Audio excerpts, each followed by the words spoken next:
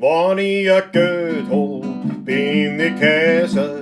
Da reis ich Panos, wann's sein muss heißen. Doch wann ich stier bin und nicht verdraht, dann sagen die Madel, alle, du bist heute fad. Wann ich ein Geld hab, bleiben die Wirten, die größten Schnurren unter die Nierten. Aber wenn ich keins hab, bleib ich daheim bei meinem Weiberl und Radidan. Einen Wiener kennst sofort, wenn er sehr was sagt und im eigenen Bezirk nach einer Gossen fragt. Wenn er schimpft, dass der Wein ihn ums letzte Gerstl bringt und gleich drauf seine vier trinkt. Wenn's die Bundeshymne spülen, kennst du am Sagen an, weil er steht da und ist ganz stark, weil er den Text nicht kann. Aber bei Schrammen singt er mit, jedes Liedl, das ist gewiss, ja daran kennst, dass er ein Werner ist. Jawohl, eine mächtige Begrüßung zu einer Pavlatschen der ganz anderen Art wieder einmal, als was sie es vorgestellt hätten. Herzlich willkommen, meine lieben Pavlatschisten, liebe Freunde der 16er Burm. Grüß euch Gott. Das Wichtigste vorab, alles ist in Ordnung. Es ist nur so, der Patrick liegt da nieder und der Arme muss, nein, nicht Cortison, wie heißt das? Antibiotika schlucken. Muss Antibiotika schlucken und eine furchtbare, das hat er noch nie erlebt, hat er gesagt, ich lache nur, weil es ihm gut geht. Aber es ist halt, weil es Arsch ist, trotzdem eine furchtbare, wie heißt denn sowas, Nebenhöhlenentzündung, eine eitrige, aber ganz gewaltig, weil er nämlich gesagt hat, in der Früh ist er aufgewacht und hat gedacht, Alter, das Gesicht ist doppelt so groß wie sonst. Also ich fahre lieber zum Arzt. Ich schaue mir das an. Ja, auf jeden Fall lange Rede, gar keinen Sinn, er liegt leider daheim in Eibestal im Bett und hoffentlich kuriert er sich recht schnell aus. Das einmal das eine und natürlich jetzt auch von mir. Herzlich willkommen zur 150. Pavlatschen. 150. Ausgabe. Wie gesagt, heute leider solo, aber das Jahr ist eh schon so geschissen. Also nicht als ein ganz, aber halt vielfach. Da passt es eigentlich eh ganz gut rein. Ich hoffe, dass mit mir alleine auch Vorlieb nehmen werdet und wir werden uns schon einen gemütlichen Abend machen, aber vorher haut's mir noch eine zur Genesung, zur raschen Genesung, weil ab Freitag spielen wir dann nämlich ziemlich jeden Tag, glaube ich, bis 20. Haut's eine, bitte. Eine rote Achtel für den Patrick, auf das sein Gesicht, es ist eh schon wieder normal, aber auf das er wieder recht rasch wieder gesund ist. Der Arzt hat eh gesagt, nach 2-3 Tagen ist es wieder in Ordnung, aber natürlich kurzfristig kannst du gar nichts machen. So, der erste heute, der im Chat was reingeschrieben hat, war der Raffi und das taugt mir nicht voll. T-Shirt schon bestellt, schreibt da gleich. Ja, ich habe gesehen. Raffi, grüß dich gut. Susanne Fabre ist da, grüß dich. Florian Lucke ist meine Verehrung. Der Alexander Hauser ist da, grüß dich gut. Michael Unger, Bernd Roh, guten Abend allen Freunden des gepflegten Wiener Liedes. Bernd Roh, Weltklasse. Der Maber aus Deutschland, Servus. Matthias Mariacha, Musikraum. Der Maike aus der Steiermark, hoffentlich die Justine an der Seite. Die Zuschauer da. Markus Volker. Von dem, da muss ich, jetzt muss ich schauen, da wo ich das Foto habe. Es ist eigentlich ein Weltklasse-Bursch. Der Markus hat nicht nur ordentlich bestellt in unserem 16er Burm Merchandising Shop, also Fanartikelgeschäft, sondern hat er noch ein leibendes Foto gemacht, wo er möglichst alles präsentiert hat. Muss ich dann schauen, ich glaube aber, ich hab's noch eh. Ja, auf jeden Fall eine große Freude. Danke, Markus. Schön, dass du dabei bist. Genauso Karin Albertina Priston ist auch dabei. Christi gut. Marion Kriegelstein. Servus. Die Tanja Schlögl. Der Principessa, die Pavlatschiste ist auch mit am Start. Jawohl. Die Xposel Fritzl Startguss. Fritzl Startguss, auch dir ein herzliches Danke an die wunderbaren Nürnberger Lebkuchen, den er dir in einer herrlichen Motorrad-designten Dose. Aber die stehen natürlich beim Patrick im Eibistal. Also ich hoffe in seinem Fieberwahn, dass es nicht allein zusammenfrisst. Und wenn ja, wenn es ihm besser geht, soll es sein. Aber dann schnupfe ich mir einfach nur die Dosen. Fritzl, Weltklasse, danke schön. Christoph Radaus, Aachen, Servus. Der Michael Fessel ist da, jawohl. Ja, Franz M. Guten Abend zusammen in Erwartung der 150. Bablatschen. Wein ist eingekühlt, ausgeht, ich trinke heute einen Roden. Ich trinke heute einen Roden und da muss ich immer nachlegen und unten auch, lasst es mir nicht vergessen. Markus Bristonik ist dabei, Peter Voigt, jawohl, zur 150er Gala, der 16er, Nicole und Peter, ja, 150er Gala habt ihr sich auch anders vorgestellt als so, gell? Der Blade Klaus allein, aber naja, was man nimmt, was kommt, gell?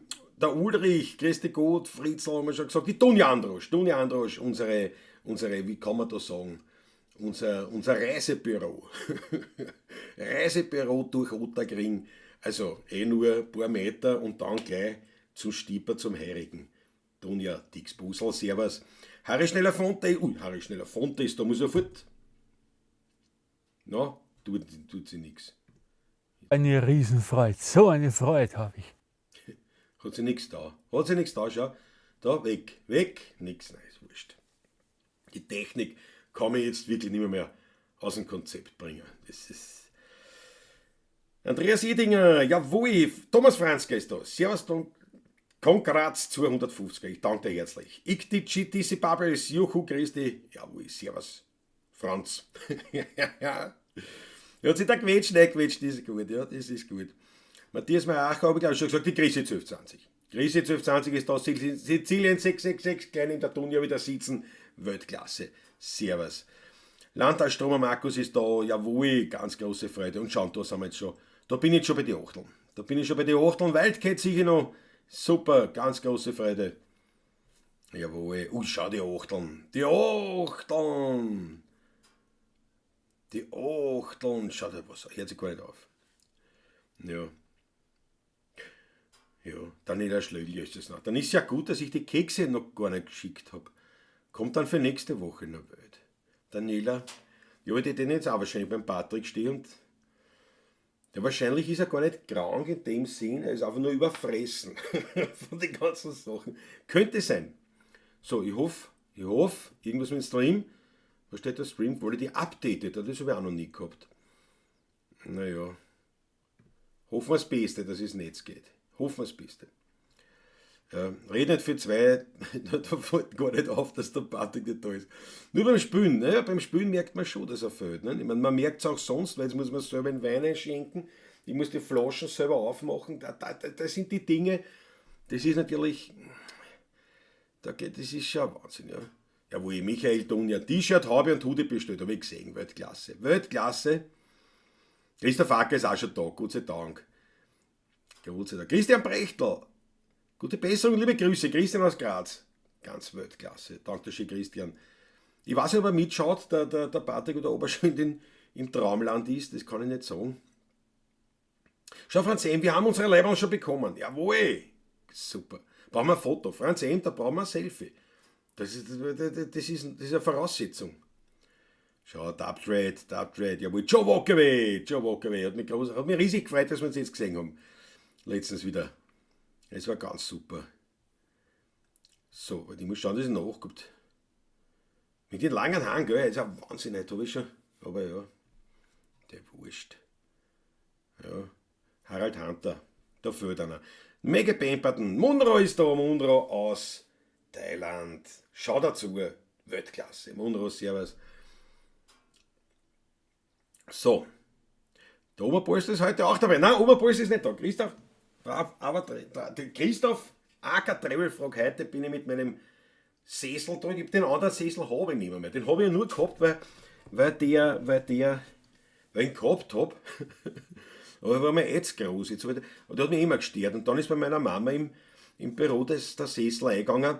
No, es war so ein Bürosessel. No, habe ich ja gleich meinen gegeben, habe auch Freude gehabt und habe jetzt wieder meinen hergestellt, der immer da war. Den hat auch meine Frau Mama produziert. Schaut, das ist, da sieht man so aus alte Cheek-Buckling, sieht man das? Unten so, also Flirt zum Beispiel, oder Smart, ne? Und das andere quasi symbolisieren Zigaretten. Und das Stuhlbein hat sie eben auch im Zuge ihrer Raucherbein Ideen gemacht. Also ich habe so einen Gummistiefel, nicht, auch mit Cheek-Buckling. Habe ich da am Hänger, wo so Papierruinen oder was drinnen sind, dann hängt es an der Wand, das ist das Raucherbein. Und das ist der dazugehörige Sessel. So. Kleine Rüge. Wollte Gib Contra T-Shirt für Damen bestellen. Das gibt's aber nicht. Hab das mit dem Achtel bestellt. Naja, wirklich wahr? Ja, die Rüge kommt auch. Die Rüge kommt auch, Dunja, wäre natürlich mich sofort drum kümmern. Also sofort vielleicht nicht, aber wäre mich auf jeden Fall drum kümmern, dass das auch gibt in Damen. Warum gibt es das nicht in Damen? Weiß ich nicht. Vielleicht habe ich mir gedacht, es gibt keine Damen, die Kontra auf der Brust tragen wollen. Könnte sein, ich weiß es nicht. Aber ich werde ihm nachgehen natürlich. Der Erfried ist da, Christi gut. So. Hast das schon schwer, Klaus, ja? Der Ulrich sagt das zu Recht. Ja. Also es ist eh. Da wäre noch wichtig, ist auch da. Die Stuhlprobe von Klaus, jawohl. Ja, es ist wirklich, jetzt muss ich mal das Weinflasche aufmachen. Heute Hermann habe ich das letzte Mal auch schon gehabt. Was der Schloss Kapfenstein, wo ich mir gesagt habe, was habe ich gesagt? Kapfenberg, gell? Nein, Kapfenstein, Schloss Kapfenstein. Gutsabfüllung, Winkler Hermaden. Und das ist das ein Cuvée? Warte mal. Ich bin schon wieder hinten noch. Was war's denn? Ich weiß nichts mehr. Das ist mir eh wurscht. 14 Volumenprozent, oder? Jawohl. Ja, siehst du? Sizilien 666 freut sich auch, dass ich über den Stuhl erzähle. Ja, es freuen sich manche. Man glaubt nicht, wie viele Leute sich darüber freuen. Schau. Jetzt habe ich natürlich, da muss ich ein bisschen atmen. Ich muss aber spülen dazwischen. Auf jeden Fall, meine Herrschaften, es ist halt wie gesagt, dieses Jahr ohnehin, weil ich muss mich schneizen. Entschuldigung, ich bin ja auch nicht ganz gesund, aber ist ja auch wurscht, ne? Das schaut im Ecke, bei mir gab es nicht nur Platz auf der Brust für eine Kontragitarre. Ist eh nur ein Büdel. So, man muss ja auch live schneizen können. Vanillekipferl, Christopher da. Der Christopher da. Vanillekipferl. Habe ich angehustet. Hätte ich angehustet, auf so viel angehustet. Es ist wirklich ein Wahnsinn. Aber wie schon gesagt, ich denke mir, das ganze Jahr ist so dermaßen anders abgelaufen, als man sich so ein Jahr erhofft, dass das so gesehen eigentlich ganz gut passt. Es ist halt natürlich jetzt noch ein Problem auch noch dazugekommen, weil wir jetzt da noch viel spielen. Beim besten Willen weiß ich nicht, wann und wie wir die Fake-Pavlatschen machen sollen für den 26.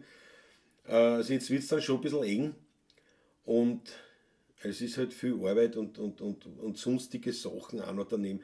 Also im Prinzip, die dem liebsten alles jetzt einmal wirklich hinschmeißen und einmal 2-3 Wochen gar nichts machen. Aber das ist nur am ersten Blick so, weil wahrscheinlich würde mir dann nach einem halben Tag das alles schon wieder so angehen. Ja. Aber jetzt kommt die Weihnachtszeit, das ist ein bisschen ruhiger. Agigastik, offen schauen, eventuell nachlegen. Danke dir herzlichst. Pass auf, unten ist noch, was haben wir jetzt da, 8:30? Naja, ich würde sagen, da geht's auch noch, sonst ist mir. Ich lege gleich noch. Da lege ich gleich noch. Hast recht? Du hast recht. Agigastik hat recht.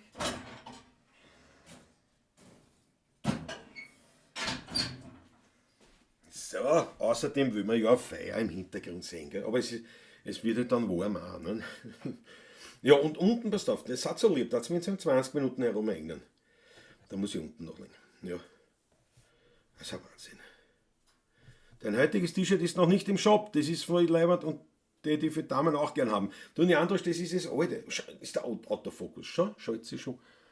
Das auch noch ist eh wurscht. So. Das gibt's gar nicht mehr. Das gibt's.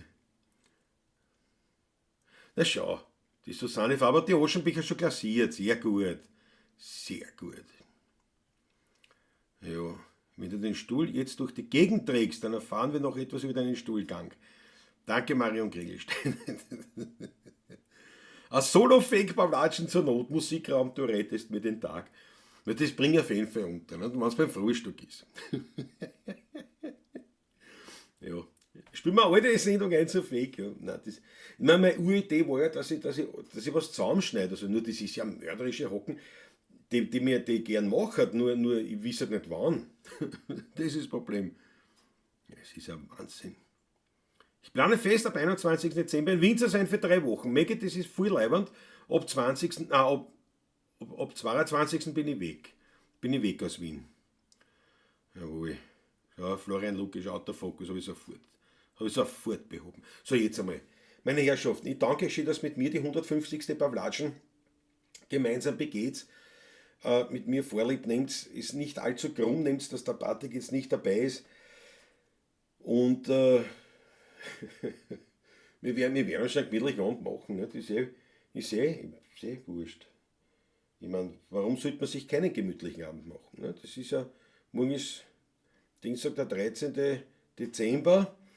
Das ist natürlich ein Tag, auch leibend. Ja, zum Wohl.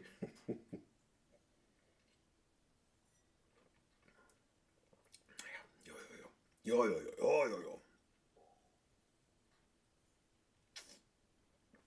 Ja, wild. Der ist schon sehr gut. So. Jetzt einmal zurückkommen. Also da habe ich nachgelegt. Kommt schon gleich das Feuer, kommt schon gleich. Wird man gleich sehen. Unten muss ich dann, wie gesagt, Viertelstunde, 20 Minuten, muss ich runter. Wir haben es schick gehalten. Wir haben es schick gehalten in Botschenau. Und vorgestern war das, glaube ich, ein mörderischer Sturm.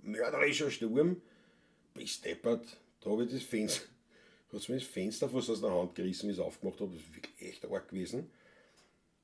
Also das war wirklich. Und dann gestern, wo es eigentlich geheißen hat, dass eher Schnee kommt und alles mögliche. Herrlicher Sonnenschein, Windstill, ein bisschen anzuckert ist alles. Na, super. Da habe ich gestern gleich mein Motorrad, das ich da stehen habe, die Honda, gleich eingewintert.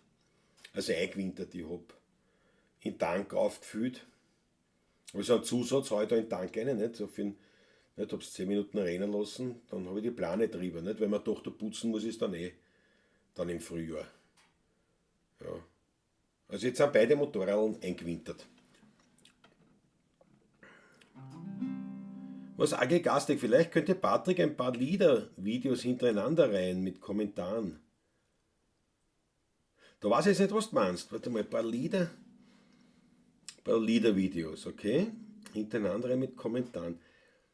Vielleicht könnte Patrick der Patrick, meinst du, ist der Patrick soll das zusammenschneiden oder kommentieren? Weil zusammenschneiden, das kann er nicht.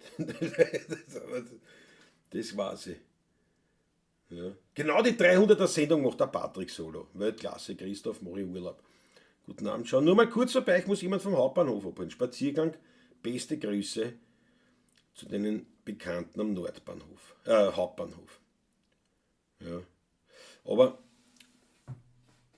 Aber du weißt jetzt nicht genau, was du meinst. Also hintereinander rein mit Kommentaren. Ja, ich meine, aber das müssen wir ja auch wieder schneiden. Das kostet ja alles wahnsinnig viel Zeit. Und grundsätzlich kein Problem, nur die Zeit habe ich nicht mehr. Da geht's ja nicht, dann kann ich gleich die Pawlatschen auch machen am 26. Das ist schon wurscht. Das ist weniger Stress. Aber auch nur Solo, weil da habe ich ich weiß nicht, wenn nichts ausgeht, mache ich am 26. Solo-Pawlatschen. So ist es. So werden wir das machen vielleicht. Vielleicht. Ich versprich nichts.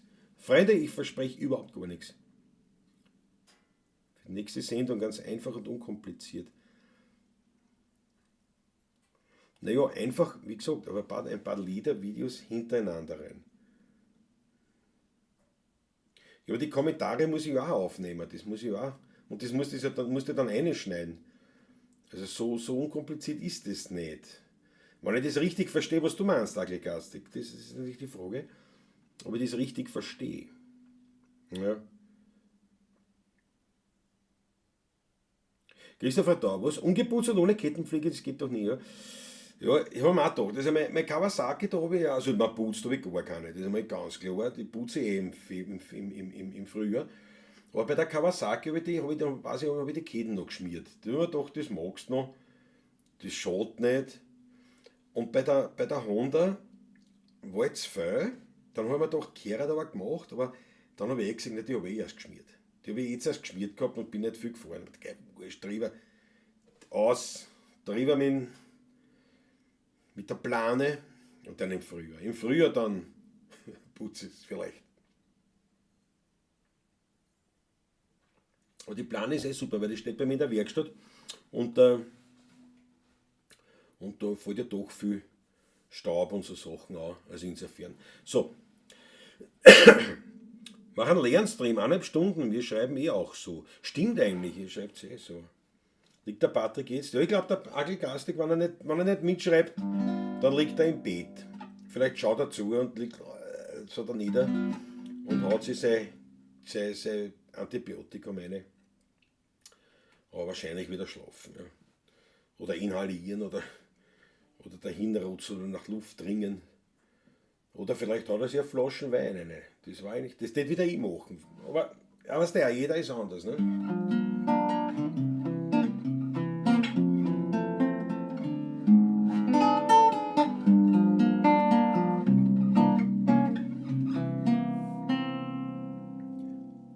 Patrick ist da. Schau, grüß euch, habe ich doch den Beginn verschlafen. Naja, die Mischung aus Acetylsalicylsäure, Paracetamol und Antibiotikum. Bravo, Patrick. Du hast die Achteln verpasst. Alle haben es die Achteln geschickt.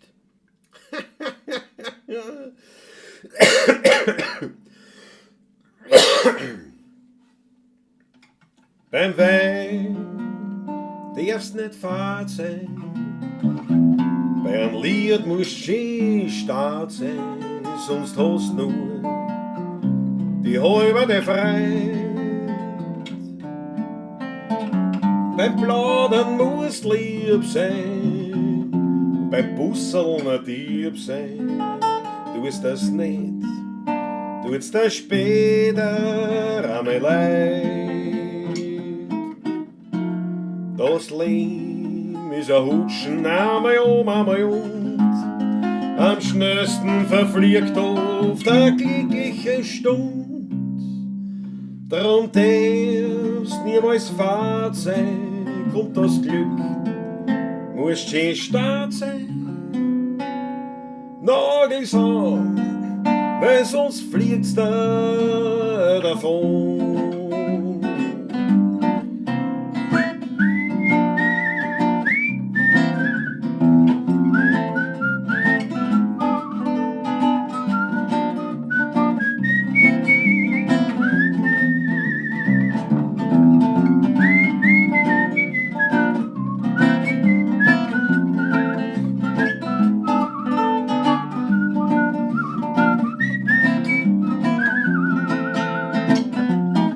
Das Leben ist ein Hutschen, einmal und am schnellsten verfliegt oft eine glückliche Stunde. Drum darfst niemals fad sein, kommt das Glück, muss schön stark sein. Nagels an, weil sonst fliegt's da davon.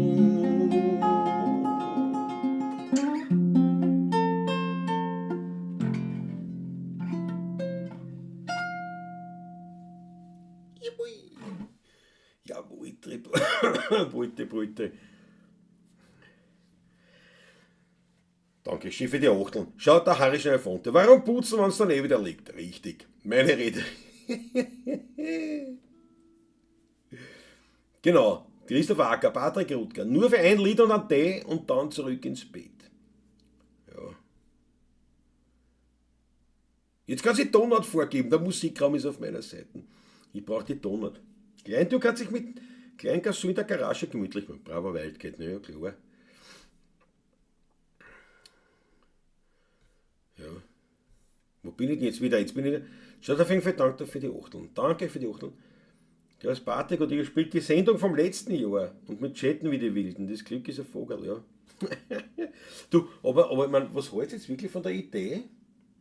Ich will es wirklich nicht versprechen, aber es ist jetzt die Idee ja die, das mit der Fake-Pavlatschen, weil wir ja eben quasi unseren Weihnachtsurlaub haben. Das ist ja der einzige, den wir haben im Jahr und wie gesagt haben, einfach mit zusammenkommen. Nicht? Also, das muss jetzt wieder einer zum anderen kommen, bei einem übernachten eventuell oder heimfahren, was auch immer, auf jeden Fall anstrengen. Und darum haben wir gesagt, lassen wir es bleiben. Aber nachdem ich jetzt schon so viel Solo-Pavlatschen gemacht habe, könnt ihr eigentlich am 26. das Solo-Pavlatschen machen. Weil wir haben gesagt, wir sind dabei, weil wenn, dann wäre es eine Premiere, sprich, da kann man dann chatten und alles, wo ich auch dabei gewesen war mit dem Chat. Der Patrick ist auf einer Familienfeier, der war beim Chat auch nicht dabei gewesen. Naja, jetzt denke ich mir, dann kann ich es gleich live auch machen. Was die sich da verhalten? Das muss ich jetzt echt fragen. Was die sich da halten? Jawohl.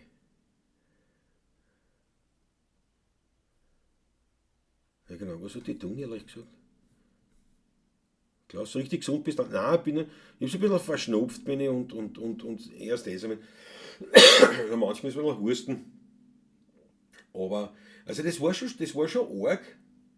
Wann war denn das? Wann haben wir da gespielt? Der Joe Walkaway. Wie wir beim Joe Walkaway, wenn wir da gespielt haben, wie wir so getroffen haben, da war die Stimme echt. Also da habe ich Angst gehabt vor dem Abend. Da habe ich gedacht, fix. Das geht nicht gut aus, zumal ich am nächsten Tag wieder spiele. Bei einem Geburtstag haben wir da gespielt. In kleiner Runde, also das ist jetzt der Vorteil, du musst nicht so laut singen, der Nachteil ist natürlich, es ist eine sehr kleine Runde und sehr aufmerksame Runde. Also, denkst du fix, da kannst du auch nicht mit einer reihenweisen Stimme daherkommen. Das ist halt, aber es hat eigentlich trotzdem halbwegs funktioniert, ist gut gegangen und jetzt, ja, das sind so die Nachwirkungen, ein bisschen an Schnupfen, ein bisschen an, was, nicht? Macht man sich ein Putellerlauf, haut sich das in die Birnen und am nächsten Tag ist es besser oder nicht, wie auch immer, man reißt sich noch wieder ein Putellerlauf. So schaut's aus. Die Leute glauben, ich sauf zum Schluss. Das möchte ich nicht. Das möchte ich nicht. Ich möchte, dass ihr es wisst. So, pass auf. Wo sind wir denn jetzt wieder? Jawohl, schau. Austrian Rainer ist dabei. Jawohl, Andreas Idinger. Philipp Zach. Weltklasse. Ein Genuss, sagt der XGTC Bubbles. Das gefreut mich. Wenn wir gleich noch ein Lied spielen. Man muss nachlegen unten. Ja, gib mir noch, ja, in 10 Minuten. Susanne Fabra, Weltklasse. Du denkst mit. Aus dem Rainer. Am 26. live, ja, also Livestream wieder. Am 26. Pavlatschen. Nur der Solo-Pavlatschen halt. Von Haus aus quasi ausgemacht. Oder kommst du 26 zu uns und wir machen eine Sonderplan. Naja, Dunja, das ist ja eben das. Das ist sehr lieb, Weltklasse, danke für die Einladung, aber ich will ja eben nirgends hin und der Patrick auch, ich will daheim, ich will da bleiben, ich will Ruhe haben ein paar Tage und keinen Termin. Ne? Und das war eigentlich die Idee. Dass man sagen, erst ein paar nicht live geht, dann brauche ich mir nicht immer schöne Leiberl ziehen und die Frisur richten und alles. Ich muss nicht immer Bouteille vor der Kamera saufen.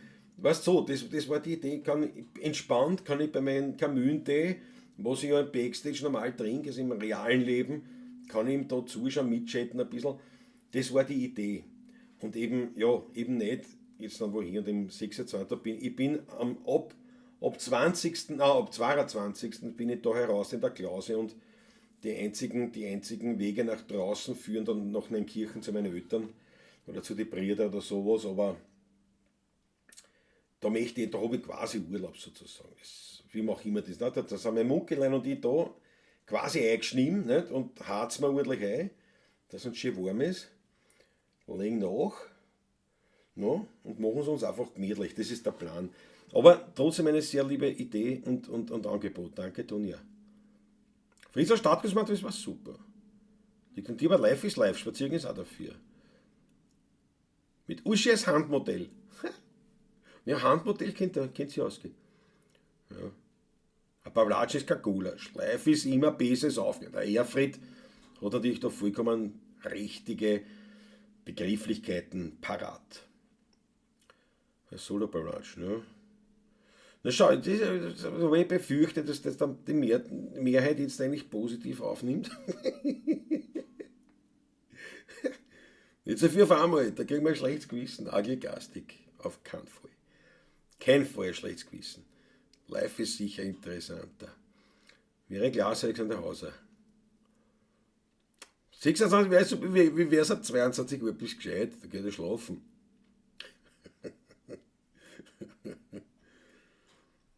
Vielleicht könnte der Christina Matt dazukommen. Ja, na, Mege, die Idee ist ja nur einmal, ne? Die Idee ist, dass ich eigentlich Urlaub habe.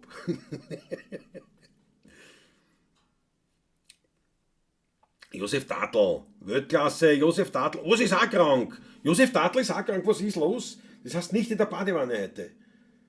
Wahrscheinlich. Sitzt im Wohnzimmer, ist auch krank.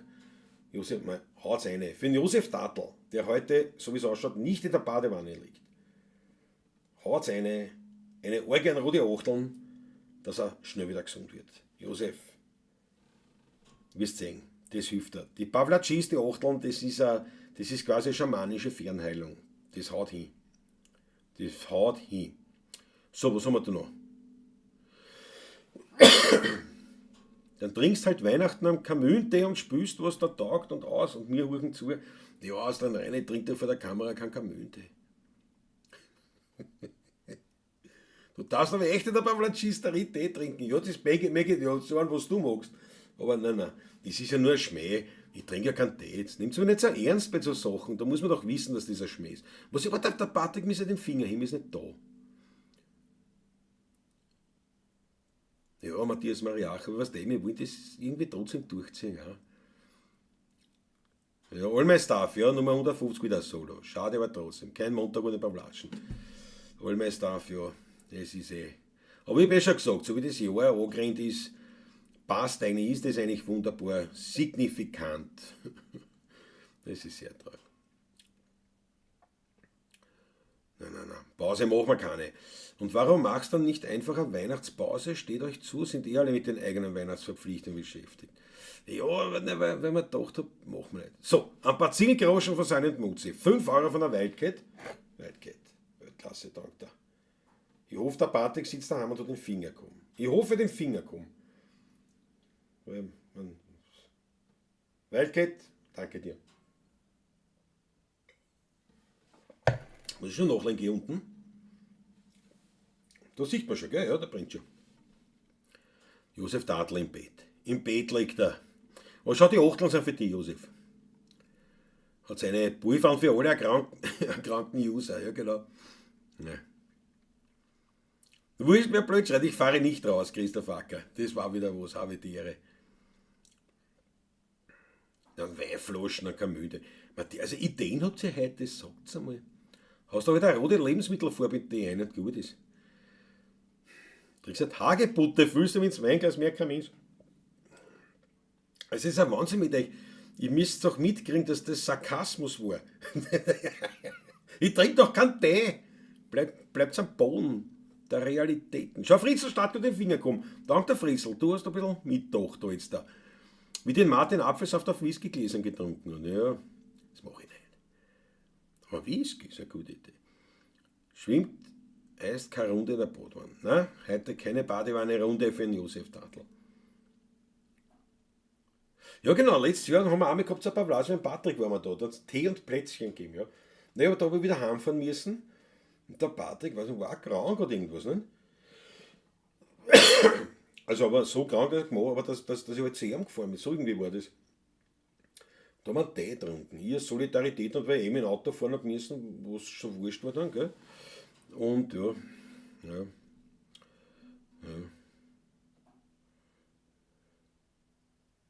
Jawohl. Nachlegen. Susanne Fabra, jawohl, danke, dass ich jetzt gehe nachlegen. Ja, die Teestuben beim Latschen, die war Wahnsinn. Ich habe heute noch Sodbrennen von Tee. Tee mit Rum, nicht gut spazieren. Jetzt komme ich in eine Ebene, wo ich mich mit mir reden lassen kann. Dann lassen wir am 6.12. einfach die erste beim Latschen laufen. Nostalgisch. Ich weiß nicht, die erste. Ich weiß nicht.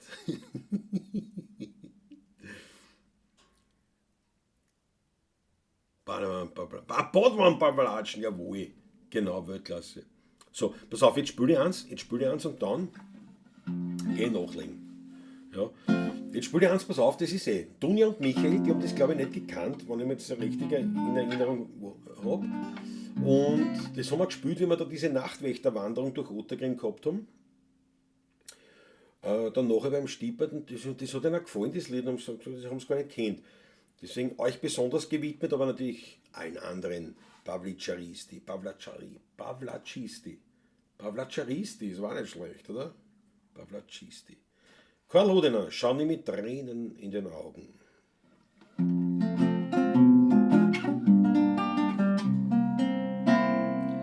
Schau nie mit Tränen in den Augen in die Vergangenheit, denn du kommst nie mehr durch die Tür in deine eigene Kinderzeit. Stehst wie ein Bettler nur davor, hörst wie Kinder lachen dann, und dass nicht lachen kannst wie sie, da sind die Sorgen schuld daran. Versteh dich nicht, es hat keinen Sinn, wenn dich verraten deine Augen. Du kannst doch nie mehr wie ein Kind so sorglos und so glücklich schauen. Geh in die Zukunft, wenn das Glück dir auch entglitt. Nimm dir als Trost den Blick von Kinderaugen mit. Ja, Drachenstein und Tritt abschlagen und Räuberhauptmann spülen und sich mit einem feschen Madel hinterm Haus der Org verkühlen. Das war ein Spaß, das war so klasse, das war ein Gaude, stimmt's, mein Freund. Aber heut spülen wir nimmer mit, wir sind verstoßen, wie mir scheint, und wie mir uns das erste Mal eine ganze Nacht am Ausbleiben traut. Da hat die Mutter stockfest geschlafen, nur beim Fenster runter geschaut und uns ganz ängstlich gefragt: Wo war's denn, dummer Bub? Wann du nicht heimkommst um die Zeit, hab ich keine Ruhe. Schau nie mit Tränen in den Augen in die Vergangenheit, denn du kommst nie mehr durch die Tür in deine eigene Kinderzeit. Stehst wie ein Bettler nur davor und hörst wie Kinder lachen dann, und dass nicht lachen kannst wie sie, da sind die Sorgen schuld daran. Versteh dich nicht, es hat keinen Sinn, die verraten deine Augen. Du kannst doch nie mehr wie ein Kind so sorglos und so glücklich schauen. Geh in die Zukunft, wenn das Glück dir auch entglitt. Nimm dir als Trost den Blick von Kinderaugen mit.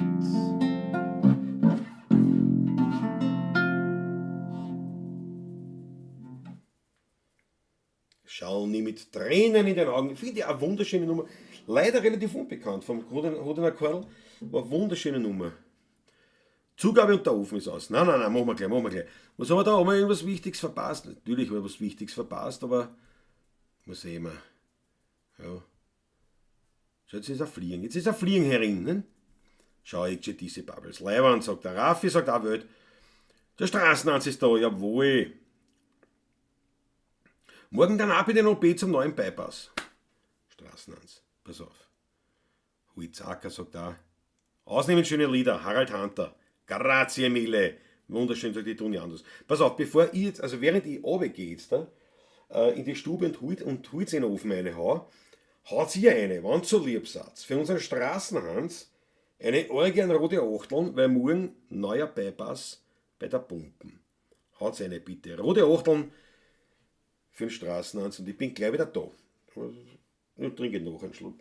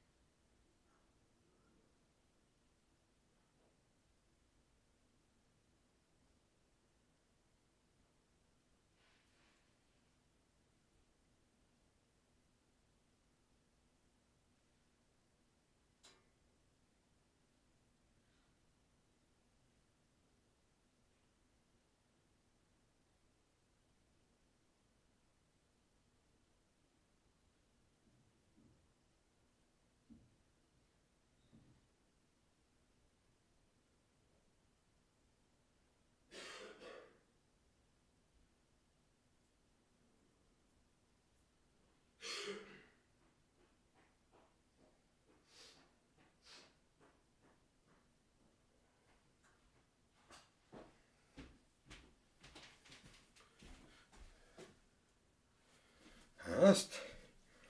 Der Wirt, sind wir schon wieder da. Schau die Achteln. Jawohl. Na, hat perfekt passt. Ackerl hat perfekt passt unten. So. Außer Außenminister. Ja, Musikraum, ja, da muss er nüchtern sein. Bist deppert, das hab ich mal gehasst im Spital, was nicht. Jetzt wollte ich sagen, ich Schwierl umgehängt, hast da oben hast du nicht umgehängt, aber oben beim Galgen haben sie es hingehängt, nüchtern. Und das hat so eine Aggression, dieses Wort. Nüchtern. Schier. Schau, die Achteln. Die Achteln, na gut, damit ist das erledigt. Ja, damit ist das erledigt. Straßenhans, das ist so gut, du brauchst eigentlich nur hingehen, lass dir einpflanzen, ein Schleicherl und kannst sagen, ja, braucht nicht einmal Narkose, weil von den Achteln, von der Pavlatschen, spüre ich nichts mehr. Weltklasse, na, wird gut. Da hinten auf die Sessel, genau, da müsst ihr, da tät ihr euch aber schön schrecken. Wenn ich weggehe, auf einmal sitzen da zwei. Jawohl. Christoph Acker, Vorgeschmack am 26. Leerer Sessel oder Feier, das schon reichen. Naja, ich mein, wenn es so ist, haben wir gleich eine wieder. Winker Hermaden, Kapfenberg, Schloss Kapfenberg. Gemütlich, sagt der XGTC Bubbles. Na, ich sag's euch. Es ist irgendwie. So im Alltag fällt dann das jetzt gar nicht so auf, dass man so ein bisschen verschnupft ist oder ein bisschen so leicht hustet. Aber da jetzt beim Spülen merkt man das eigentlich ja, wieder mehr, klar, logischerweise eigentlich. Naja. So, pass auf, ist ja quasi, kann man sagen, ja fast schon so eine Art Jahresrückblick, was nicht wirklich sein kann, weil ich mir natürlich überhaupt keine Gedanken gemacht habe, was in dem Jahr war, zumal ja so viel war, dass ich da jetzt sicher aus dem Stegreif das nicht zusammenbringe. Also ich habe das immer bewundert, wenn Leute das so gemacht haben und gesagt, ja, wie war das, was habe ich in dem Jahr erlebt? Ich kann euch das so nicht sagen, weil der Jänner ist so weit zurück, was weiß ich, was im Jänner war. Habe ich schon wieder Kapfenberg gesagt? Kapfenstein. Habe ich schon wieder Kapfenberg gesagt? Nein, ich sag's dir. Schloss Kapfenstein. Himmel, Herrgott, nochmal. Gleich noch einen Schluck. Klausi, jetzt trinkst du zur Strafe noch einen Schluck. So ist brav. Entschuldigung, danke. So. Kapfen wie. Ja, also da passen sie auf. Da passen Kapfenstein. Schloss Kapfenstein. Beschenkt eigentlich Leute auch gern zu Weihnachten. Ich krieg gern Geschenke. Ich schenke jetzt nicht. Ja, also grundsätzlich beschenke ich überhaupt gern, aber es ist, aber heuer ist wirklich so ein Jahr, ich habe überhaupt keinen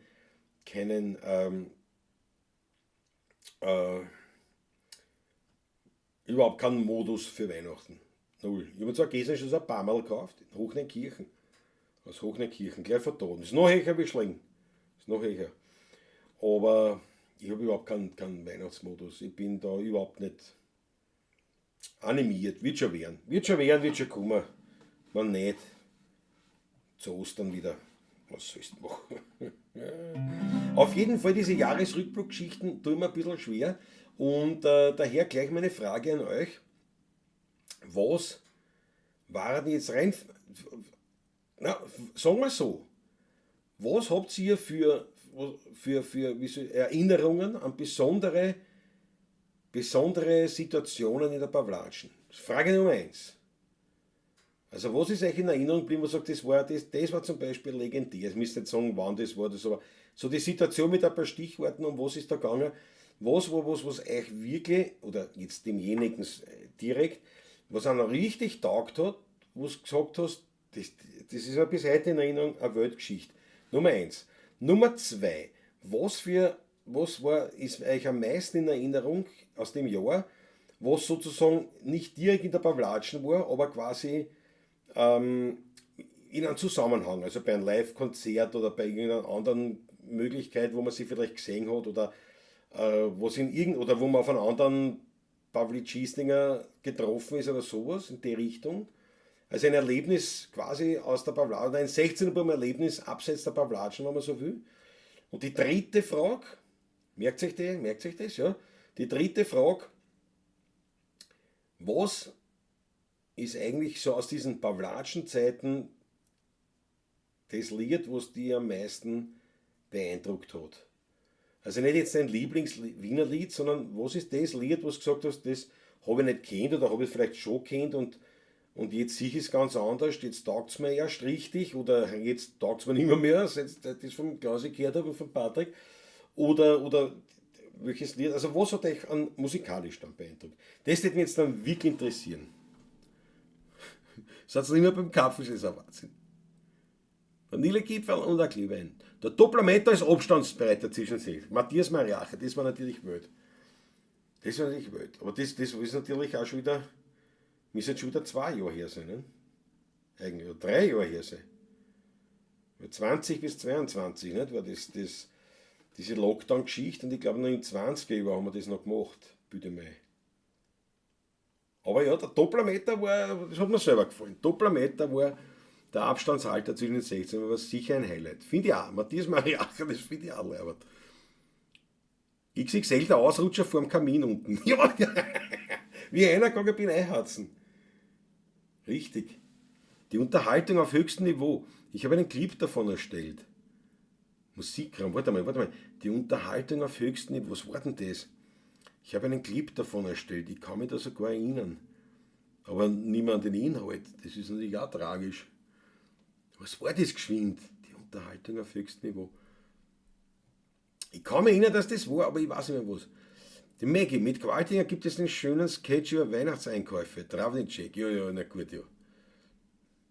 Musikraum Werner Kmiert, ja. Das ist leider, klar, das kann ich natürlich solo überhaupt nicht vorspielen, weil da brauche ich jetzt dann wirklich einen Patrick dazu. Aber das ist natürlich, ja, gefällt mir. Ausblick nach dem Training in Bachfurt war wild. Christoph Ack, das war leibend. Da haben wir gespielt beim Ausblick Wien und da haben wir vorher ein Motorradl, so ein Fahrtechnik-Training gehabt in Bachfurt und da sind wir nachher zum Hering, wenn wir gespielt haben, nicht? Und der Ackerl ist mitgekommen, sind wir da gesessen, haben wir geschaut über Wien, das war geil, ja, stimmt. Josef Dadl, frohe Weihnachten. Der nächsten Montag bist du dabei wieder. Gesund, aber gesund musst du sein. Sonst was du. Gibt's noch mehr kaltes Wasser in der Wanne. Mach's gut, gute Besserung, gell? Spaziergang sagt auch, der Dopplermeter. Das Dopplermeter. Das Rutgersche Dopplermeter war das. Markus Bistonik, dein Highlight war sicher, als ich den Mopedstau fehlerfrei angeboten. Wann war das? Das ist nicht so lange her. Markus Bistonik auf Weltklasse. Weltklasse. Bin heillos überfordert, Christian. Da musst du ein bisschen, nein, du kannst ja öfters antworten. Du kannst ja mehrere. Du kannst ja klar anfangen. Dopplermeter muss nach dem ersten Lockdown gewesen sein. Ja, ich glaube auch. Das war ziemlich am Anfang. Der Ackermat, Christamat, Principessa, die Gäste, ja. Ja. Na klar. Der Max und die Daniela, das war nicht auch wild. Wir da gespielt haben, weiße Pferde oder was, das war schon. Fine Repetition, Klaus Patrick Ackerl, Musikraum, ja. Stimmt, das war nicht auch Wahnsinn. So, die Daniela Schlegel, Principessa des Zaunpferd. Pass auf, Punkt 1. Die Freude von euch, wenn ihr meinen Nussschnaps trinkt. Die Freude haben wir wirklich, aber halt die Frage ist immer, wie lang. Ne? Aber 2, als ihr beide bei uns eingefallen seid, ja genau, da habe ich mich sehr gefreut. Und Schoß von der Mama. Ja gut, das ist ein Lieblingslied für euch, das weiß ich, ja. Ja, aber das stimmt, das war bei euch eingefallen. Da haben wir gespielt in Bad Ischl. Und am nächsten Tag in Wien, in Essling. Und das heißt, wir haben nämlich keine wirkliche Zeit gehabt, uns da irgendwie jetzt, weiß ich was, anschauen oder sonst haben wir gesagt, wir fahren einfach Richtung Essling, aber wir fahren in Steyr vorbei. In Enns? Nein. In Steyr. Jetzt vertue ich mich schon komplett. Fahren wir in Steyr vorbei und besuchen unsere Schlödels. Also, wir haben vorher angerufen. Dann haben wir einen Kaffeeschal getrunken, war sehr leid. Dann sind wir auf dem Balkon gesessen dort, auf der Terrasse. War herrlich. Und dann sind wir nach Wien, dann war Potzenunfall, haben wir gehabt, einen Mörderstau. Und sind wir wirklich pünktlich zum nächsten Engagement gekommen. Und da waren wir streichelweich.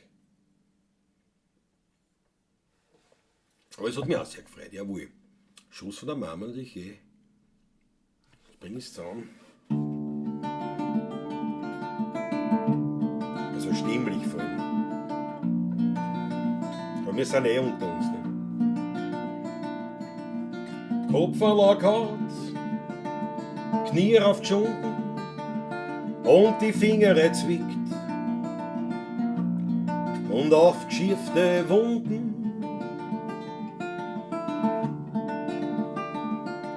Ob Skifahrer zogen oder gar das Handel verbrennt. Als Kind ist mir zur Mama gerannt, weil auf der Schoß von der Mama wird alles wieder gut. Es gibt nichts mehr, was da weh tut. Auf der Schoß von der Mama bist geborgen und beschützt, wo man als Kleiner so gern sieht. Am Schoß von der Mama.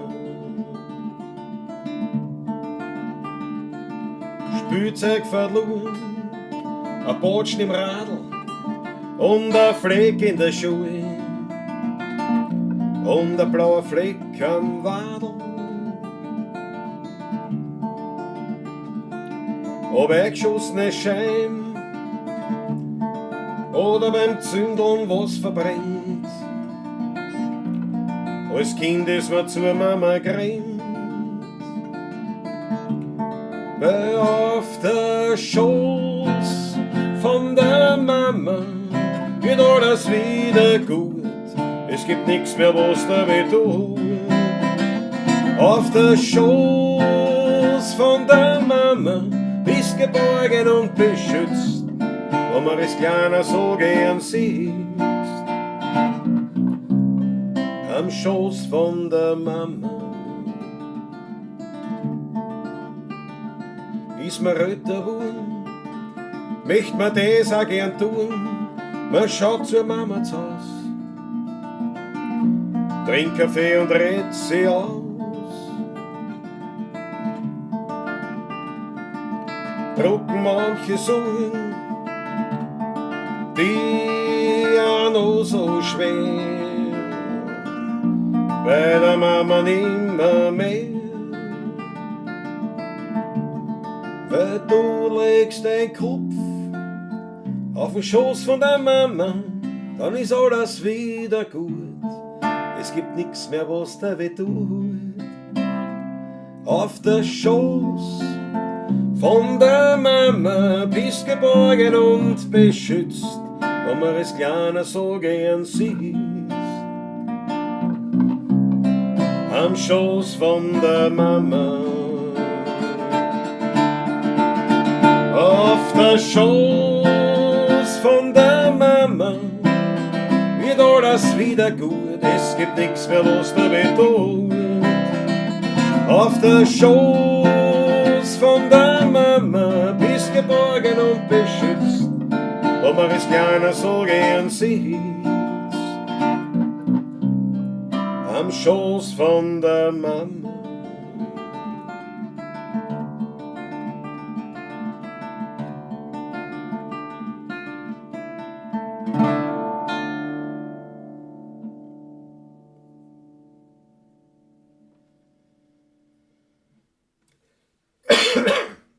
Ja, Huster, kleiner Huster drauf. Jawohl, schaut, bin ich da überhaupt nicht weitergekommen. Ich hoffe, es hat euch gefallen. So ist es ein Geld in die Haare schmieren und die gleich dazu. Das muss dem Gemälde auch passiert sein. Ärgster Text. Ja, war eine ältere Nummer von ihm eigentlich. Ja. Jawohl.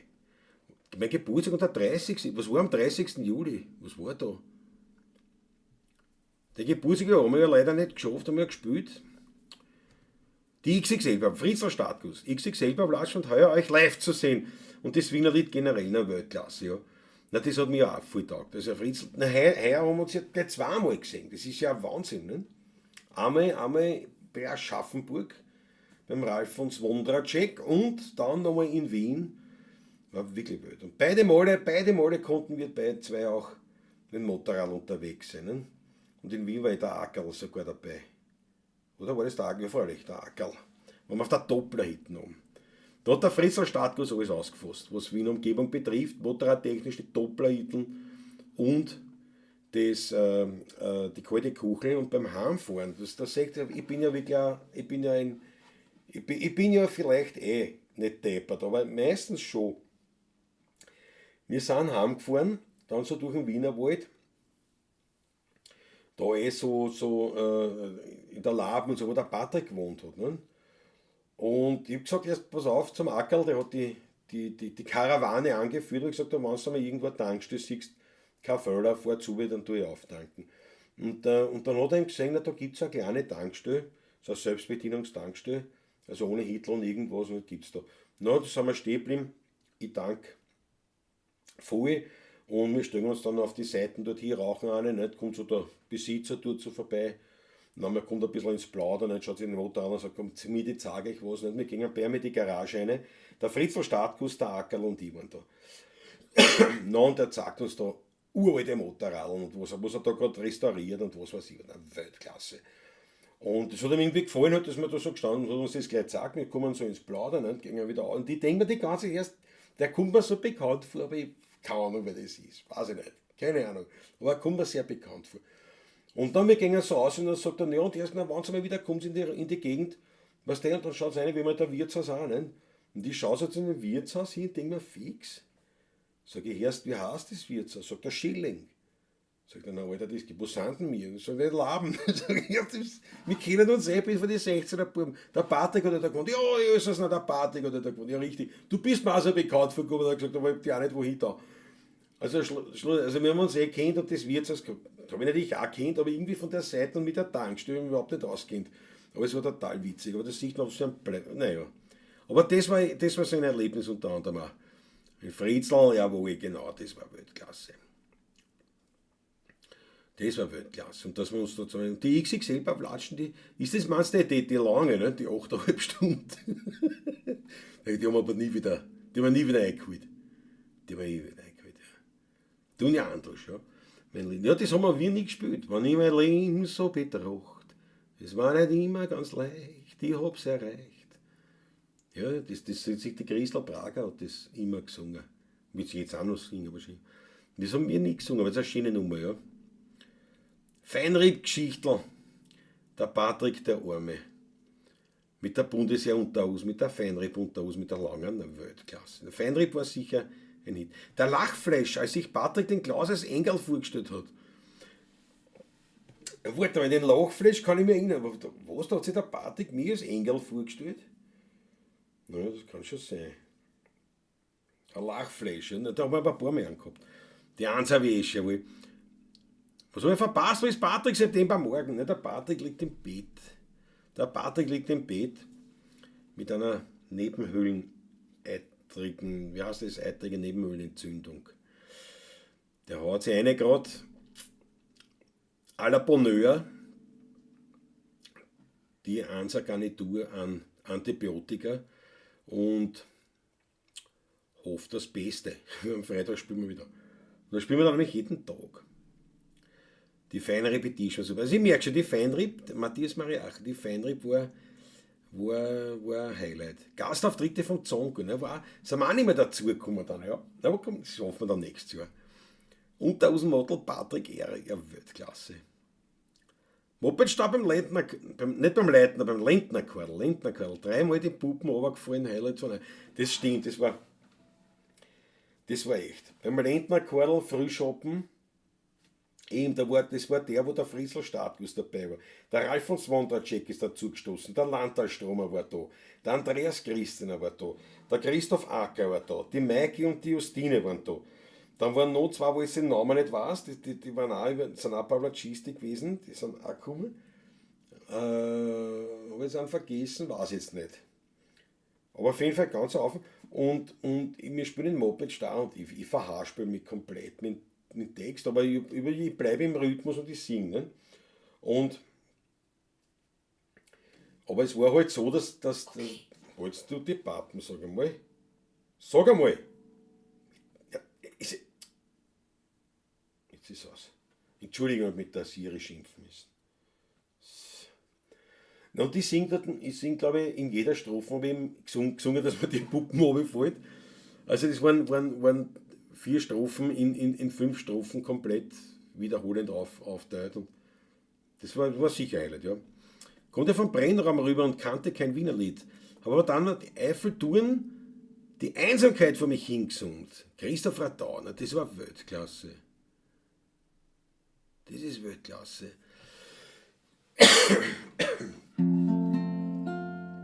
Man kennt fast sagen zu jeder Zeit, spül den Trottel für die Leid. Und manches Mal platzt mir der Kron, da kennt den Wurstel jeder Schlag. Den Kasperl spielen, das stört mich nicht. Danke meinem Freund, der zu mir steht. Ein guter Freund hat immer Zeit. Mein bester Freund heißt Einsamkeit. Und bin einmal ganz allein. So sind wir denn noch immer zwei. Ich und mein Freund, die Einsamkeit. Mit ihm bin ständig ich zu zweit. Und will einmal allein sein, dann lad ich mir ein paar Freunde allein. Wenn ich wohin komm, sagt man gleich, unterhalt mich, komm ich lade dich ein. Und so macht mein Hitze ungeniert und krieg mein Rausch so finanziert. So lachen wir beim Wein vereint, aber trotzdem bleibt man nur ein Freund. Ein guter Freund hat immer Zeit, mein bester Freund heißt Einsamkeit. Und bin einmal ganz allein, so sind wir dennoch immer zwei. Ich und mein Freund, die Einsamkeit, mit ihm bin ständig ich zu zweit. Und will einmal allein sein, dann lad ich mir ein paar Freunde ein.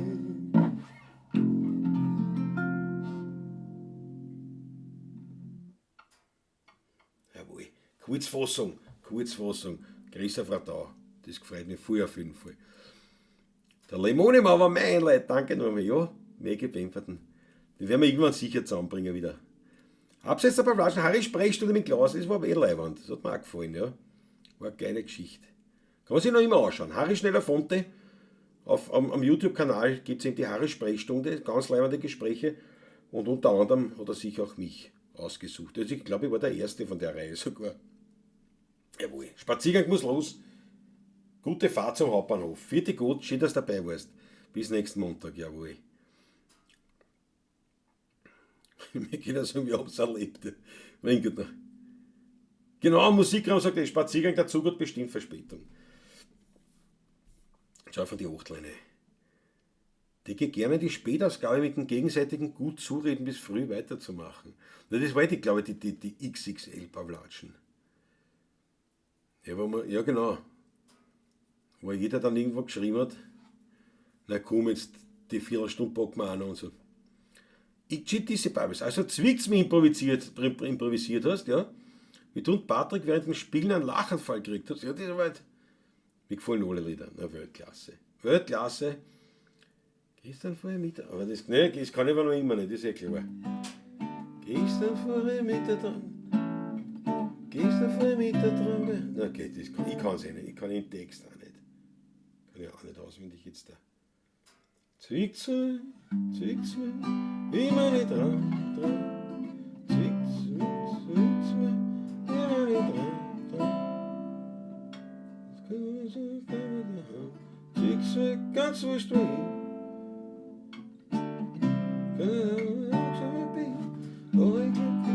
Zwickt's mir, die Wiener Liedversion. Zwickt's mir, immer nicht dran. Das darf nicht wahr sein, wo sind wir daheim? Zwickt's mich, ganz wurscht wohin.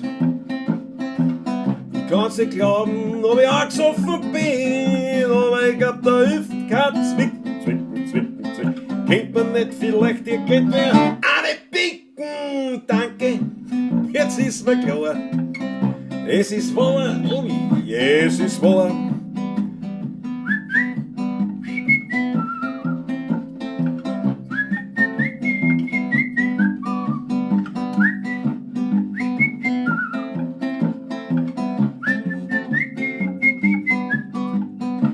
Jugend hat kein Ideal, kein Sinn für wahre Werte. Den jungen Leuten geht's so gut, sie kennen keine Härte. So reden die den nur Arschkreuz, Schmiergeld nehmen, packelt an. Noch eins geht alt an, pensioniert, wer kurz ein echtes Fußballzahn. Zwickt's mich, ja, nicht mehr dran.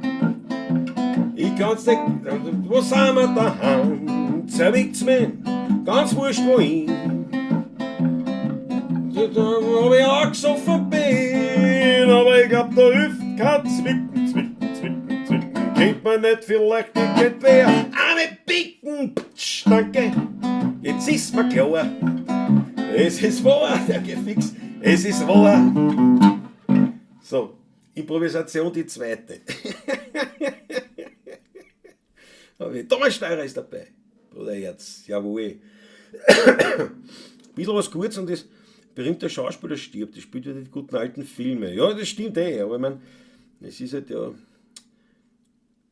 Wir könnten die Clips schicken für den 22. Ja, ich meine, pass auf, Musik, das war natürlich sowieso eine super leibende Geschichte, aber ist natürlich wieder noch mehr Arbeit, weil die Clips natürlich dann verarbeiten muss. Aber die Idee war natürlich super. Ne? Also, aber wir lassen uns wieder was einfallen für nächstes Jahr. Irgendwas, weil das hat mir schon taugt, zur 100. Sendung war das, ne? Wo ihr da einige sehr leibende Videos gemacht habt. So als Glückwunsch-Ding und das könnte man vielleicht mal wieder machen, weil es mir wahnsinnig gefallen hat und haben sich schon einige was einfallen lassen und das hat mir schon taugt. Also gute Idee, sehr gute Idee, Musikraum. Ich glaube, für den 6. sind wir zu spät drauf für das. Sagen wir es so.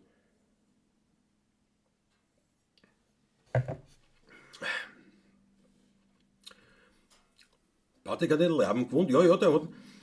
Das war nach der Scheidung. War der, weiß ich nicht, 2 Jahre sowas, war in der Laden daheim, ja. Nachdem meine Naserin das heute schon Thema war, gibt es jetzt einen Themenschussraum. Bravo, Christoph Acker.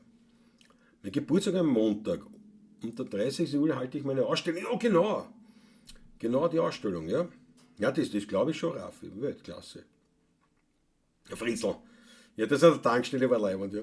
Das war überhaupt super, weil wir waren da sicher eine Stunde, eine halbe Stunde. Und erst nachher kommen wir drauf, dass wir uns kennen. Das war schon wild. Der Schilling hat es gleich gesagt. Der Patrick war ein lieber Bub. Ja. Du, Czapek. Was meinst du, Chris? Ja, das war nicht mehr Leben so betrachtet, das ist Czapek. Was du das meinst, ja. Aber ich habe nur gesagt, Christel Prager, weil die tun ja unter Michael mit dir sehr gut bekannt sind und oft bei einer sind. Was sind berühmten Schauspieler sind reingehauen in Holzbildschau? Nicht die Christiane Hörbiger und der Karl Merkatz jetzt erst. Ne? Feinrieb, jawohl, Quartivpunkt. Kamünde.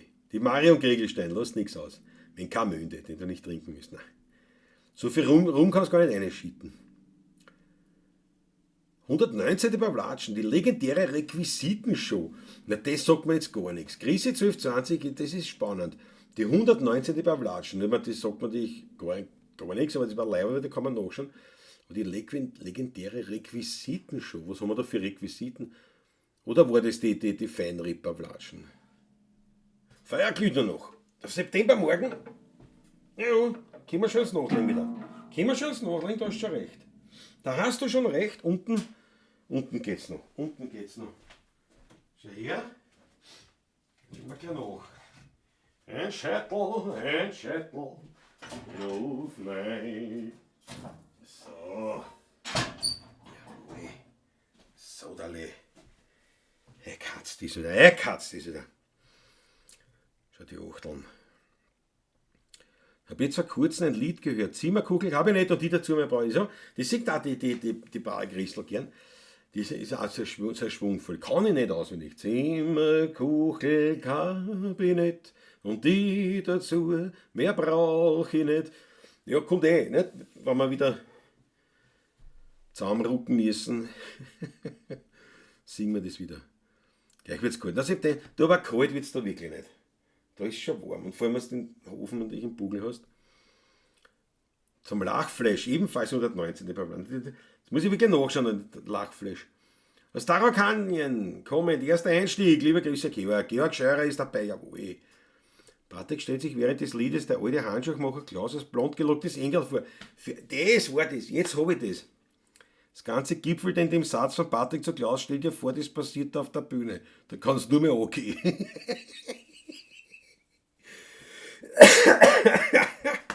Jawohl. Alexander Hauser, beim Taschler wie der Herr Pfarrer gesungen. Ja, das war lustig. Das war eine junge Partie ist da gesessen, ganz junge Leute.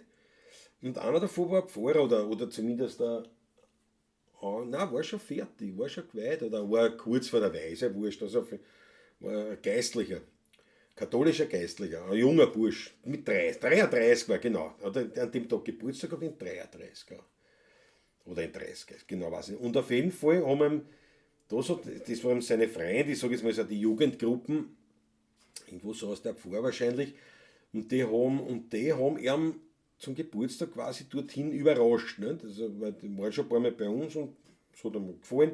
Und jetzt haben sie ihn dann dort eingeladen, spontan. Und das habe ich mal an sich leibend gefunden, weil wie gesagt, die waren ja alle viel jünger noch. Ne? Und denen hat das echt gefallen. Das war super. Der Alexander war da eben dabei.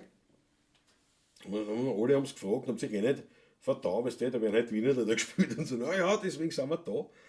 Und die haben den echt, und dann noch, und wie wir fertig waren, hat er gefragt, ob er kurz die Gitarre und hat mit einer Ferner halt dann noch quasi einen Segen, nicht? Also ein Lied, was dann ein Segen war, nicht?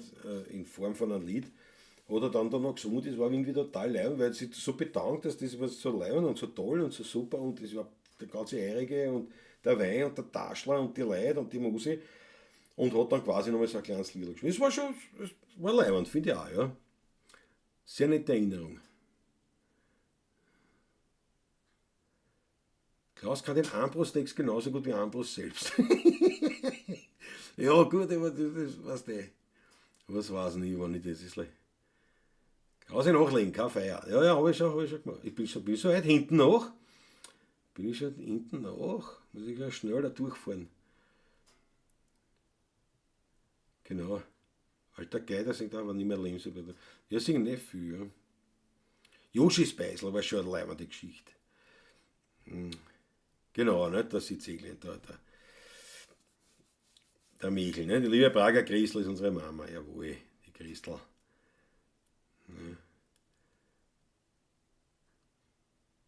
Ja, das war auch super. Also, genau als wir beim Taschel noch aufgetrickst sind. Ja, das stimmt.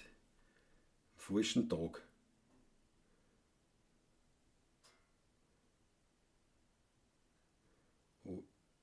Ja. Die Merkers, hast du nicht kennt? Ich sehe diese beim nicht der Mundl. Echter Wiener geht nicht unter, respektive der Bockerer. Ne? Das waren die Bekannten halt, ne? Bekannten Rollen. Ja, Wahnsinn. Ein Wahnsinn. So, jetzt nachschenken. So, was spielen wir jetzt da? Was reißen wir? Auf jeden Fall super Erinnerungen von euch. Ich danke euch schön. Wirklich leibend. Aber ich merke, also absoluten Platz 1, glaube ich, hat die Feinripper-Platschen eingenommen. Ja, weh. Der Blick ist schlägt sich kurz vorbeigeschossen. Ja, genau. Das war auch an dem Tag, wo der vorher gespielt hat. Na geil. Das weiß ich nicht mehr, dass das der Tag war, aber sehr leibend. Sehr leibend. Sehr leibend. Na gut. Schlucker nehmen wir. Was spielen wir? Was reißen wir?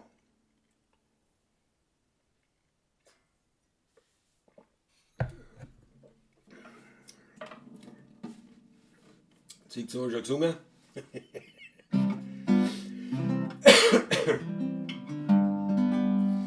Die vier, zwei habe Roppen, mein Zeigel steht am Grund.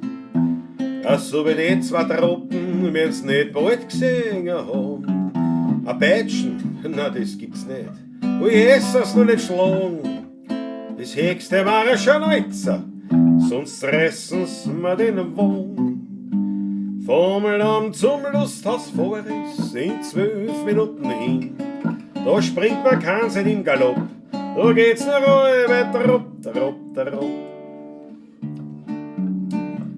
Dann spür ich in mir drin, dass ich die rechte Brotzen hab, dass ich auf Jacker bin. Ein Kutscher kann a jeder werden, aber fahren, das können sie nur in Wehren. Mein Stolz ist, ich bin heut ein rechts Wiener Kind. Ein Fiaker, wie man nicht alle Tag findet. Mein Blut ist so liftig, so leicht wie der Wind. Ja, ich bin heut Pfiff, ein rechter Wiener Kind.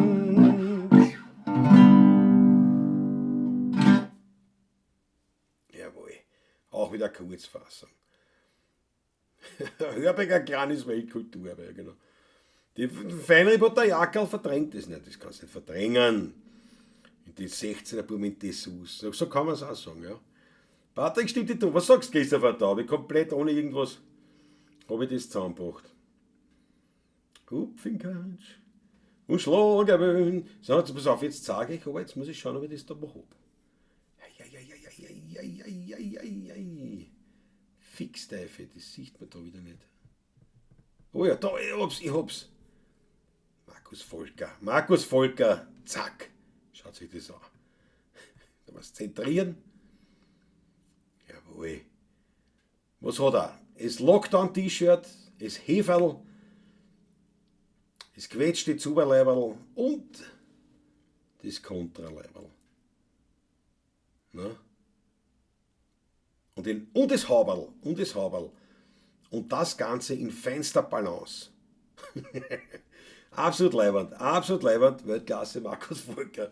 Hat mich richtig gefreut. War wirklich leibernd. Schon davor der Patrick macht diese Sportübung. Braucht er mehr als Antibiotika nachher. Da braucht er mehr. Das muss ich wieder dran tun. Das muss ich wieder dran. Und wer sonst noch was haben möchte, bitte schaut's rein.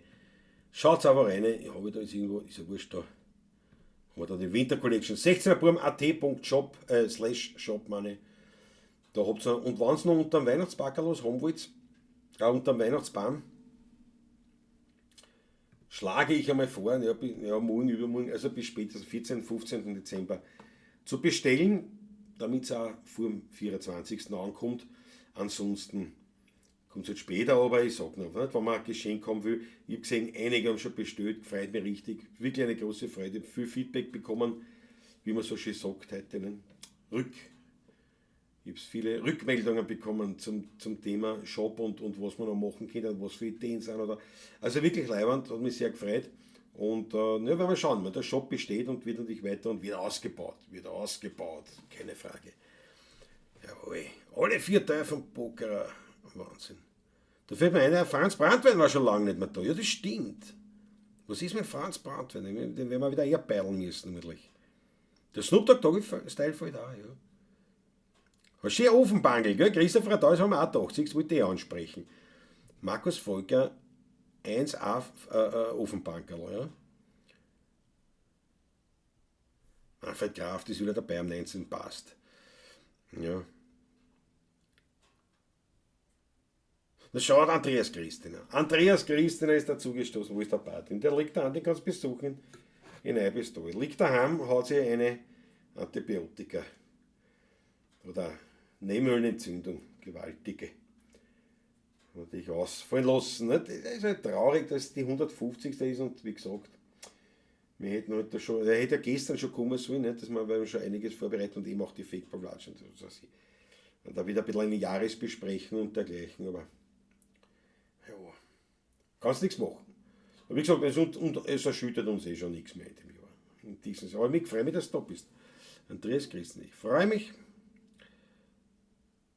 Ja genau, der Raffi, Patrick hat zum Klaus gesagt, dass das Bidet war das, ja, als Fußpflege auch benutzen kannst. Das war auch sehr gut. Das war leid und die Diskussion über das Bidet. Und ich sage, wie wascht man sich eigentlich den Hintern? Wie geht das eigentlich mit dem Bidet? Und der Patrick, eigentlich ist er zum Fußwaschen. Das war schon Weltklasse. Das war wirklich auf Weltklasse, du hast recht. Raffi, das stimmt. Das Bidet. Jeder der Bidet, weiß nicht, wie ist denn das? Wie setzt man sich da rein, da drauf, oder wie macht man das? Und dann trat man auf und schießt er das unten rein, oder wie rennt das? Ist das ein Einlauf gleichzeitig? Oder? Da eigentlich ist es zum Füßwaschen. Ja. Jawohl. Peter folgt. Einkleidung folgt im Jänner. Genau, in Ruhe. In Ruhe. Das Bidet war schon leibend. Kann man auch zum Füßewaschen verwenden. Ich glaube, er hat sogar gesagt, das war ursprünglich zum Füßwaschen.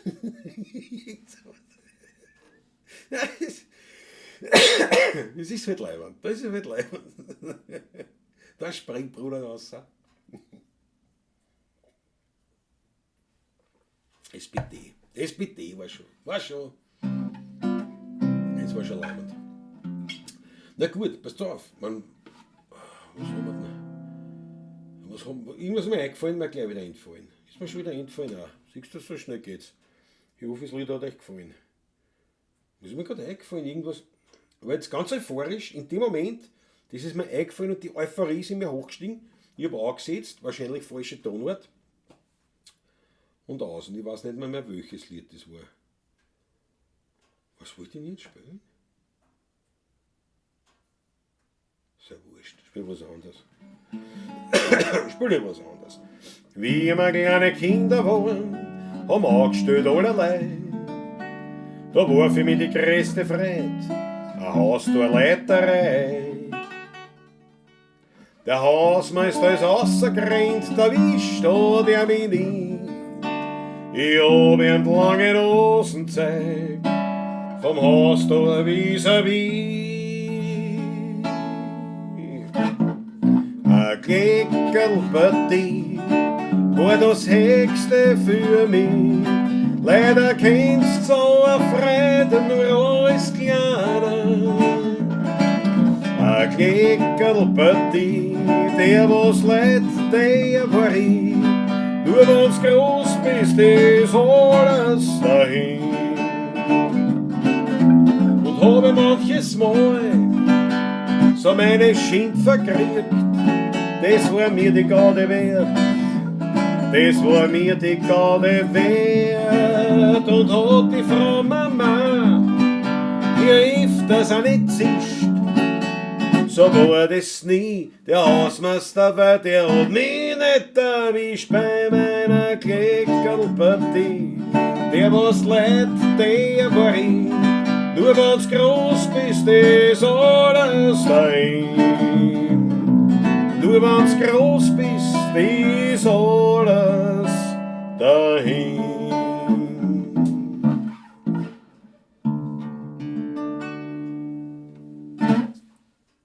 Jawohl. Ah ja. Wie definierst du Füße? Bravo, Berndro. Bravo, Berndro. Das war schon Weltklasse.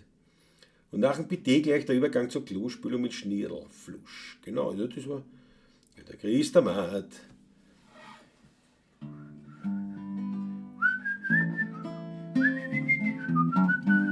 Was sagt die Maggie? Ja, der Christinamat mit dem Rutgermat und dem Störermat, alle drei. In diesem Großformat spielt er ganz adäquat mit seinem Apparat, adrarare, jawohl.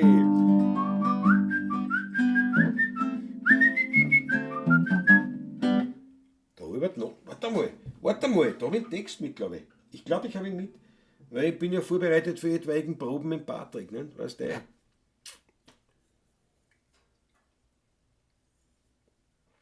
Zuerst Schnuckerl, dann schau ich noch. So, schauen wir noch. Die Chancen bestehen. So, Autofokus, passt schon. Da plätscht am Hirn wieder da. Naja, sehr wurscht. Wenn ich kann. Irgendwo, da. Na, Retour. Ist nicht. Weiß nicht. Da geh ich, komm. Das gibt's ja nicht. Ist nicht dabei. Wieso ist es nicht dabei? Wieso ist es nicht dabei? Weil ich es doch braucht hätte. Schauen wir, ob es da ist. Das muss ja was sein. Das gibt's. Ich glaube, das ist da. gefühlsmäßig. Gebiete. Alter, das gibt's ja nicht. Das muss ja da dabei sein, habe ich immer gesungen. Nein, da auch nicht. Suche jetzt, tut mir leid. Es tut mir leid. Aber. Nein. Da! Ups! Alle drei.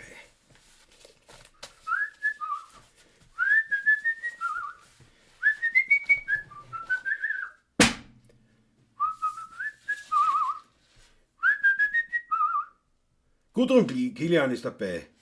Sorry, bin erst jetzt dabei, aber das macht uns eine große Freude, dass du jetzt dabei bist. Bitte noch einen Rückruf. Gudrun, Jesus, da. Ja, der Patrick ist krank. Das hat er wieder vergessen Hoffentlich denke ich jetzt da. Aber, Gudrun, der liegt da, ist ja wurscht, aber morgen vielleicht, wenn es dich nicht stört, rufst du ihm an, morgen, du hast nicht, also ich bin auf der Nummer, das haben wir sicher vergessen, der war dann krank. Da haben wir vergessen. Sorry, Gudrun, das haben wir wieder, ja, da muss ich sofort einen Schluck auf dich nehmen, weil bringt ja nichts wahrscheinlich jetzt, aber in dem Sinn, aber ich, in Gedenken und dann, dass wir da vergessen haben. Tut mir leid, sehr zum Wohl. Ui. Er hat gesagt, am nächsten Tag ruft er die an, ja, ruft er zurück. Ja. Aber. So, was haben wir da? Unten holt's noch lang, fast eine Stunde her. Ja, Ackerl muss jetzt dann oben schauen, ja. Gudrun Kilian, ich rufe dich morgen an. Schau, Patrick Rutger, Weltklasse, Patrick. Na schau, da ist er munter, da ist er gleich munter. Da ist er verlässlich wie noch was, aber haben wir vergessen, ja.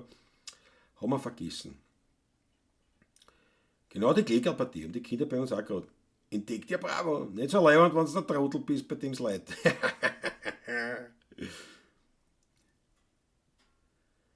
Schau, ich wollte den Patrick ins Bett schicken.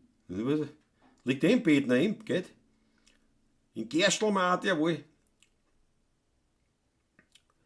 Ja, jetzt gehe ich gleich nachlegen. Ja, aber jetzt einmal, Patrick, sing mit. Ja, wir sind eine Truppen, 1A. So, aber jetzt da. Das Nasal putzen, gell?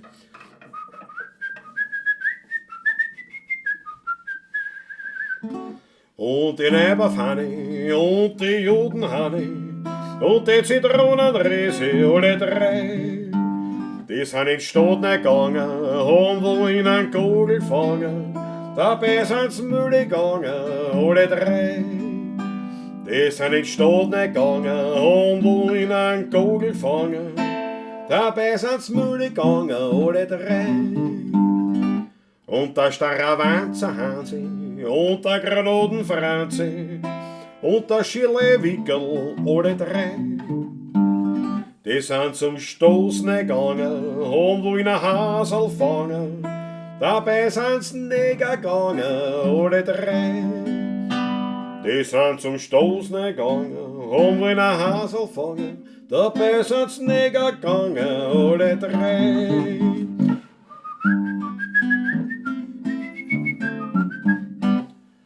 Der Grammadan zur Schani und die der Goden Anne und der Rinnegel, alle drei.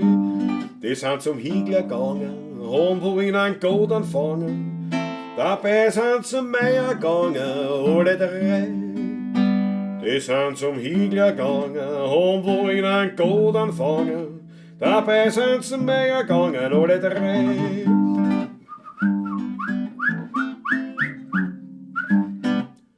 Und die Krawattentone und die Hefenfroni und der Spinatpferdl, alle drei.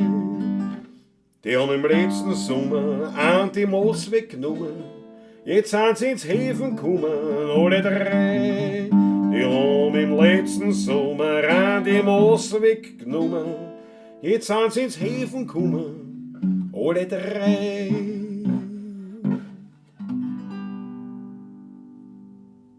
Jawohl, jawohl, alle drei mit der vorherigen Matt-Strophe von der Mägi. Christina Matt, Rutger Matt, Steurer Matt, Apparat, adäquat. Ich glaube, das war's eh schon. Jawohl, weil du schaust auf einen Granatentanz, nein, hast du nicht, weil die kann ich noch immer nicht natürlich. Aber wie gesagt, die Granatentanz, ja.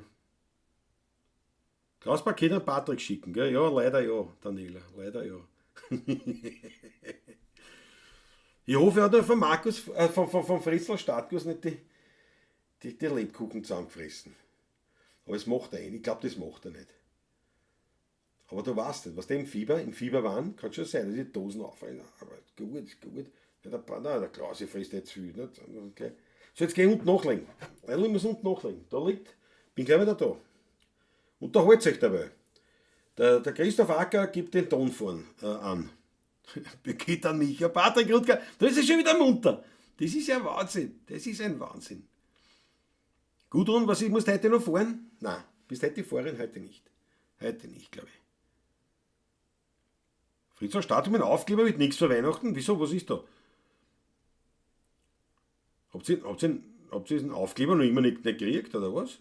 Das gibt's ja nicht. Patrick hat das was über den Wecker geschickt.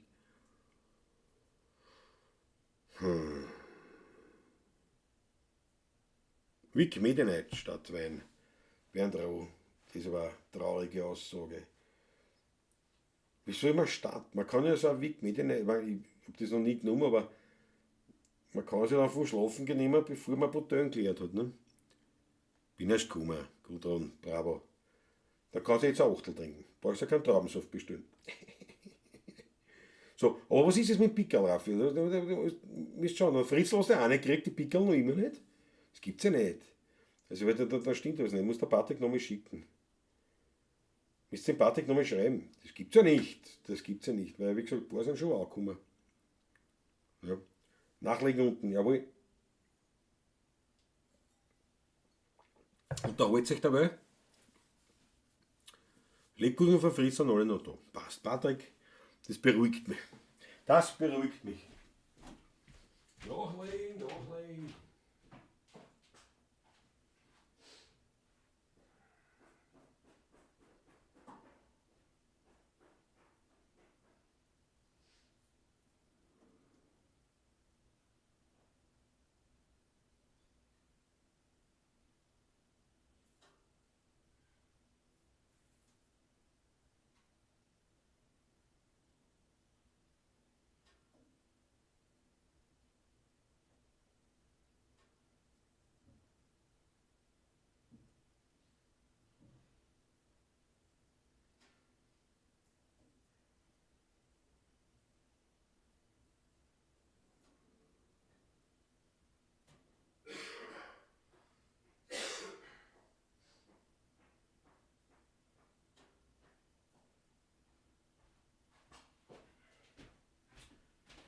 Jesus Kind, der nachgelegt ist, das geht's ja.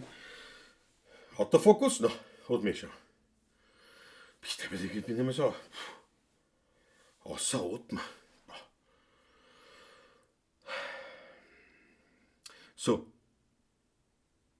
Das glaube ich auch bis jetzt noch nichts gut Ding gebracht. Du Patrick, merkst du, Fritzl Stadtguss hat auch noch keiner. Den schickt euch bitte. Patrick, nicht morgen.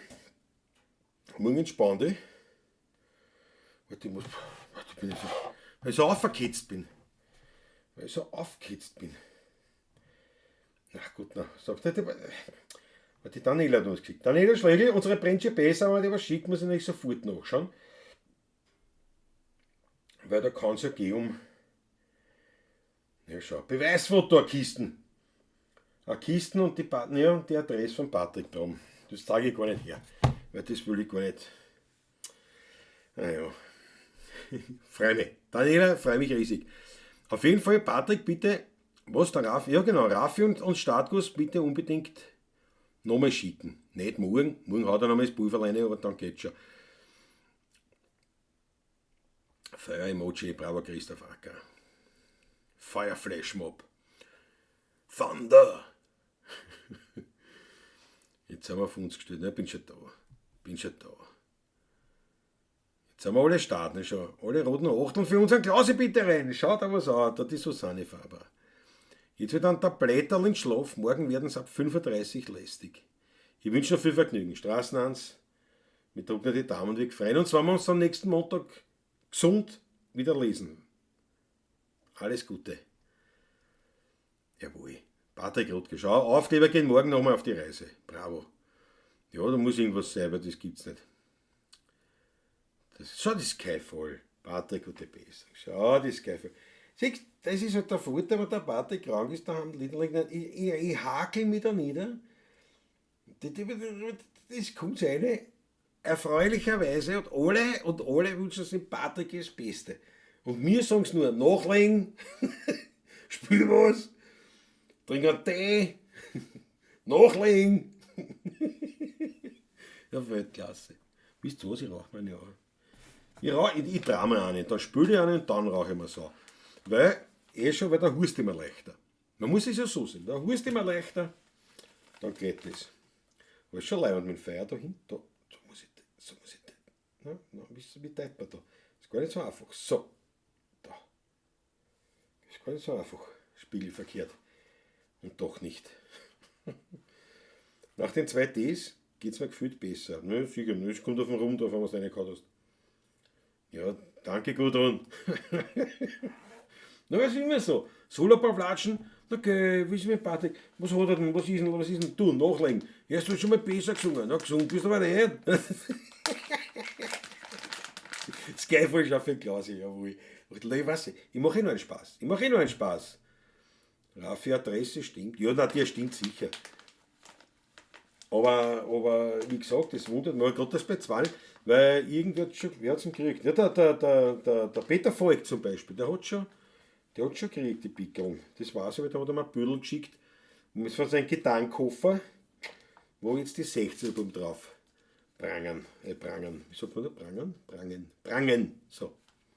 Klaus, ich rauen's nicht, ne? Da bekommst du auch gute Genesung, wenn du krank bist. Ja, taugt das schön. Klaus, wir lieben euch doch beide. Bravo, Fretzl, taugt das schön. Christoph Acker hat 2 Euro rein, weil Klaus hakelt vom Patrick ein Schmattes. Bravo, das überweise ich im Patrick. Ist ein Wahnsinn. Wirklich wahr. Für Spott und Hohn braucht man sich nicht bemühen. Das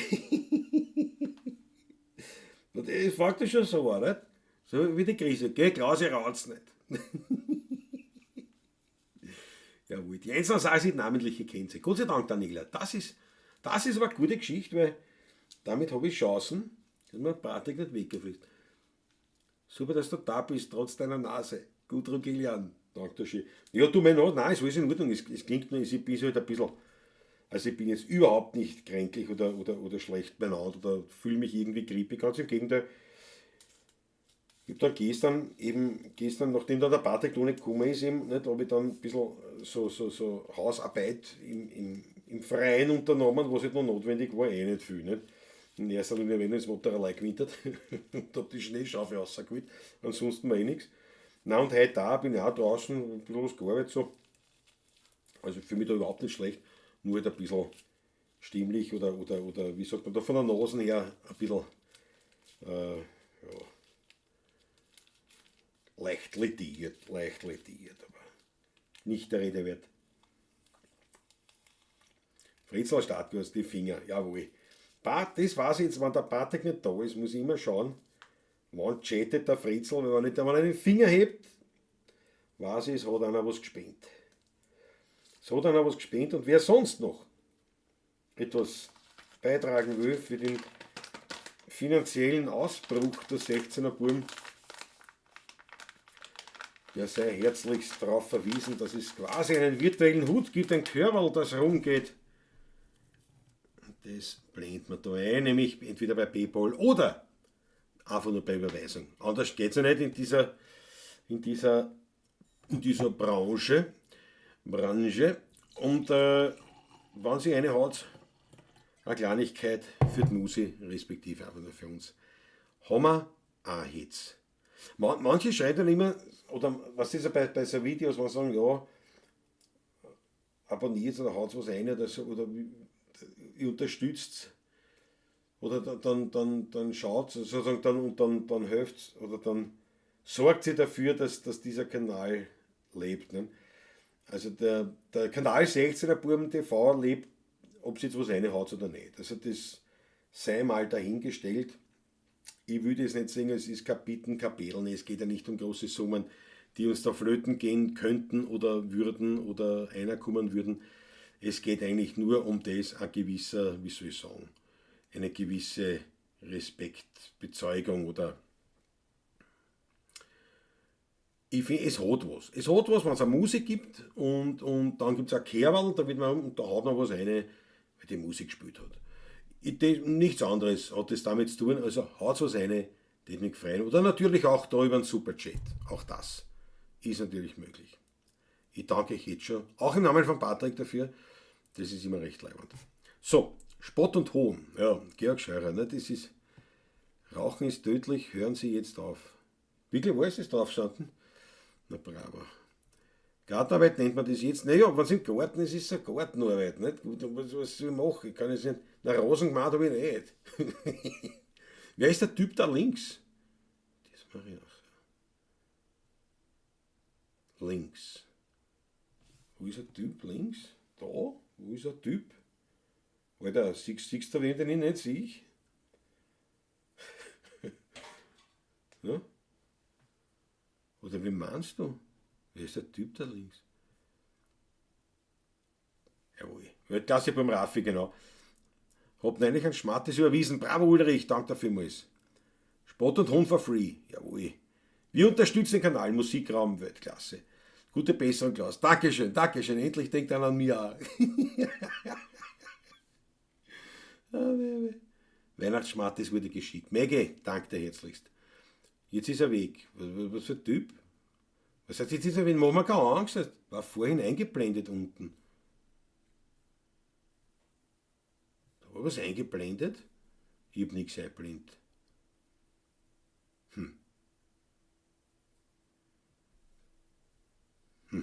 Naja.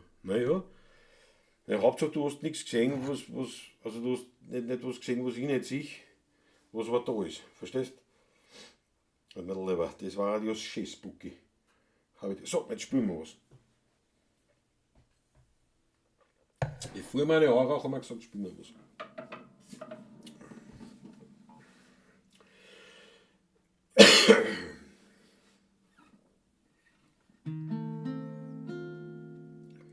Elisabeth Kirschen. Oh.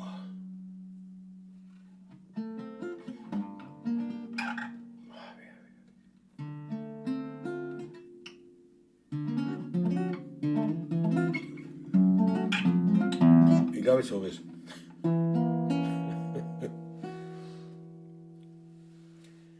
Elisabeth Kirschen für die Wachsen, ohne Kehren. Wann mir daheim kehrt, kriegst jeden Stern. Wann ich die Sonntag klingelt, ich möcht sie holen. Und wenn's für die ist, hätt ich schon das Frühjahr gestohlen. Der Wald für die, der mir's das lauter Christbaum sein.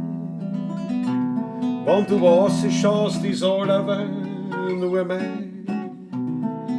Und dicke Bärse, die liegen unter den Schritt. Und wenn ich öfter sag, am liebsten mit einem Lied,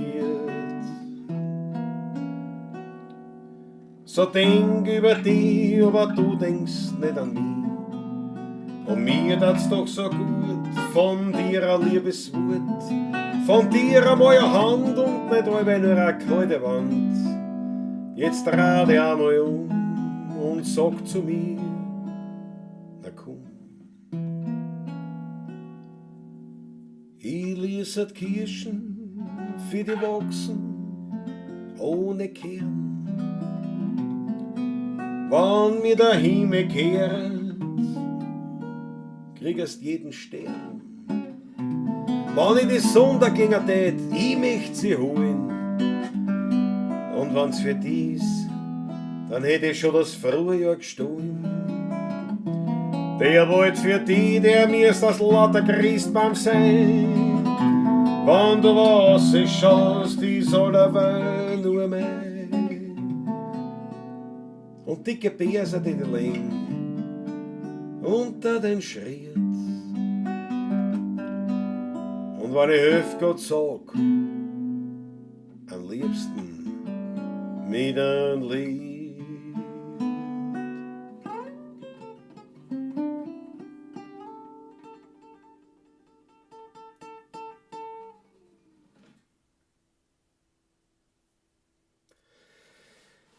Jawohl, jawohl, jawohl. Ein Spendenpaten. Jetzt wissen wir, was war. Das war's. Jawohl. Und die redest davon Geister, das ist ja Wahnsinn. So aus wie Patrick. Patrick war links eingeblendet. Wer ist Patrick? Der ist ja arg, ja. Da unten im Lichtental, nicht weit vom Alserbach, steht ein alte Kraxen mit einem Schindel, wo die Fenster sind fest verschmieden. Ja, warte mal. Das war's jetzt. Jetzt kann ich wieder ausblenden. Ja, ob das jetzt sind, ist die Geister, haben wir das jetzt da.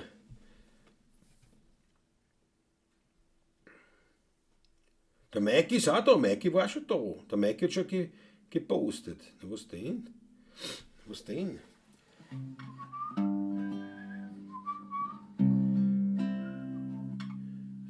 Und im Lichtental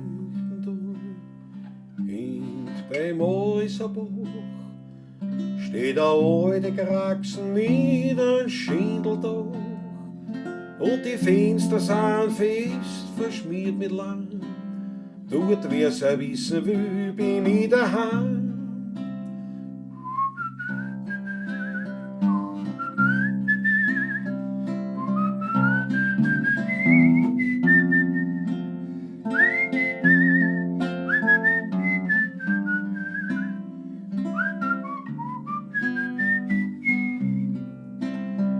Wer mich suchen will, braucht keine halbe Stunde. Denn wie's Falsche geht, so kennt mich alles am Grund. Es gibt kein Madel, das nicht ist, in mich verbrennt. Und den Störerglas ich dort nicht kennt.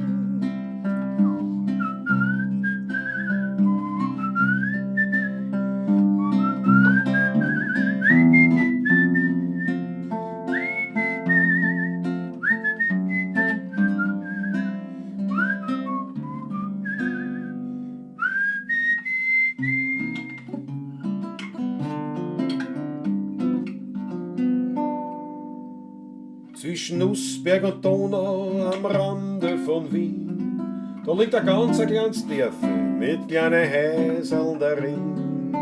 Und gleich bei der Kirche ums Eck, da liegt die Buschenschank Taschler versteckt.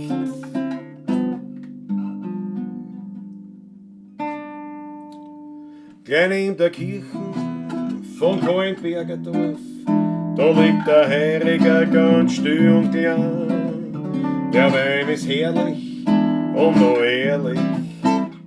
Und Musikanten spielen dort auch die alten echten Wehrlieder. Vom Tod, vom Wein und von der alten Zeit. Drum findet man mich dort immer wieder. Und ich find dort Gemütlichkeit.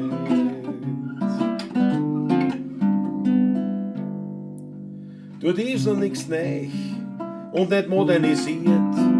Vom Essen das Beste findet man dort garantiert. Viel Frohsinn, Hamur und Vögelkling drin. In der Buschenschank Taschler am Rande von Wien. Gleich in der Kirche vom Kallenberger Dorf, da liegt der Heiriger ganz still und klein. Der Wein ist herrlich und noch ehrlich. Und Musikanten spielen dort auch die alten, echten Wiener Lieder. Vom Tod, vom Wein und von der alten Zeit. Drum findet man mich dort immer wieder. Und ich find dort Gemütlichkeit.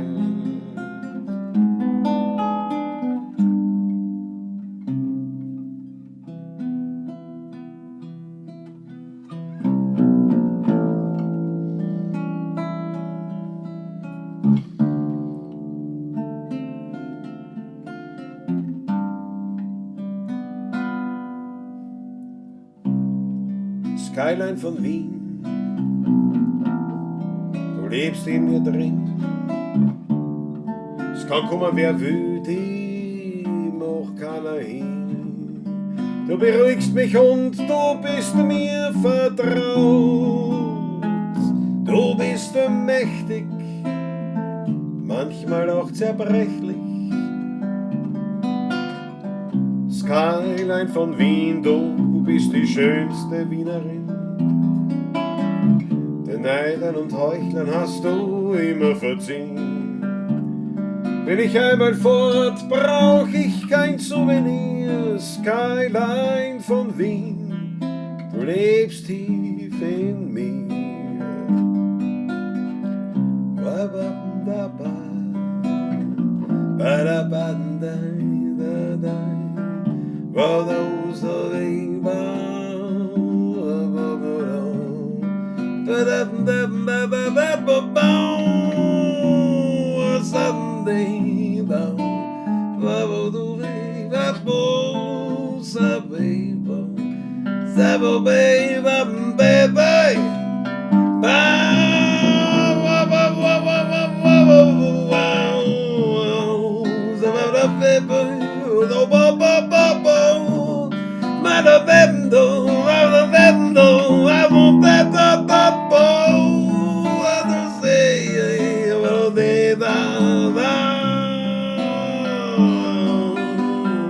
Skyline von Wien, du lebst in mir drin. Es kann kommen, wer will, die macht keiner hin. Du beruhigst mich und du bist mir vertraut. Du bist mächtig und manchmal auch zerbrechlich. Skyline von Wien, du bist die schönste Wienerin. Den Neidern und Heuchlern hast du immer verziehen. Wenn ich einmal fort, brauch ich kein Souvenir.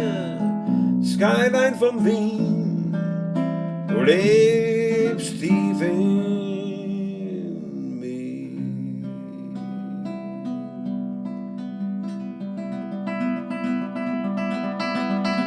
Die oberen Weingarten am Piesenberg, ich bin dort gern, weil mich kein Mensch dort stört. Ich schau den Rhein dort beim Wachsen zu. Ja, ich hab dort meine heilige Ruhe. In meinem Weingarten am Piesenberg dreht sich die Welt noch recht und nicht verkehrt. Man kann die Vogel dort noch singen hören. Am Himmel siehst du die höchsten Sterne. Und nach einem Regen sich die Wolken erst verzogen. Dann sieh ich über Wien einen großen Regenbogen. In meinem Weingarten am Piesenberg, das Fleckerl, das mir allein nicht kehrt, dort wächst, ich sag's ganz nebenbei, das war der beste Trepferl Wein.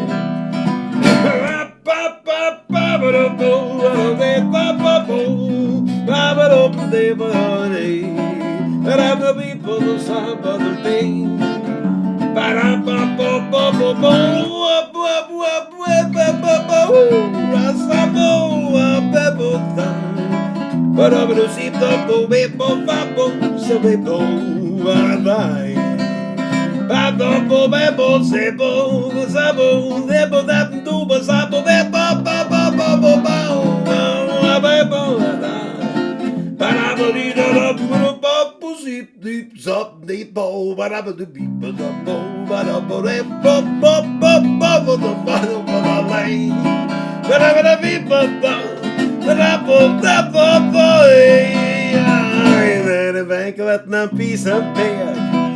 Fleckerl hat es mir allein nicht gehört, dort wächst, ich sag's ganz nebenbei, das allerbeste Trepferlwein.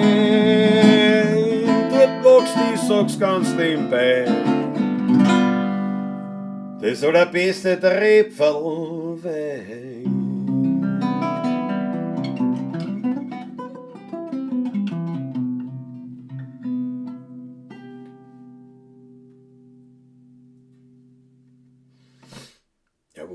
Jawohl, naja. Weißt du, ein bisschen eine Draht. Danke schön. Ja. Was ich gut und, warte mal, vor das keine, was man, der Taschler, Kleine in der Kirche heißt das Lied. Das Taschler-Lied. Das ist von mir. Also, ja, keine lange Haare mehr, hoppala. Ja. Hat's euch gefallen? Hat's euch gefallen? Ich glaube schon. Babadu, das war gar nicht so leicht, also das singst du einen Blödsinn. Wiener Jazz oder was ist das? Naja, quasi, ja. Schau die Achteln. Paolo-Conte-Effekt. Jawohl. Ich sehe diese Bubbles. Skyline, ich liebe dieses Lied. Und jeden einzelnen Ton dabei, Peter folgt. Das gefällt mir voll. Das gefällt mir. Das gefällt mir, wenn man ein Lied schreibt und das ist dann so, dass jemand, der nicht die Mama ist, wenn Sie wisst, was ich meine, an dem Lied wirklich eine Freude empfindet und das ehrt einen und freut einen selber halt wahnsinnig. Ne? Wenn man sich denkt, dann habe ich es nicht nur für die Wirst geschrieben, nicht? Sondern schon hat einen Sinn auch. Ja. Und wie gesagt, vorher das Kleine in der Kirche. So heißt so viel, das Kleine in der Kirche, Klammer Taschler. Ja, die Achteln. Jungle Book, Weingarten-Edition. Utreliten, ja genau. Die war jetzt uns gefallen, die kriegt nicht gefallen. Naja, man fragt ja halt. Man fragt ja nach, ne? Man fragt ja nach. Aber gut, könnte man nächste Taschentücher mal nehmen. War da ich, das sagt auch nichts. Und man da, wie schauen wir aus da? Naja, das brennt noch. So, aber auf jeden Fall, du, wenn du das nächste Mal dann Röschenkalter bist, ob Fahrer oder nicht, dann kannst du sagen, ich bin mein Taschler. Halt, niemand da fertig, aber ich habe da nicht gewurzelt. Jawohl, ich danke euch schön. Wie schauen wir aus? Sollen wir schon schlafen gehen?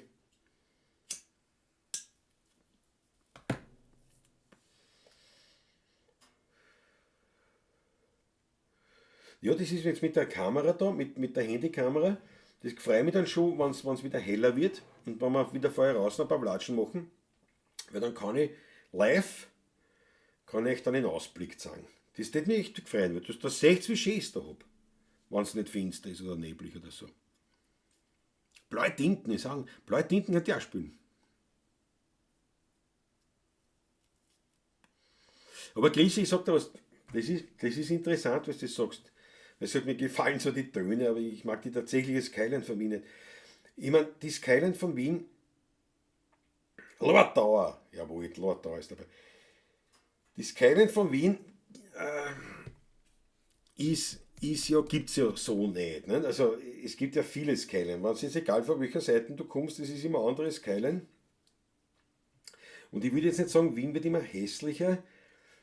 Wien wird halt immer gleicher wie alle anderen. Nicht? Also Wien, durch diese Hochhäuser hast du jetzt da, wenn du es jetzt nimmst, also jetzt sagen wir, da gibt es ja diese Skylines mit einem Strich gemacht, nicht? Von allen möglichen Städten, nicht? Wo ein Strich quasi wie ein Herzschlag, nicht? Nur halt dann die Skyline. Wenn du es jetzt nimmst, du hast früher, wenn du es jetzt echt hernimmst, Wien und du siehst Stephansdom, Karlskirchen mit den zwei Säulen vorhin, Karlskirchen ein Riesenrad, das allein hätte genügt, um zu sagen, das ist Wien.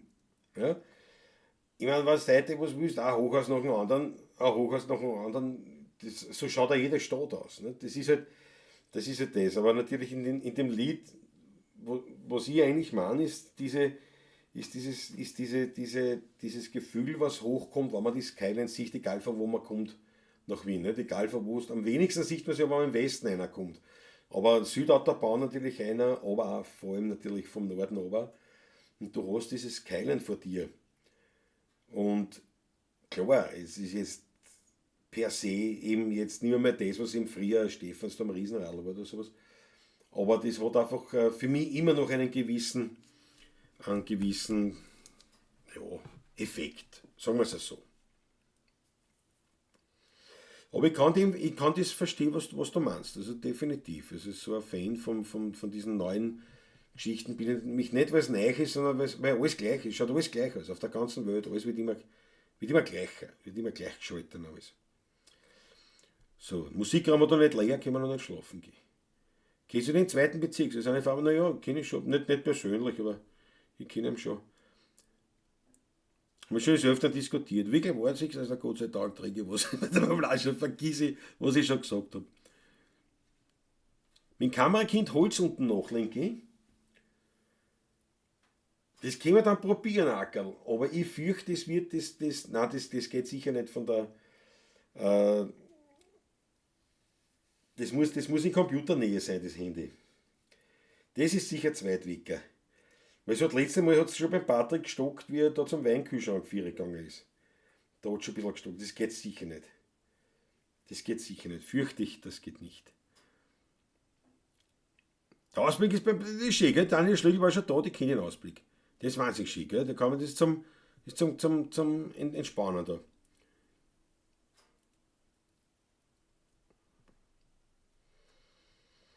Von Wiener Neustadt sieht man fast. Bei Brunner gebügelt Maschine, ja, von oben aber, ja, die quasi über die Allen da, nicht, wenn du da runterkommst, das ist ein Wahnsinn. Ja, die Maggie sagt, jeder hat im Herzen sein eigenes Skyline. Also meine wirkliche persönliche Skyline ist eigentlich, kann man fast sagen, eine mittelalterliche Ansicht.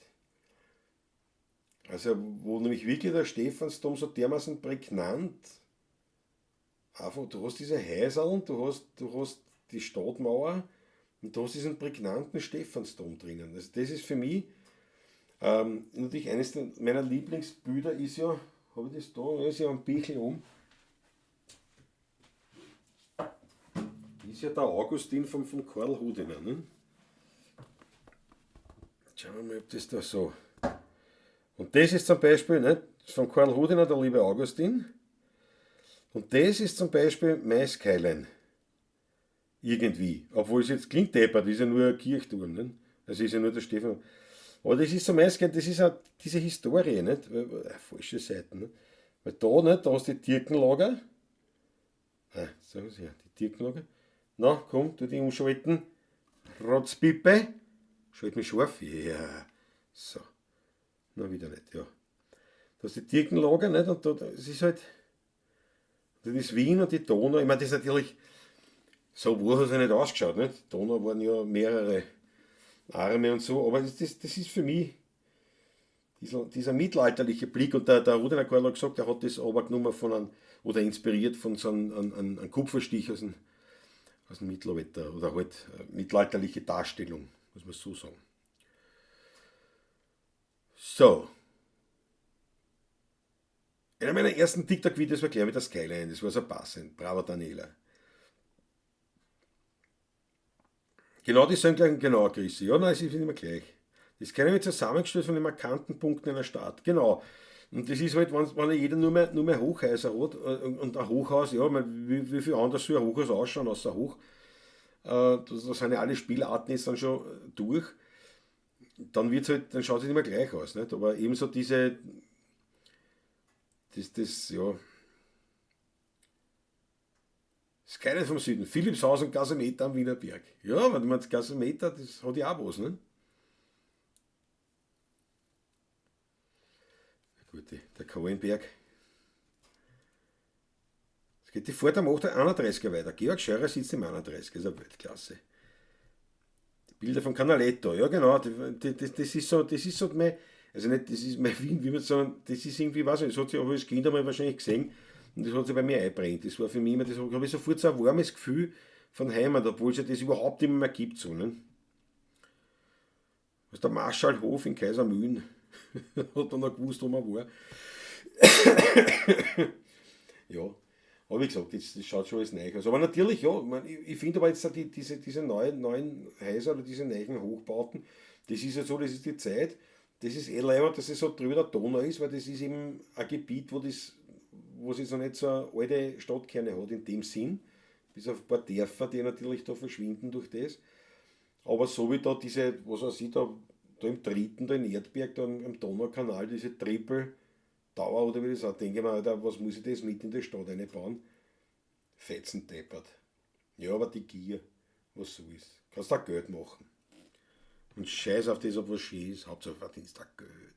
Das ist wichtig. Der DC-Tower ist schon besonders schier. Gibt es kein zweites Mal, ja, das stimmt. Wobei schier, ja, das ist einfach, es ist ein Hochhaus halt, nicht? Es hat, ich will es nicht schier nennen, es hat nur einfach ein Hochhaus, was hat ein Hochhaus, nicht? Hat er kein besonderen Ding, ja, aber was soll sich ein Architekt noch einfallen lassen, nicht? Das muss ja alles machbar sein.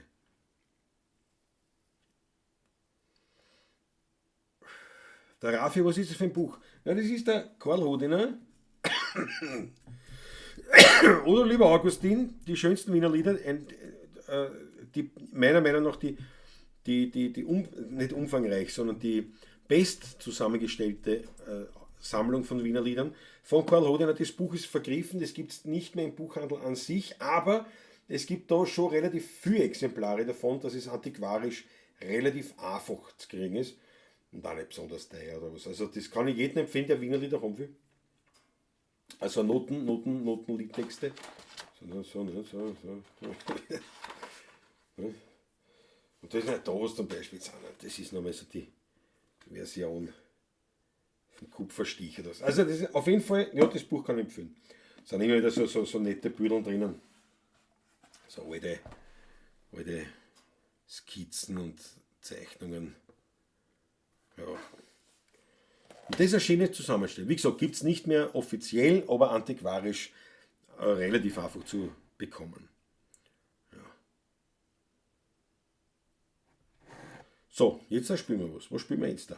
Was machen wir jetzt für Musik? Was machen wir für Musik?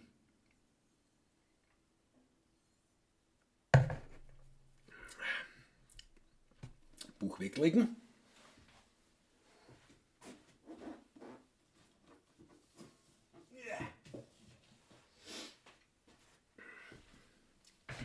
Aber steigt auf mich Schammerlaufe.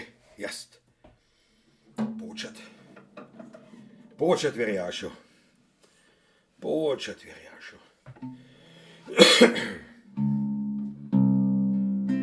Wenn ich könnte, die fliehen und dann die trotzdem niemals kriegen. Wenn ich voller da recht tief, so schreibe die dir heute am Brief. So kommt dann mein Lieb, so kommt dann mein Lieb zu dir, so kommt dann mein Lieb zu dir, als blaue Tinten auf Papier.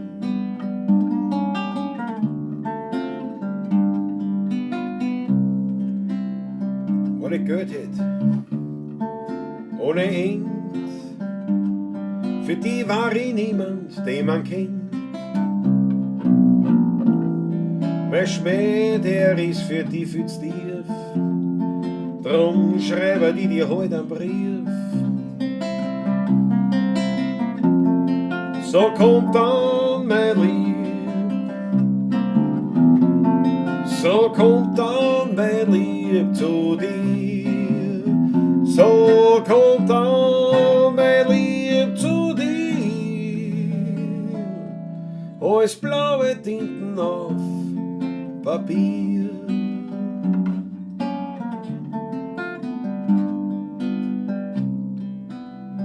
Weil ich wisset, was du fühlst, und ich nicht merk, dass du mich wüsst. hab ich mein Mut vergraben ganz tief. So schreibst du mir heut einen Brief. So kommt dann dein Lieb, so kommt dann dein Lieb zu mir, so kommt dann dein Lieb zu mir. Da verschlagt's am gleich original in Autofokus. Alles blaue Tinten auf Papier, bis ich dich spiel.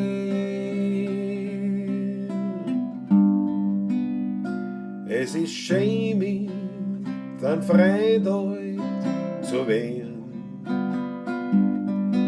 Ja, mit die Augen schauen und ehrlich sagen, ich hab dich gern. Du bist gestanden neben mir wie ein Baum. Und jeder war für den anderen sein daheim. 20 Schilling waren 10 mal 2. So wie es jetzt sein soll, bei 2 echte Haberer. Und der Himmel war ewig voll Stern. Es ist schön, mit einem Freund alt zu werden. Es ist schön, mit einem Freund alt zu werden. Sag mir so, es ist ein Geld in die Haare schmieren und die gleich dazu. Für die war ich sowieso alt, aber nur ein depperter Bub. Spar dir die Tränen, die Augen, deine Schienen, die liegen wunderbar. Geh zurück zu dem Alten, der soll auf die halten. Ich hab längst vergessen, wie schön's mit dir war. Jetzt kommt der englische Text. Na na na na na, na na na na na, na na na na na. Na na na na na,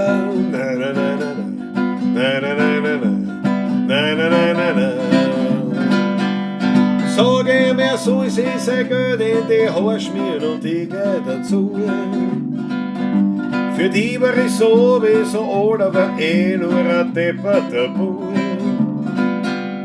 Spar dir die Tränen, die Augen, deine Schienen, die liegen wunderbar. Geh zurück zu dem Alten, der hol auf die Alten.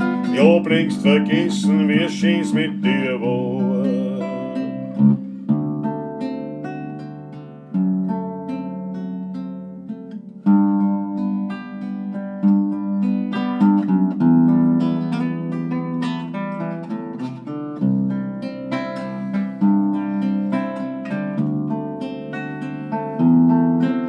When I follow her to the station,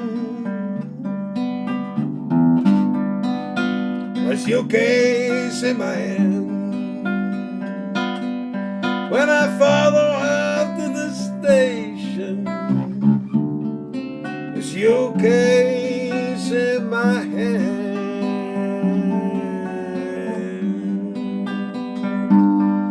Well, it's hard to tell, it's hard to tell when all my love is in vain.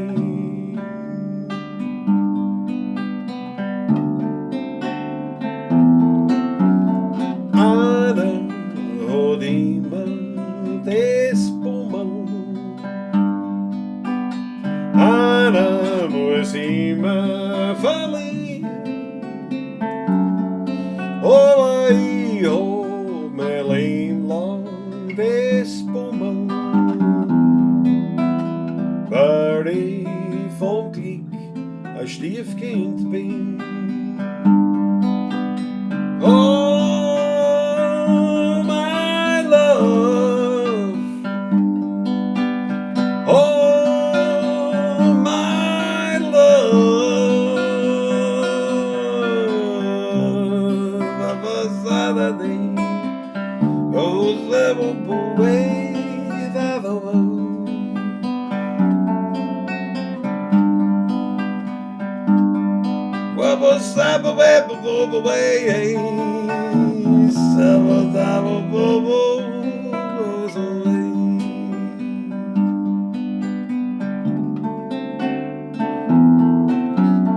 Ana hat immer das Bummel.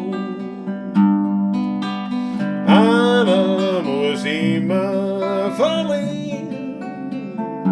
Aber ich hab mein Leben lang das Bummel. Weil ich von Glück ein Stiefkind bin.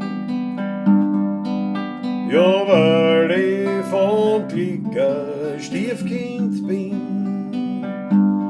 Ja, weil ich von Glück ein Stiefkind bin.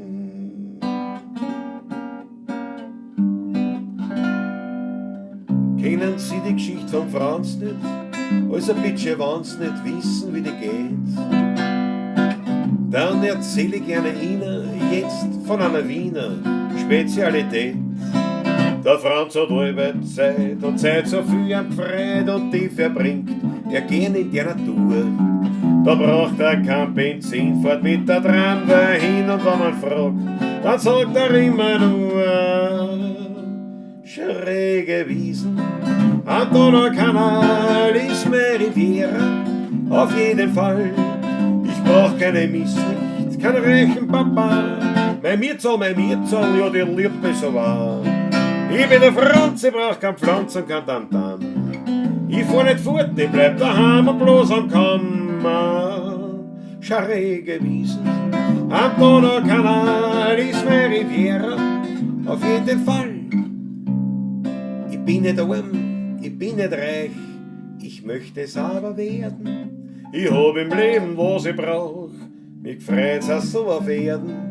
Mir schmeckt das Bier, mir schmeckt der Wein, mir schmeckt auch das Zigarrl. Mein Herzl hupft vor Freude in die, seh ich ein sauberes Madel. Ich hab nur einen Wunsch auf her, doch der erfüllt sich nimmer mehr. Der Autofocker ist wieder draußen. Hallo? Hallo? Der kommt noch gar nicht hier. Jetzt hat er es, glaube ich. Einmal möchte ich noch ein Bierberl Boen schupfen. Wulferl, Dreimer, Raffler, Stein und Tempe hupfen. Einmal noch wie damals in den Kindertagen voller Stolz die ersten langen Hosen tragen. Ausgekraxeln bei der kleinen Dachbodenlucken, dem Hausherrn vor der Bosheit auf die Glotzen spucken. Bitte lass mich lieber, Herrgott mein, einmal noch ein kleiner Lassbub sein.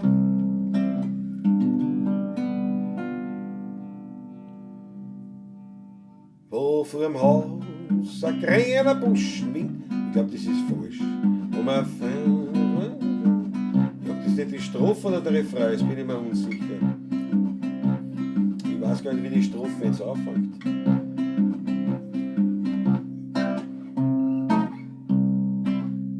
Jeder Mensch hat auf der Erde, wie man sagt, sein Steckenpferd. Ja, und das meine ist daheim, dort wo die Wemperln wachsen dann. Ja, wo vorm Haus ein grüner Buschen winkt, wo man alte Wienerlieder singt. So aus der Unterlot ist jedem einfällt grad, so Habitanz aus unserer lieben Wiener Stadt. Dort wo der schwarze Kader sitzt am Fass, wo das pure Gold drin aus dem Glas, da wo man trinkt und isst, dort wo man alles vergisst, wo's heute nimmer mehr zum Ende ist. Was haben die Leute einmal gesagt, wie noch kein Wein war? Wer hat die Stimmung dort gebracht? Das wird mir nicht klar. Da muss ja Fahrt gewesen sein und alles muss Start gewesen sein. ohne Wein, ohne Wein, ohne Wein. Was haben die Leute einmal gemacht ohne Musik? Wir haben's die Nacht nur verbracht bis in der Früh. Was kann denn gemütlicher sein, als wie eine Musik am Wein? Ja, weil da schaut man in den Himmel hinein. Ich weiß nicht, wie die Strophen kann, aber ich probier's aus, weil die ist wirklich textlich einmalig. Ja, wie der Adam mit der Eva noch allein war, weil da breit noch gar keine Spur von einem Wein war. Mit einem Apfel haben's gehabt, nur ein Ärger. Ja, wenn man hat noch nicht kennt, den Nussberger. Sonst waren's im Paradies noch heut, für die Erbsint, da hätten's keine Zeit. Weltklasse, finde ich der Text grundsätzlich. Was haben die Leute einmal gemacht, wie noch kein Wein war? Wer hat die Stimmung dann braucht, das wird mir nicht klar. Da muss ja Fahrt gewesen sein und alles muss Start gewesen sein. Ohne Wein, ohne Wein, ohne Wein. Was haben die Leute einmal gemacht ohne Musik? Wir haben's die Nacht nur verbracht bis in der Früh. Was kann denn gemütlicher sein, als wie eine Musik ein Wein? Ja, da schaut man in den Himmel hinein.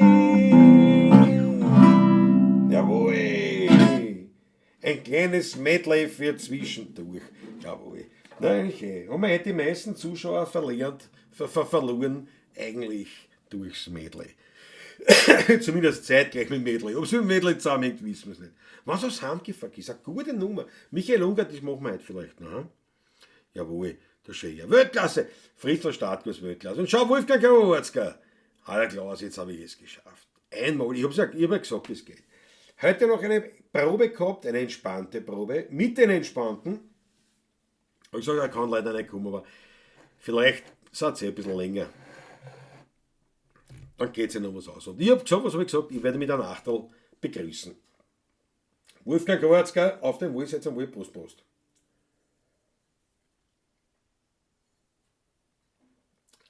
Ja, Patrick leider fällt aus. Aber wird sich erholen. Was haben die Leute einmal gemacht, ohne die 16er? Musikraum fragt das zu Recht. Ich kann es ja sagen.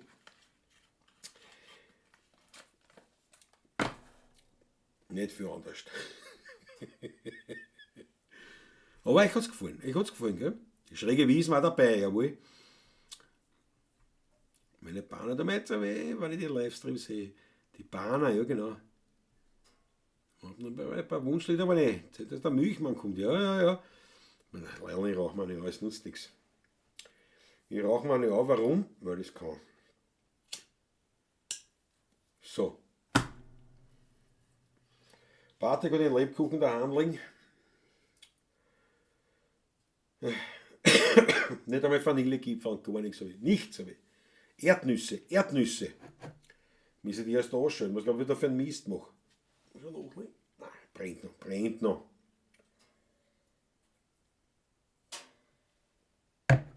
Aber die Butter Bock. Ich will es nicht versprechen. Das könnte schon eine fahren. Der Herr Mader. 2013er. Ohne 16er wird man den Assinger schauen. Ja, weiß ich nicht. Glaubst du, was ist das Assinger? Millionenrad oder sowas, ne? Weiß ich nicht. Aber da direkte Konkurrenz zum Assinger. Ich weiß nicht. Aber auf jeden Fall, ich meine, wenn wir das heute so angesprochen haben, das war interessant, diese Geschichten, was euch sozusagen hängen geblieben sind. Die 119er Pavlatschen, ist mal, Chrissy, habe ich mir gemerkt, aber das ist eher so vorher. Aber war die Feinripp war auch her, gell? Das war auch her. Feinripp war auch her. Ja, wie gesagt, ich kann das zeitlich oft gar nicht zuordnen. Oder welche Lieder dazugekommen sind zum Beispiel. So viel können es nicht gewesen sein. Ein Wahnsinn. Ein Wahnsinn. Aber, ja, wie gesagt, der Shop ist online, der rennt. Ich hoffe, es funktioniert alles. Was ist da jetzt wieder? Was ist das wieder? Wetter von Apple Watch, was ist jetzt? Die 3A, den Scheiß. Wieso trat das auf? Mittlere Kältewarnung.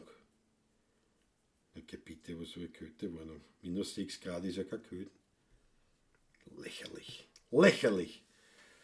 Also, ich sehe es ich bin ja voll ausgestattet, aber im Griff habe ich es nicht. Also, das geht, das. Aber viele Sachen bringe ich schon zusammen, bin ich selber dann oft stolz auf mich. Aber in den meisten Fällen habe ich das nicht im Griff. Da habe ich das echt nicht im Griff. Jetzt hab ich so, ich würde mir ein paar Gitarren-Tutorials reinziehen. Grüß jetzt, das ist ja Wahnsinn. Was, wenn wir nicht waren, das ist der Gitarren-Tutorials reinziehen. Bravo. Ich kann da auch, das ist eine Gitarre.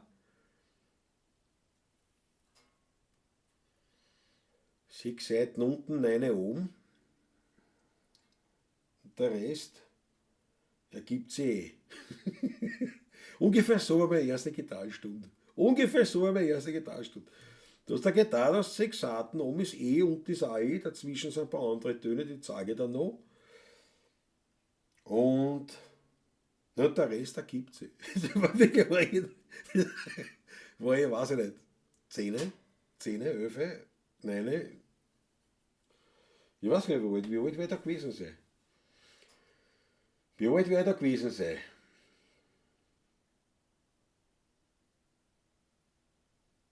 Ja, 10, 11 herum.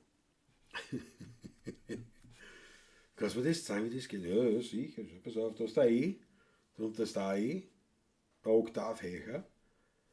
Dazwischen, ist ein bisschen anders gestimmt, zeige ich dann noch. Ja, und der Rest ergibt sich. Aber es ist nicht einmal so falsch gewesen. Ja, ist eine Apfeluhr, ja, das ist ein iWatch, mir lieber. Ja, ältere ist das, also nicht so die Neiche, was drin. Und ich verwende es wahnsinnig gern als Timer. Als Timer, das ist das eine, wo ich es gern verwende.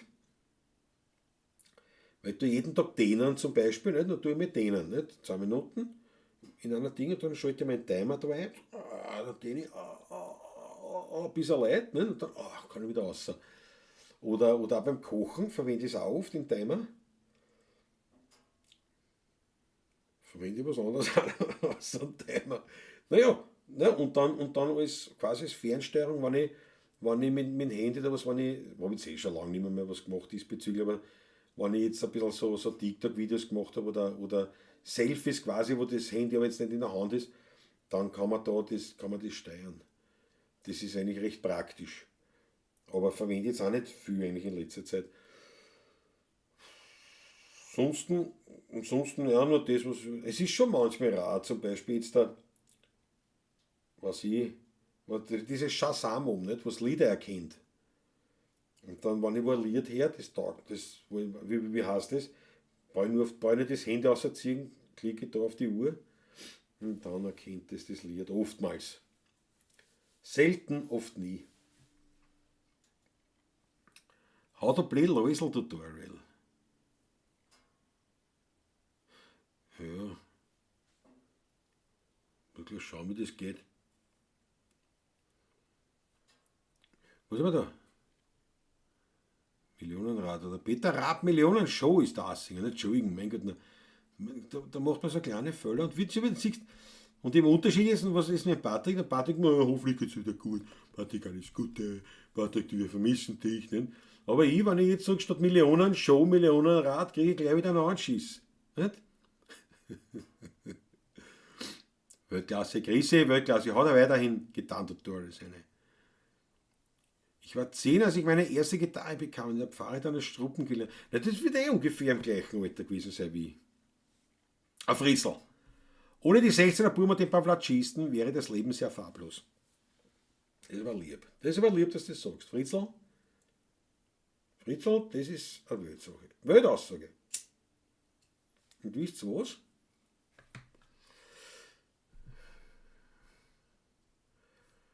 Wisst ihr was? Weil das einfach leibend ist, haut's eine. Einmal für den Fritzl Startguss. Original.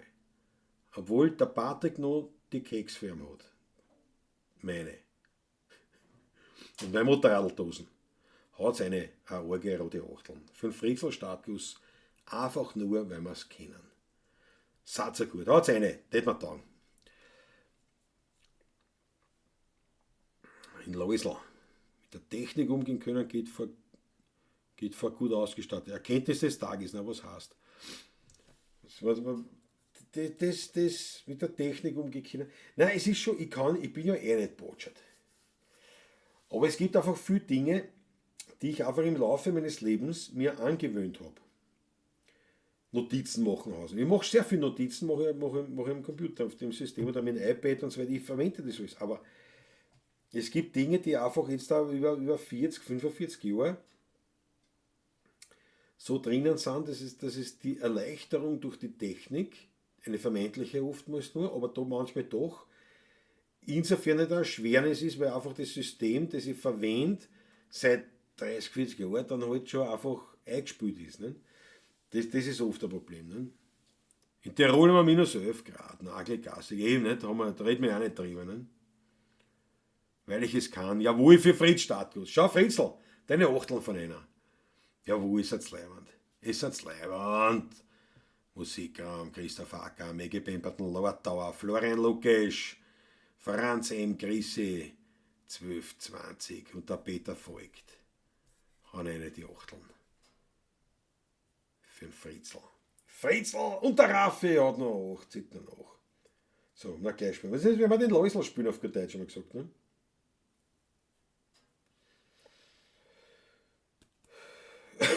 Marion, jetzt muss ich wieder überlegen, die Tonordnen. Das ist jetzt ein F oder ein C? Ja, wahrscheinlich wieder ein Käse. Jawohl. Es ist ja oft das mit den Tonarten. Dass ich mir das nicht da merke, ich ärgere mich ja selber am meisten. Das könnt sich ja gar nicht vorstellen. Ein Hirn? Ja, wirklich. Mich kann kein Blitz da schlagen, weil wenn er einschlägt, fährt er ins Leere. Das ist wirklich. Wien minus 2 und wolkenlos. Es wird eine sehr kalte Nacht. Naja, minus 2. Was habe ich jetzt gesagt? Habe ich da? Minus 6. 6, das kann ich da nachschauen. Das kann ich da nachschauen. Minus 6 habe ich jetzt da draußen. Der Ring ist wärmer. Brennt noch. Das ist der Wahnsinn. Aber alles ist nicht so schlimm, wenn der Wind nicht geht. Und ich bin ja da in exponierter Lage und wenn da noch nicht der Wind auch noch geht, dann wird es halt einmal dunkel, nach einer gewissen Zeit. Dann kannst du die Blutabbau anschauen. Das ist natürlich. Aber heute sonnig und windstill. 2 Tage hintereinander. Das habe ich da, glaube ich, noch nie gehabt. Das macht mich stutzig. Mit der Polsprungse. Skyfall hat auch noch eine. Rote Achteln. Minus 7,6 Grad in Steyr. Einheizen. Franz M. Nein, rennt noch. Unten ist sicher noch. Und da ist auch. Brennt es auch noch. Es brennt auf jeden Fall ein Pudel.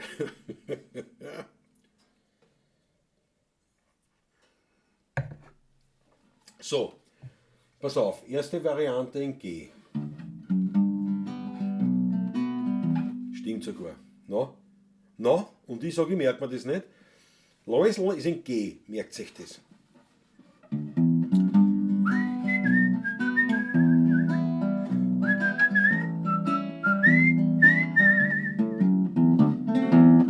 Neulich war ich eingeladen bei einer Feier, gemeinsam mit die Gruber und die Meier. Alles war so festlich und so elegant. Die Gäste waren alle im Sonntagsgewand, im Anzug und Krawatten waren die ganzen Ehegatten, die Damen im Kostümchen nobel und doch schlicht. Es ist so schade, es ist so schade, es ist so schade, dass das Aloisl heut nicht sieht.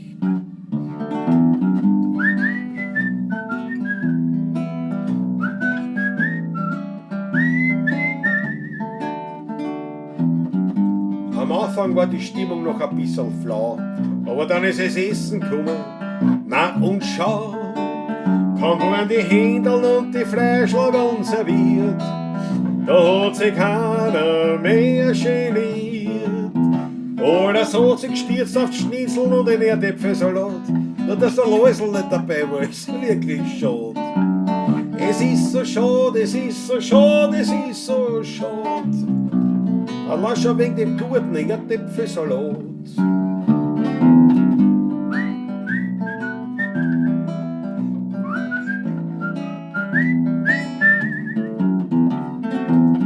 Dann kommen noch ein paar Schnapseln zum Verdauen und die Achteln rennen, nur so schnell kann's gar nicht schauen. Und dann werden auch schon die alten Lieder gesungen, ja und das Tanzbein wird geschwungen. Die Meier tanzt Lambada und der Gruber ist kein Vater, hat sich zu ihr dazu, der Tisch spricht zusammen, ein Gstudelbauer. Es ist so schade, es ist so schade, es ist so schade. Da fällt der Läusl noch dazu.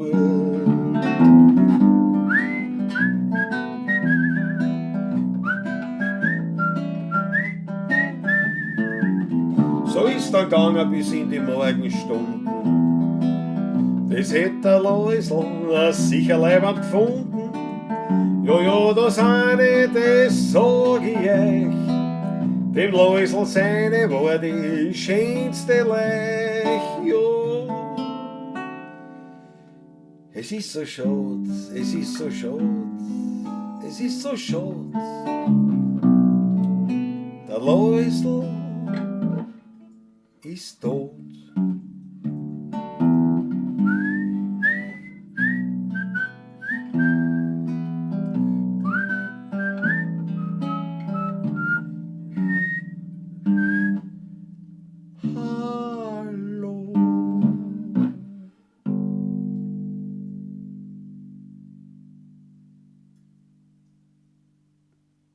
Der Läusl. Also, Läusl-Tutorial für die Gitarristen G-Dur. So. G-Kadenz, na servus, der fährt da auch gleich. Du bist mein Einziger, sagt der AG Gastig. Jawohl, jawohl. Dafür ist in Wien fast den ganzen Tag geschneit. Wirklich wahr? Wirklich wahr? Heute Wien Schneefall, die ganze Munkelein Musik Schnee, ja, die wird Schnee schaufeln müssen. Aber Franz M. war schon Schnee schaufeln. Ja, na, ich hab gemütlich draußen. aber. Überraschenderweise hat die Donut erwischt, ja. Grüße zu Zahn, du glaubst wirklich keiner ist mehr überrascht als wie ich. Hast genotiert, mega bämpert, wer? Ich merke mir's ja. Ja, die Krise ist geworden, das ist ein Wahnsinn. Ihr seid wirklich, ihr seid euch verschwören gegen mich. In G-Dur laut meinen Aufzeichnungen. Na schau, Krise, dann habe ich gewusst. 145 GCD. Na pass auf, es ist in GH7, E-Moll, A7 und D7. Und im Prinzip sind es immer die gleichen Akkorde, bis auf diese Bridge. Das ist dann H-Moll, also H7, E-Moll, A7, D und dann wieder von vorne.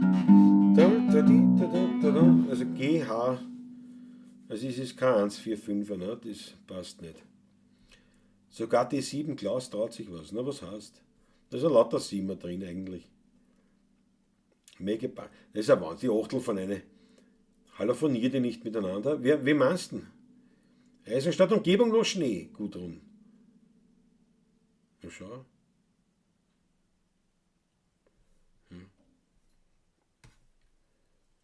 Das ist immer super, weil ich oft nicht weiß, dann irgendwann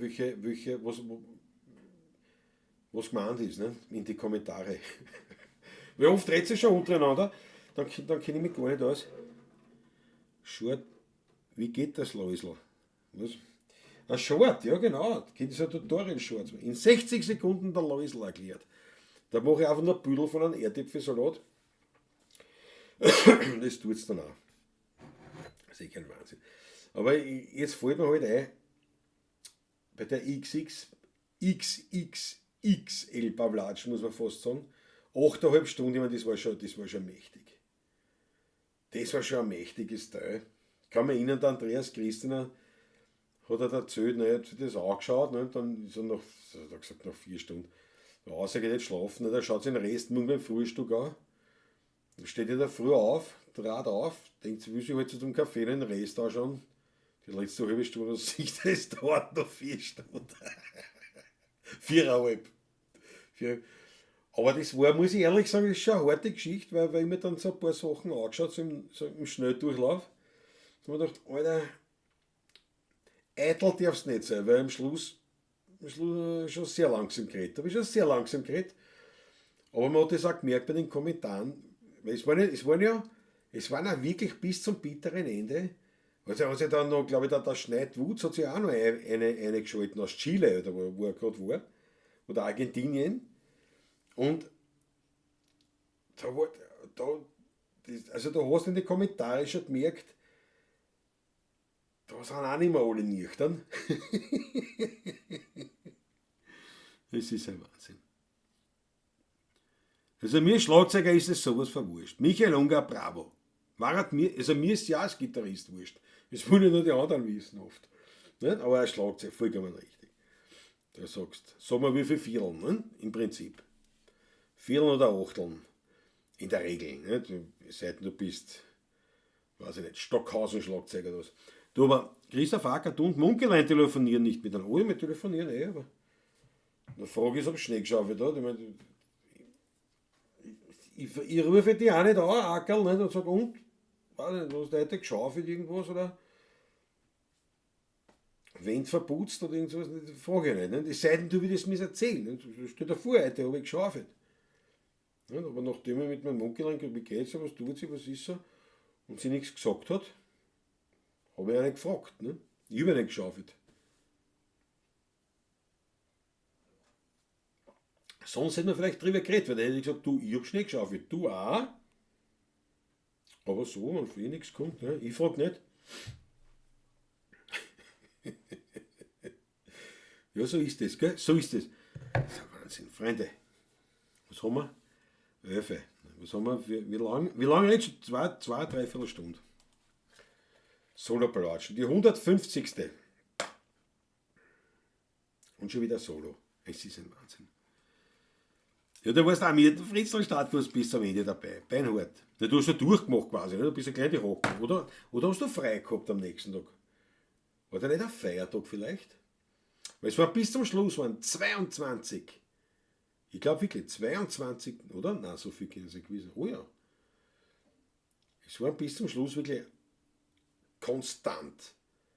Das waren die paar, die dran gehängt sind. Und da haben wir gesagt, können wir nicht aufgeben. Da können wir nicht aufgeben. Das war schon wild. War schon wild.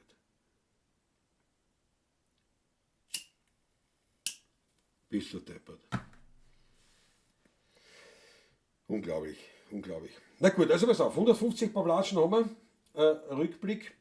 Was wir für einen Rückblick machen? 150 Sendungen ist her. YouTube-Pavlatschen. Die YouTube-Pavlatschen, das weiß ich noch, da bin ich unten in der Stube gesessen vom Christbammerl und habe ein kurzes Video gemacht. Für Facebook war das noch.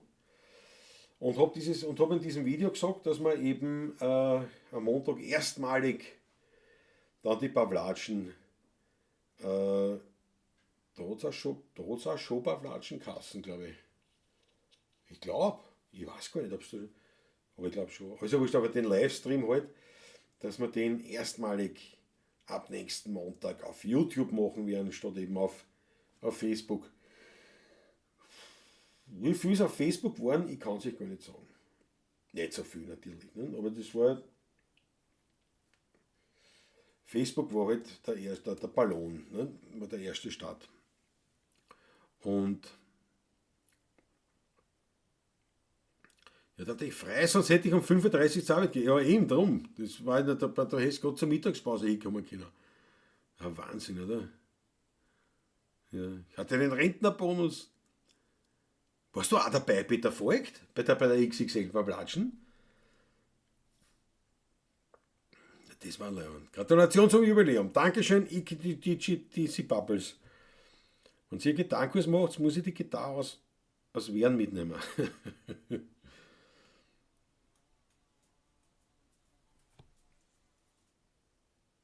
Fliegen. Depperte Fliegen. Ja, ja. Ist da nicht lang leben. Naja, auf jeden Fall. Na, aber das war leibend. Das muss man sagen. Peter Volk, das muss man sagen, ob du dabei warst.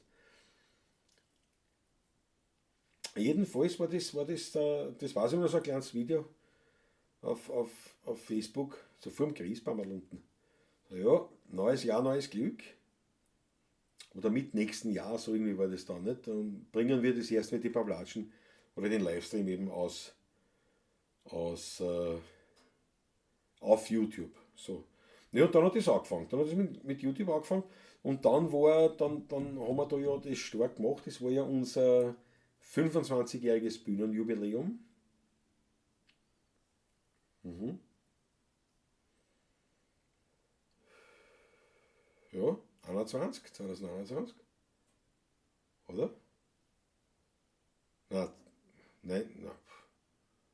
2019, so 2019 war dann das Bühnenjubiläum. Und da haben wir gesagt, wir bringen das ins Internet, wir machen das Wiener Lied bringen wir ins Internet. Und das ist sozusagen unser Jubiläumsauftrag. Und da war eben das, und da haben wir das halt in dem Jahr einmal so kennengelernt, nicht? Und geschaut, wie das geht und funktioniert. Ich habe wahnsinnig viel dazu gelernt. Und das war eben ein bisschen der Vorteil, wie dann die Lockdowns kommen, der erste Lockdown gekommen ist, weil wir ja schon Livestream und alles gemacht haben. Das heißt, ich habe schon alles daheim gehabt. Natürlich das ganze Wissen, das ganze Technische, das habe ich alles überhaupt noch nicht so drauf gehabt, aber natürlich weit mehr als einer, der noch gar nichts gemacht hat. Ne? Also das heißt, ich war quasi wie der Einäugige unter den Blinden. Und das hat uns natürlich dann einen großen Bonus gebracht in der ganzen Geschichte. Und da hat sogar im Kurier hat es eine kurze Meldung gegeben, nicht? Über die 16er Buben, die da dem Lockdown strotzen mit was halt alle geschrieben haben immer. So Geschichten. Aber auf jeden Fall, das hat also 2019 begonnen. Ich glaub tatsächlich sogar im Anfang Februar war der erste Livestream. Der war auch da heraus. Der war unten in der Stube. Ein Zuschauer. Dann ist ein zweiter dazugekommen. Da habe ich mich total gefreut über den zweiten Zuschauer, war dann einer wieder weg. So hat es angefangen. Und dann ist halt so weitergegangen und dann schlussendlich, spätestens mit der Corona-Geschichte, haben wir dann gesagt, wir ziehen das durch einmal die Woche. Die Pavlatschen, nein, das haben wir schon vorher sogar gemacht. Wir haben das sogar vorher schon wöchentlich betrieben, glaube ich. Ja, und so sind wir dann auf 150 Pavlatschen mittlerweile gekommen. Es war sicher nicht die letzte. Es wird weitergehen. Es wird weitergehen. Und schauen wir, was sich noch tun wird, wie das alles noch rennt. Aber grundsätzlich habe ich da eine mörderische Freude dran. Und diese ganze Geschichte ist ja sehr, sehr viel Arbeit. Sehr viel Arbeit. Und ich muss das schauen, dass ich das ein bisschen irgendwie noch, ich tue immer ein bisschen aktualisieren, strukturieren, aber ich muss schauen, dass ich es besser hinkriege. Weil, also, ich meine, ich war von einem Blackout, wie heißt das nicht Blackout, wie heißt das? Burnout. Von einem Burnout bin ich, glaube ich, weit weg, weil, was ich immer sagen habe lassen, ist, wie geht das? Wenn einer einen Burnout hat, dann verliert er richtig die Lust an allem, ne? Dann kann er das alles nicht machen und verliert sozusagen die Lust dran und also nicht nur die Lust an kann, weil also richtig so quasi fast depressiv und eigentlich kann und will nichts machen. Also hat irgendwie so kein Animo, keine Motivation zu tun. Und also das habe ich nicht. Bei mir ist es eher so, dass ich das Problem habe, ich tät gern so viel mehr machen und ich tät gern so viel tun. Noch wahnsinnig viele Ideen und alles. Ich bringe das nur wirklich einfach nicht mehr unter. Und ich muss jetzt dann echt schauen, dass ich das ein bisschen strukturiere oder weiß ich nicht, was man machen. Keine Ahnung, was man da tun kann. Ich weiß es wirklich nicht, wie man das lösen kann, dass ich mir ein bisschen freischaufe, weil natürlich zum einen geht jetzt echt, da bleibt ein bisschen über die Zeit für die Musik selber. Also das ist mir echt ein bisschen untergegangen, also weil ich eigentlich die ganze Zeit nur an diesen Dingen sitze. Und, und dann ist halt auch, ja, ist halt, ich habe halt noch so viele Ideen, ich würde noch gern so viel mehr machen. Aber das muss ich erst schauen, wie man das unterbringt. Sonst muss ich es einfach reduzieren, was sie mir machen. Muss man halt reduzieren. Nicht? Weil wir sind nicht in der Lage, dass du sagen kannst, ich nehme jemanden auf, der irgendwas, der schneiden tut oder keine Ahnung, solche Sachen macht. Oder mitfilmt. Das ist einfach nicht drinnen. Wenn man so wie jetzt dann angestellten oder wie sagt man, einen Freelancer, nicht, der da Mitarbeiter außertürlich, das ist einfach nicht drinnen und ja. Das heißt, eventuell muss ich ein bisschen reduzieren, weil es einfach viel Hocken ist. Sehr, sehr viel Hocken. Aber eben wie gesagt, Burnout kann es nicht sein, weil ich jetzt eher nicht, ich weiß nicht, was ich tue, weil ich so viele Ideen hätte, so viel vorhabe, so viele Sachen auf meiner To-Do-Liste quasi, wo es wichtig war, was auch gemacht gehört, wo ich einfach nicht dazu. Ich meine, jetzt hab ich einen Webshop aus dem Boden gestampft, hab da halt einmal T-Shirts gestaltet und so weiter. Habe mir das angeschaut, wie das geht mit den Bezahlgeschichten und dieses der Internet und Geldfluss und so weiter und Steuern und internationale Unternehmen, wo das halt herum, naja, das rennt dazwischen einmal so eine, ist aber eigentlich ein mehr der Haken, nicht? Also und wie soll ich sagen? Also, was ich eigentlich damit sagen will, ist, ich will mich jetzt noch nicht beschweren, dass es zu viel Hocken ist, sondern es könnte sein, dass ich vielleicht ein bisschen reduziere, dass vielleicht nicht mehr ganz so üppig viel passiert. Also, der Pavlatschen bleibt, das ist mir ganz klar, und auch sonst, es wird schon, aber ob man das wirklich weiter da blasen, jeden Tag ein Short und ähm, zwei weitere Videos auf YouTube in der Woche und ja, Instagram und Facebook und so weiter. Also es könnte einfach sein, dass man das vielleicht reduzieren will. Oder ich finde eine andere Lösung, werden wir es sehen. Das wollte ich eigentlich nur damit sagen, aber ich bin immer noch voll auf 1000, also ich habe da, darum sage ich es, ein Burnout kann es nicht sein, weil da ist man ja eher nicht animiert, was zu tun. So, was haben wir da? Haben wir uns noch gar nicht gratuliert, dass wir so viele Pavlacisterien durchgehalten haben. Ich gratuliere uns ganz herzlich zum 150. Bravo, Chrissy. Bravo, Chrissy, da hast du vollkommen recht. Also mein rotes Achtel an die Pavlacisterie. Ja, Weltklasse. Ich hab's brav durchgehalten. Und halt's hoffentlich noch lang durch mit uns. Das wird mich freuen. Der Bonus hat dich dorthin gebracht, wo du jetzt stehst. 34 Zuschauer nach 2 Stunden und 45. Ja, genau. Ja, aber auf die Zahl darf man wirklich nicht so schauen. Auf die Zahl kannst du schauen, am Anfang, nach 1 Jahr, nach 3 Jahren, nach 5 Jahren. Dann siehst du wirkliche Unterschiede. Aber es ist eben die Qualität, weil ich weiß es noch, es war ein Freund, ein Deutscher, der im Musikgeschäft tätig ist. Und der hat einmal so einer geschaut und hat gesagt, das ist ein Wahnsinn. Und der hat schon Livestreams mit mehr, also ich sage mal um die 100 Zuschauer. Aber der hat gesagt, das ist unglaublich, was bei euch angeht. Im Chat nämlich. Also was da passiert. Also da sind jetzt nicht Zuschauer da oben irgendwo in der Listen zu sehen, in der Zahlen, so viele schauen zu und das war's, sondern bei uns spielt es ja an. Da wieder geredet, da rennen die Achteln, da gibt es eine Gaude, da wird miteinander gewarnt und gelacht und so weiter und so fort. Und das ist für mich das Leibende. Da ist die Zahl da oben relativ wurscht. Burnout kommt ja vom Hakeln. Christoph Hakel, Dankeschön. Ja. Ich bin erst nach dem Auftritt von Klaus mit Zonko dazugekommen. Da sind ja viele dazugekommen über den Zonko. Gell? Das war 2019 2020 im Februar, glaube ich. Oder im Jänner oder Februar war das. Oder? 2020.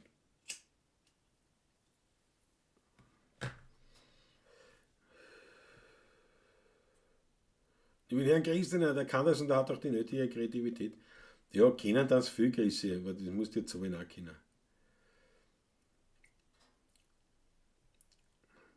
Fixe Zeit für fixe Tätigkeit, Plane für neue Sachen, Zeit ein. Nicht ganz wichtig, Dinge auch keine Fixtermine, was dann halt geht. Ja, das klingt halt leicht, Ackerl. Siehst du, jetzt haben wir Tätigkeiten eingeschrieben, nicht? Für gestern und für heute. Mit Patrick, was ich alles machen nicht wollen. Na, schmeck's. Aus. Ne? Kann er nichts dafür, ne, der Patrick. Aber es ist natürlich 2 Tage, waren aber wichtige Tage gewesen, muss ich auch sagen, nicht? Für das Ganze. Weil siehst du, jetzt hängen wieder, na was mache ich mit dem 26. Was rennt da? Und dann geht's Material aus, geht's uns nicht. Aber das ist halt, und dann wir wollten eigentlich auch wieder mal spielen einfach. Wir wollten dann wieder schauen, Lieder erlernen oder üben oder miteinander spielen. Und das geht dann unter bei so Geschichten. Ist halt nicht so einfach. Ja, die Krise freut sich über die 35 Diäts um 23 Uhr Öffnung zu sehen. Ja, ich freue mich doppelt. Ich kann nicht raus. Ich meine immer, ich versäume was. Peter fragt, ja, hey, du kannst nicht raus sein. Das geht nicht. Du musst durchhalten bis zum Schluss. Ja, wo der Raffi ist, circa 2 Jahre dabei. Ja. Das Wichtige ist zuerst abarbeiten, unter Umständen Sachen reduzieren oder so. Ja, genau. Das Problem ist, was ist das Wichtigste? Leon, ich habe allein zum Beispiel jetzt Spotify, ich habe noch nicht einmal die Fanseiten gemacht. Ich bin noch nicht dazugekommen. Es sind noch so viele andere Sachen. Aber wie gesagt, immer doch nicht gut. Jetzt habe ich einen Webshop rausgehauen, ausgestampft in kürzester Zeit. Nämlich nicht den Webshop, über die ganze Grafik, das alles. Aber auch wieder was gelernt, wie man das macht, was man da tut, wie man das hier. Ja. Und mir taugt das viel. Nein. Mir taugt das viel, aber wie gesagt, es ist halt eine Zeit, es ist dann schon ein Problem. Also, wenn ich da noch was komponieren soll, oder wenn ich, oder jetzt blöd gesagt, wenn ich da noch Motorrad fahren gehen soll, ich meine, jetzt ist EKW da, aber das weiß ich nicht. Ne?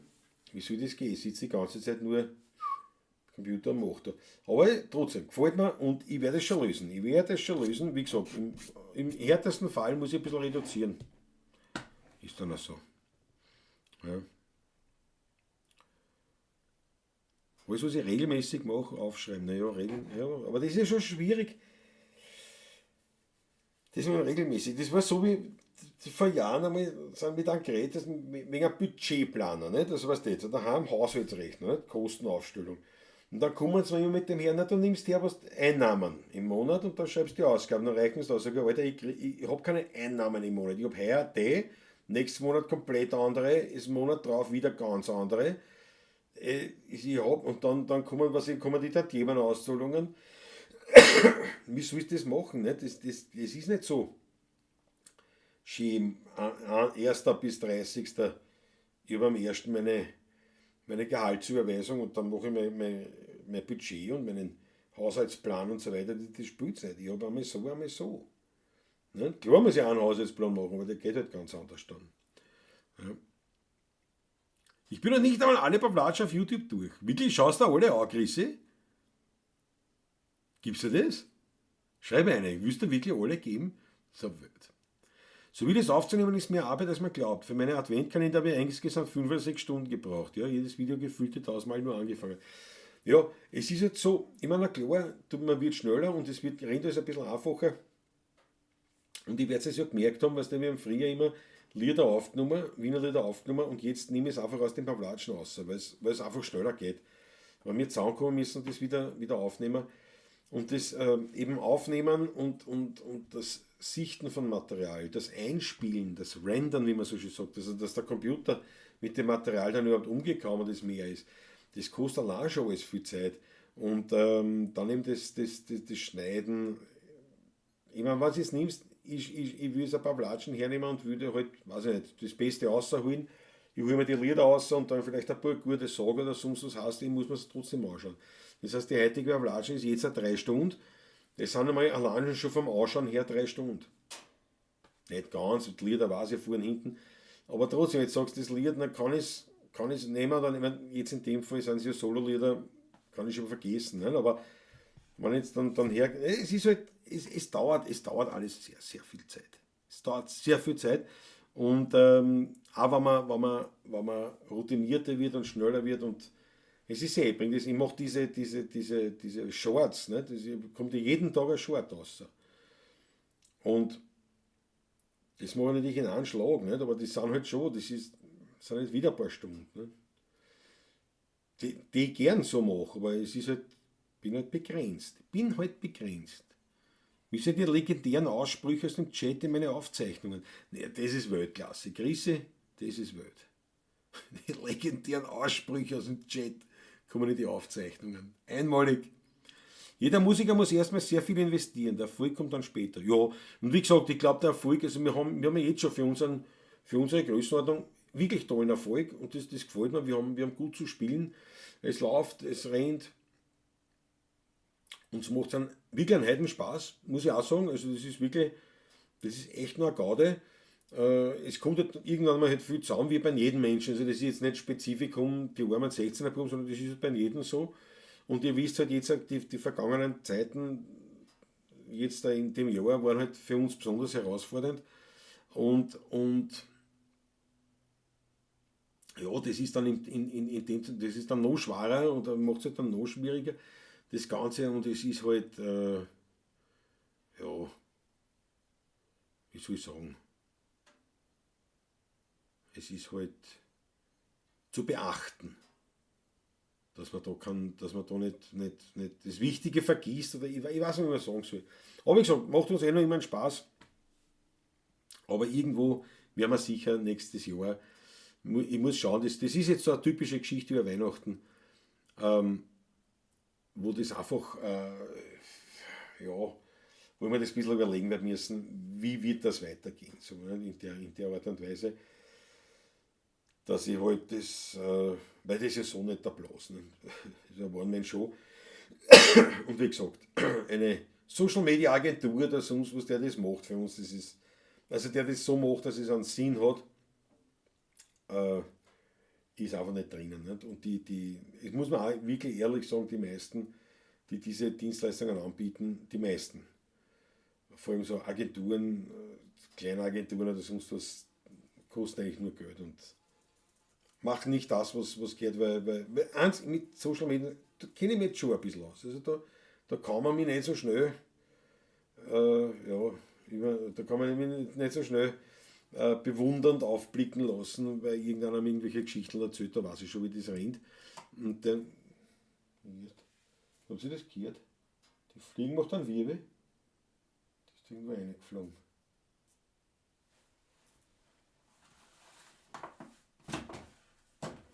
Ich glaube, ich soll es da schlagen.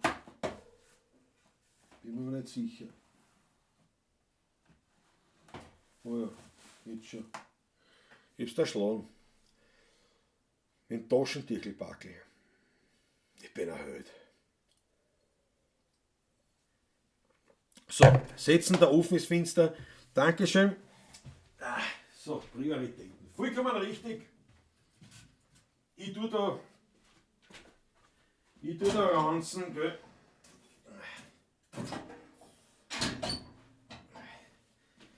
Vielleicht könnt ihr mir einer die Gewessel anrufen und ihr sagen, Herr der Klausi sitzt in Botschenau und hat definitiv mehr als 19 Grad. Schickt die Staatspolizei vorbei. Ja. Ja, der Ofen hat Burnout, ja, der Ofen ist so finster wie Geld. Das ist ein Wahnsinn, das ist ein Wahnsinn. Alexander Hauser. Der Ofen ist so finster wie mein Geldbürsel. Peter Volk, der Ofen hat Burnout. Daniela Schlögl, Feuer-Emoji. Chrissy, wie zum Beispiel jetzt im Merker von Peter Volk zu deinem Ofen, der halt einmal dunkel ist. Alter, was ist Christoph Acker? Ich war heuer auf den Foundation of Requirements Engineering Kurs. Klaus, ich verplane dir dein Leben, wenn du magst. Requirements Engineering Kurs. Hackerl, gehen wir lieber auf ein Eis im Sommer. Ist das Lied Onkel aus Nevada, wie das heißt, das Lied, was Patrick singt, ja. Jesus Kinder kosten weh. Jesus Kind. Outsourcing wäre doch was. Hängt den Patrick ein Hocken um, ja. Die Cobra oder Vega? Naja, die Vega kommt nur in Wien, die Cobra kommt am Land. Grüße. Ist die gleiche Einheit, nur eine, die Vega ist die Wiener und die Cobra ist die Restösterreich. Man wurscht, nicht die Staatspolizei muss schicken, die Stadt das ist ja was Hochbrisantes. Also wie gesagt, Outsourcing in Patrick, was umhängen, ja, das nicht? Aber ja. Wie soll ich sagen? Anzeige ist raus. Danke Snoop Dogg Doggy Style. Snoop Dogg Doggy Style ist da. Du bist jetzt schon hochgegangen, wir haben jetzt schon von dir geredet. Der Snoop Dogg Doggy Style ist da, das ist natürlich Weltklasse. Das ist Weltklasse. Da schenke ich mir nach und sag Hurra. Servus Snoop.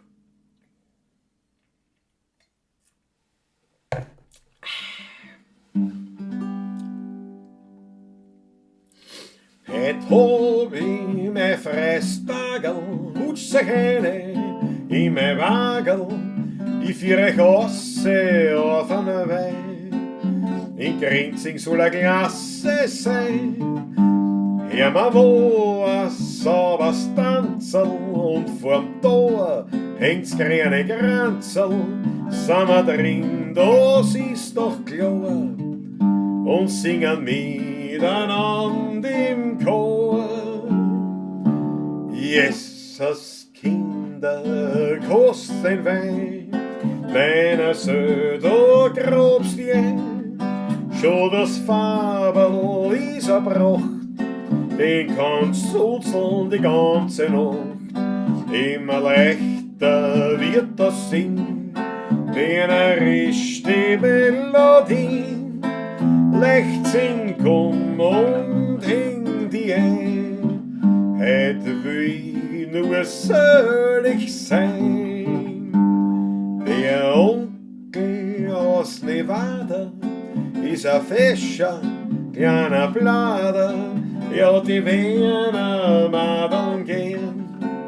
Drum kommt auch so oft nach Wien und sein Weiberl schreibt täglich, bin dir treu nur, wann grade möglich, kost's was kost, schlägt's nur herbei, der Onkel zahlt die Schlamperei. Jesus Kinder, kost den Wein, meine Söder grobst die ein, schon das Fabel ist erbrocht, den kannst du zuzeln die ganze Nacht. Immer leichter wird das Sinn, wenn rischt die Melodie. Leichtsinn komm und häng die ein, hätte will nur selig sein. Kinder, füllt's die Glaserl an, wer weiß, was am Morgen ist. Trinken wir Ex, was liegt schon dran? Ein Räscherl, ja das ist gewiss. Ein geschmackiges Bussel von meinem Schatz, was braucht es ein Mensch noch mehr? Was kümmert uns, was morgen ist? Bringt's noch ein Liter her? Was kümmert uns, was morgen ist? Bringt's noch ein Liter her? Jawohl! So schaut's aus, so schaut's aus. Jawohl! Einmalig. Einmalig. Ja. Was hat der Michael Unger bei der Pavlatsch-Nummer 147? Hat er bei dem Lied den Text ja mehrmals verhaut, aber ich habe am Anfang nicht gewusst, wie er anfangen soll. Gell? Ja, ja.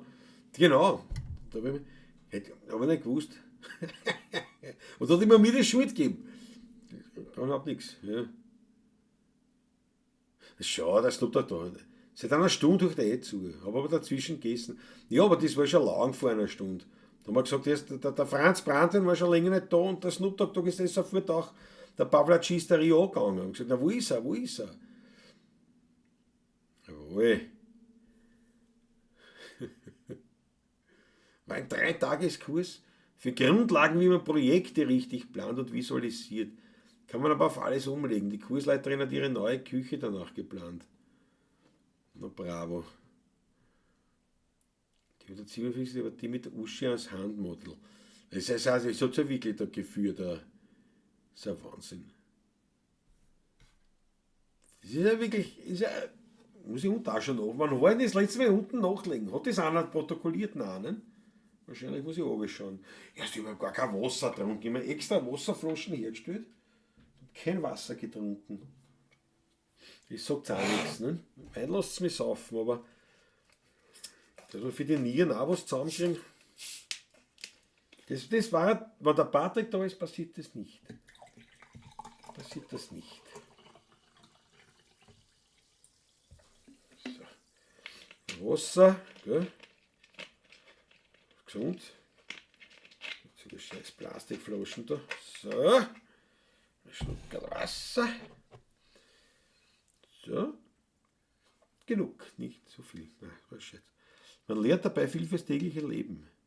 Projektplanung, ja. Ja, aber sowas, das bist Depper, das mag ich gar nicht. So Projekt, Eventplan, egal, also alles, was mit Planung zu tun hat, Hölle. Das ist nicht mehr Welt.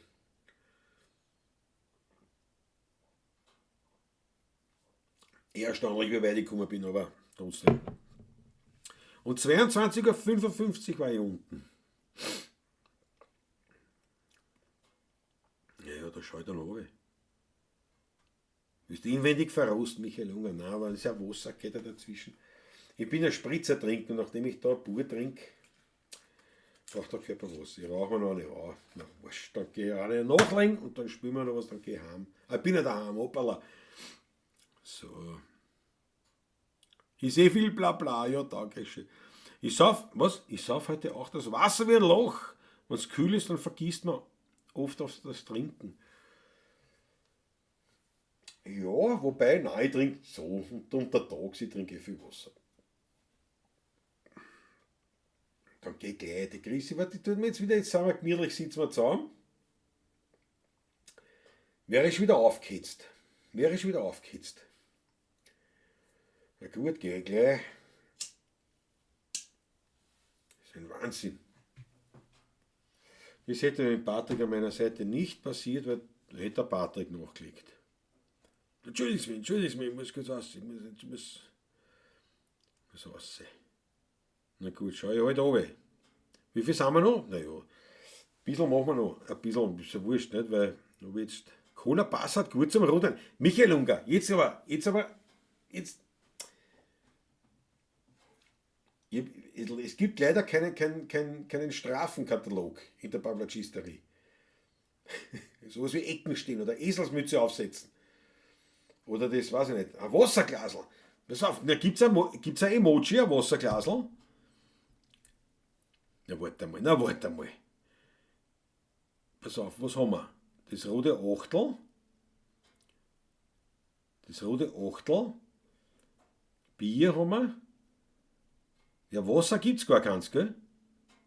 Gibt's ein Wasser-Emoji? Da. Habt schon was? Pass auf. Entweder das oder das oder das. 1, 2 oder 3. Ja, Snoop Dogg, da ist er da, das Milchflaschel. 1 oder 3. Wir müssen uns jetzt aussuchen, welches davon quasi das liebevoll gemeinte Bu quasi die Pavlacis, die Daumen runter Geschichte ist. Das Milchflaschel, das Milchglasl oder die Teekanne. Und der Wassertropfen, ja. Der Ozeaner, den gehen wir nicht mehr. Michael, die Wasserpipen ist auch super. Cola Rot war meiner Jugend verliehen. Habe die Ehre, bist du deppert. Cola Rot. Cola Rot.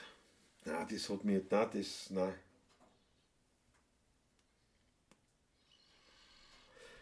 Es ist ja so,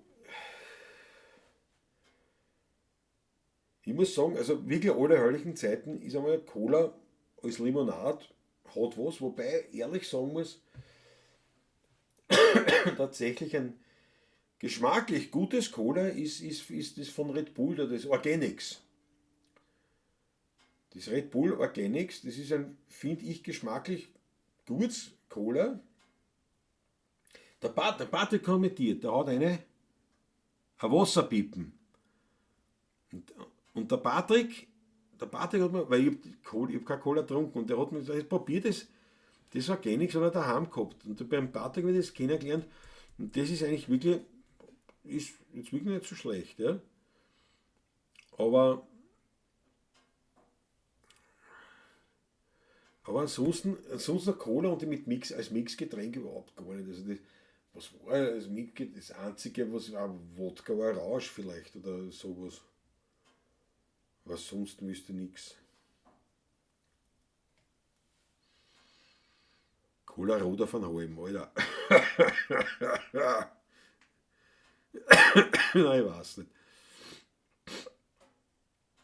Die Wasserpiepen. Ja, die Chrissy hat schon bestimmt. Das ist das Bu-Emoji. Das Bu-Emoji ist das Babyflascherl. Das war Tiroler, genau, hat man gesagt, gell, bei uns Tiroler. So, also, können wir das jetzt da festhalten. Patrick, dokumentierst es. Von nun an ist das Babyflascherl das liebevoll gemeinte, das quasi das symbolisierte Liebestatscherl, das Babyflascherl. Wodka Orange. Das ist ein Glas. Cola Rot habe ich auch oft in meiner späten Jugend getrunken. Irgendwie war das damals sagen, ja, na gut, wenn sowas auch, aber ich war in meiner Kindheit schon beim Heirigen, in der Jugend dann auch, und da habe ich immer gespritzt und gesoffen. Also, das hat mich nicht so. Ja, Organics ist wahrscheinlich relativ teuer. Ich habe keinen Vergleich. Aber, so schau, Uli Slonik ist dabei. Jawohl. Helsinki oder Wien? Helsinki oder Wien, das hätte ich gerne wissen. Matti hat am Eckis, hat sie auch dazu. Na, vorhin online. Na, Daumen runter machen wir nicht. Chrissy, das machen wir nicht. Daumen runter machen wir nicht. Hätte ich gesagt. Patrick haut eine. Patrick endgültig begibt sich in die Ebene des Traumes. Patrick, alles Gute. Schlaf gut, kurier dich aus. Denk an die Pickeln, denk an die Gondola morgen, hast du echt nichts zu tun. Und ja, hoffentlich morgen wieder in viel, viel besserer gesundheitlicher Positionierung. Schlaf gut, pfiat gut.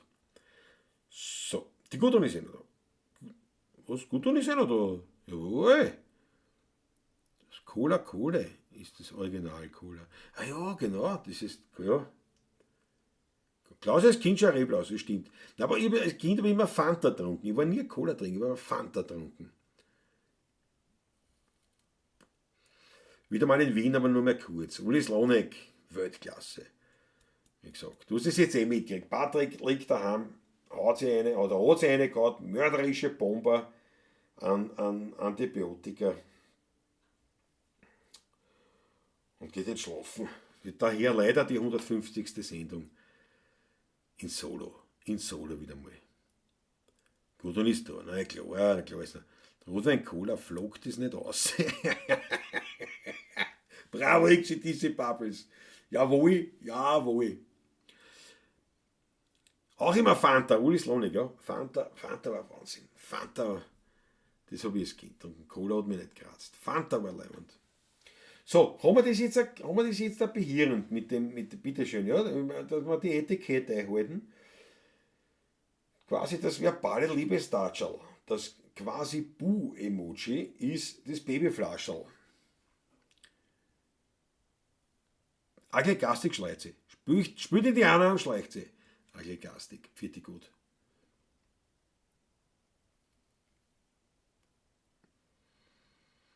Im 16 bekommen die Kinder einen Wein. Naja, ja, gesund. Gummibärle war auch immer gerne. Was habe ich aber einmal? Das ist roter Wodka mit Red Bull. Mädels und das Maske. Das kann ich mir erinnern. Da war ich also auch Teenager. Da war ich Teenager und da haben sie das Gummibärle. Und da hat es aber auch gegeben, das war auch Cola mit Weinbrand oder was weiß ich, mit irgendwas. Das war das Rüscherl. Das war auch Cola mit irgendwas. Alles sauteuer, wenig drin. Das war immer so in diesen Discos beim Skifahren halt. Nicht? Woanders habe ich den Scheiß gar nicht gesoffen. Das war ja das Gummibärle furchtbar. Ja, das habe ich einmal gekostet und gesagt, da gib mir noch einen Spritz oder ein Bier, ein Kriegel. Weißt du, ein Kriegel, da hast du zahlt, weiß nicht, damals, selbst wenn es teuer war, hast du nicht so viel Geld ausgegeben. Du hast einen Kriegel, hast aber einen halben Liter Drangel für dir gehabt. Dann hast du so ein Gummibärle oder ein Rüscherl gekauft, hast genauso viel gezahlt und hast ein kleines Glas gehabt und hat nur gefällt, geschmeckt. Baucherl war mein Weinbrand. Baucherl. Richtig, Baucherl hat man gesagt. Was war das Rüscherl? Das Rüscherl war es, oder war es das gleiche? Wahrscheinlich ist es noch anders geheißen. Gudrun, Schattnerbombe, haben wir getrunken natürlich beim Militär. Im Saltheim hat es Schattnerbombe gegeben. Sprite, 7 Up, habe ich auch getrunken. Ich habe alles getrunken, eigentlich so gesehen. Aber Cola war nicht so. Bluna, Musikraum, ein Leihwand. Gudrun sagte, Klaus, muss ich dir sagen, magst du das recht gut allein. Danke schön, Gudrun. Also von dir bin ich auch Fan. Bravo. Wo bin ich denn jetzt wieder? Mit der Verdauung. Da bin ich wieder. Rüscherl und Baucherl, ja genau. In Diskotheken wurde das oft, das ist ein Wahnsinn. Da ist es gekommen. Traubisoda, Franz M., aber was ist Babyflasche dabei hast. Traubisoda, das Original Traubisoda in Ungarn hat es das gegeben. Das hat es nur in Ungarn gegeben am Anfang. Das hat wirklich nach Trauben geschmeckt. Das war wild.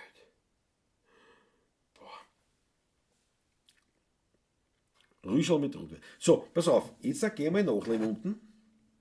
Ich meine, hätte ich auf die Krise gehört, hätte ich schon erledigt. Nicht? Aber nein, bei uns Hütchen-Cola mit Cognac. Wild. Der giftgrüne Apfelsaft früher war wild. Warum es den nicht mehr gibt? Der giftgrüne Apfelsaft, weiß ich gar nicht. Ja, und was sagst du giftgrün? Es gibt den sauren Apfel. Behrensen. Die Deutschen müssen es kennen. Die müssen es wissen. Der Behrensen. Die gibt es scheinbar leider nicht mehr, die Firma oder was. Aber die haben gehabt den sauren Apfel. Das war so richtig so ein Chemie-Geschmacksschloder. Und ich weiß aus irgendeinem blöden Schmäh aus, habe ich mit einem Freund dann in der Studentenzeit, haben wir uns lustig gemacht über diesen grünen Apfel und auf jeden Fall war das dann immer so. Und der war in Tirol daheim und immer, wenn er in Wien war, der bei mir geschlafen und hat immer mitgebracht auf Flaschen saurer Apfel von der Firma Behrensen. Und dann haben wir den aber gleich austrunken, weil erstens, dass er weg ist und zweitens, weil halt lustig, haben wir uns eingebildet. Aber der war echt grauslich. Ja, genau, Räuschel oder Baucherl, okay. Behrensen saurer Apfel. Der Pfirsichspritzer Daniela, der kannst mit. Ja, was habe ich nicht drauf, so dafür. Himbeerkracherl, na gut, die klassischen Himbeerkracherl, wo wirklich die Zunge nachher rot waren. Richtig. Das waren noch die echten Kracherl. Da war sicher irgendeine Chemie drin, was jetzt die EU verboten hat. Irgendwas. Ja, Wahnsinn. So, jetzt ich gehe nachlegen. War grausig. Behrensen. Ich bin ein Fan von Beeren. Aber die gibt es nicht mehr. Und die haben gehabt eine Werbung im Fernsehen. Es war die Melodie vom Gaudi Amos, ich ne? Das kommt zu uns, komm raus aus Land, hier wird Behrensen gebrannt. Weiter weiß ich nicht mehr. Aber es war super. So tanzt, so ähnlich wie das Almdudler Bärchen. Und so zwei Tanzen, das war dann die Schleife so. so grün und rot, weiß, rot, weiß, grün, so irgendwie waren die Farben, glaube ich, auf den Flaschen. Und so hat er dann so verschlungen und so. Und die haben gesagt, komm zu uns, komm raus aufs Land, hier wird Behrensen gebrannt. Und dann saurer Apfel. Das war echt grauslich. War leibend. Apfelkorn. Nee, aber Apfelkorn? Ugh. Wenn man Korn ist klar, aber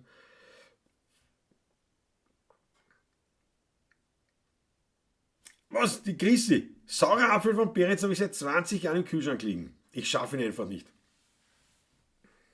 Chrissy, das, das ist ja wild. Schau nachher viel haben, ob das nicht noch was wert ist. Die gibt's noch, immer noch, Friesel Status. Ich glaube, die sind von der Bildfläche komplett verschwunden. Das ist leibend.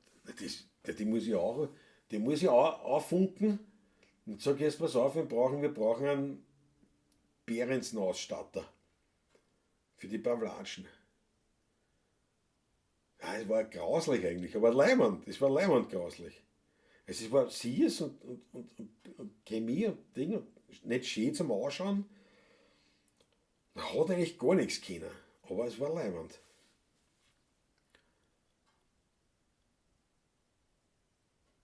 Ja, schau, ist auch nicht. So, also ich schaue jetzt nach, ob es den Behrensen noch gibt, ich komme gleich.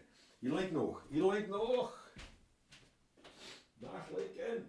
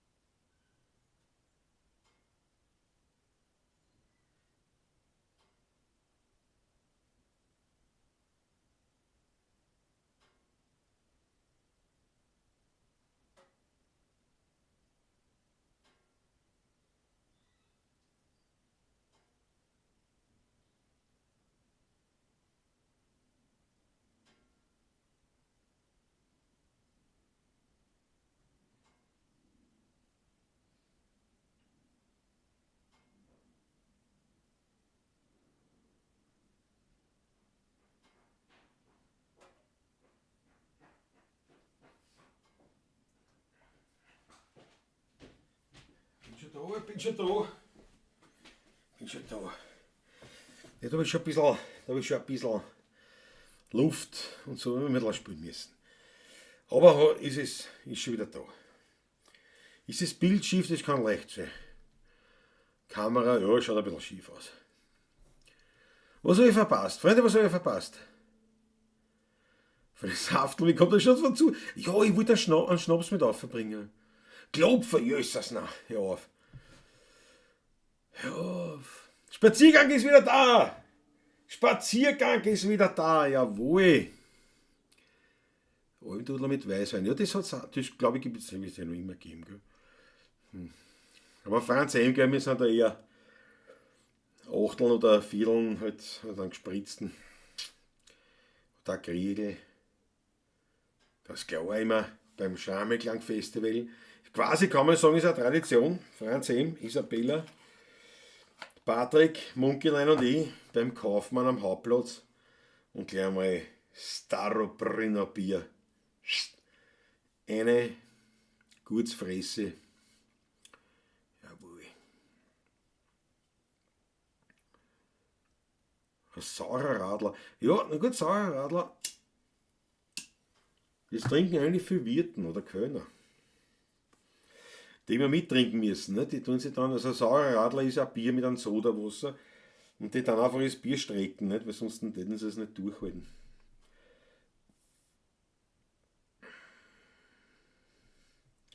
Die Grissig freut sich über den Sessel und die Flammen hinten. Bier und Brandy mit Spinnweben dran im Schrank. Bravo! Bei Behrens nie auch noch der Apfelkorn. 18%. Aber das, was ich meine, hat ja auch schon geheißen, saurer Apfel. Das war nicht Apfelkorn, sondern saurer Apfel. Aber geil.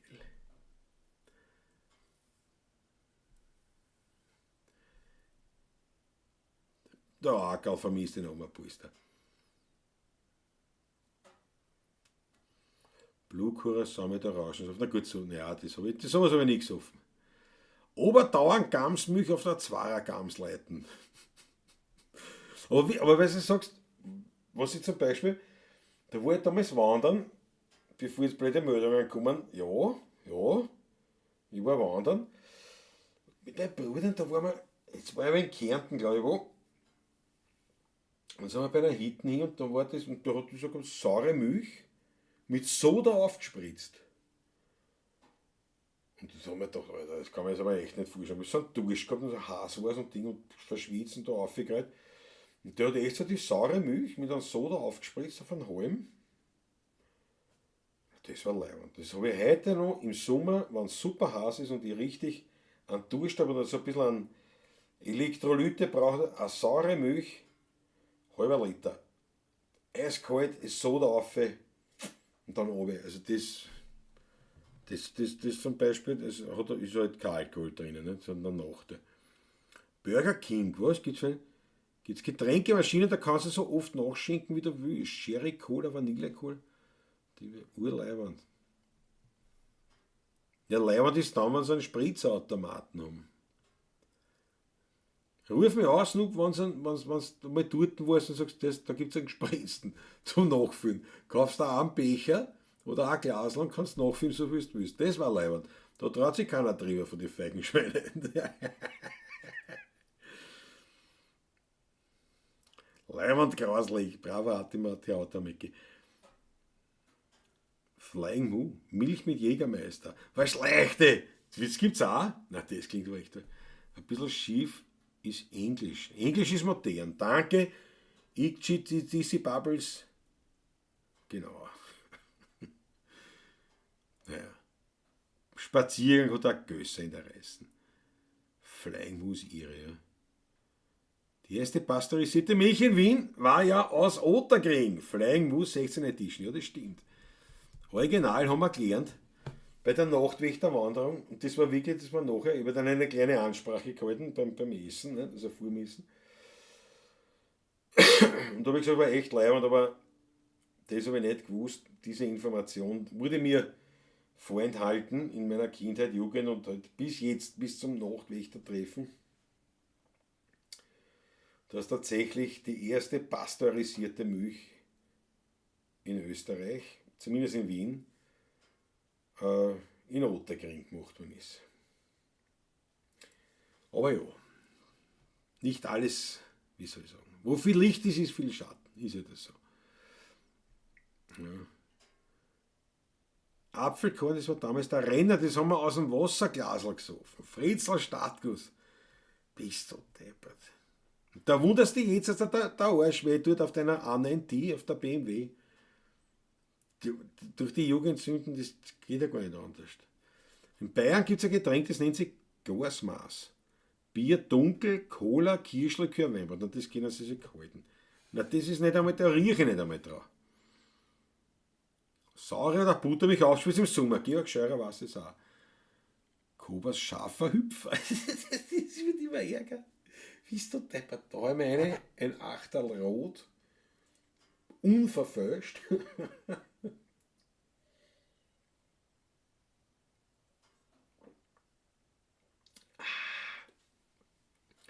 Aber da habe ich was aufgetan. Da habe ich was aufgemacht. Ich weiß nicht, ob ich das aufgemacht habe. Das Thema. Aber jetzt zum Beispiel. Ein Gin Tonic trinke ich sehr gern. Sehr gern. Also wenn das dann wirklich noch so speziell ist, wo so man die verschiedenen Tonics und verschiedene Gins quasi so zusammengestellt werden und wirklich, wo das zusammenpasst, passt ja nicht alles gut. Aber das kann schon was. Also das kann schon was, das schmeckt mir manchmal sehr gut. Und ansonsten, ich trinke gerne Schnaps. Also wirklich einen Brand, einen guten, einen Edelbrand. Habe ich auch wahnsinnig gern. Und dazwischen trinke ich Nussschnaps von der Schlegel. Von der Principessa. Nussschnaps von der Principessa. Saure Milch mit Butterbrot, sauren Rahm mit einer Semme. Gab es in meiner Kindheit oft. Das beste Essen, was es gibt im Sommer. Es ist aber wirklich, gut. Ein Butterbrot mit einem Schnittlauch drauf und eine saure Milch. Oder von mir ist auch Buttermilch. Das ist ja eh nicht so viel Unterschied. Aber wenn es natürlich noch leibend ist, ist wirklich die echte saure Milch. Also da bei irgendeinem Bauern die Milch einfach hingestellt hat und wartet, bis sauer wird, das kann schon was. Aber es ist nicht jedermanns Sache. Also das ist schon was, hat schon einen eigenen, also es hat einen eigenen Geschmack, als das, was halt aus der Ding kommt, aus der Molkerei. Ist sicher eine Gewohnheit auch, aber ja. Ein Stamperl Rosbacher geht immer. Michael Unger, meine Eltern haben gefeiert, ihren silberne Hochzeit war das damals. Ein Zeitalter her. Das ist schon gut eine auch schon hinter sich. Silberne Hochzeit gefeiert und da haben wir gehabt den Ottergring vis-à-vis von unserer Wohnung, vom Haus, vis-à-vis der Ecken unten war ein Wirtshaus, das Sukic. Das Sukic, eine Legende.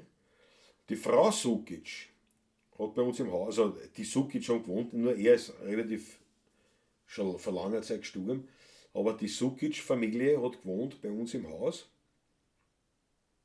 Also nicht bei uns im Haus, sondern wir haben im gleichen Haus gewohnt, so muss man es korrekt sagen. Und die Frau Sukic sicher hin und wieder in Ottergring, wenn wir wo gespielt haben, Ottergring, Kirtag oder irgend sowas, ist einer da unterwegs. Und auf jeden Fall der Sukic, das war so ein richtig klassisches Wiener Beisel. Weltklasse. Weltessen, Drangeln. Und das ist auch so zum Mittag, da sind die Mieskäbewagen gestanden und alle nicht da, weil die sind alle essen gegangen. Und wenn du da hingekommen bist und zum Mittag, nicht, das war nicht so, dass du so einen Tisch aussuchst, sondern da setzt dich hin, wo ein Sessel ist. Da bist du dort gesessen, wo ein Platz war, nicht einen eigenen Tisch hat es nicht gegeben. Das war einfach, war nicht zu viel Leute, das war bummvoll die Hitten. So einfach nur zum Mittagessen. Da waren wir oft dort. Und die Silberhochzeit von meinen Eltern, haben sie gesagt, pass auf, die teilen wir auf.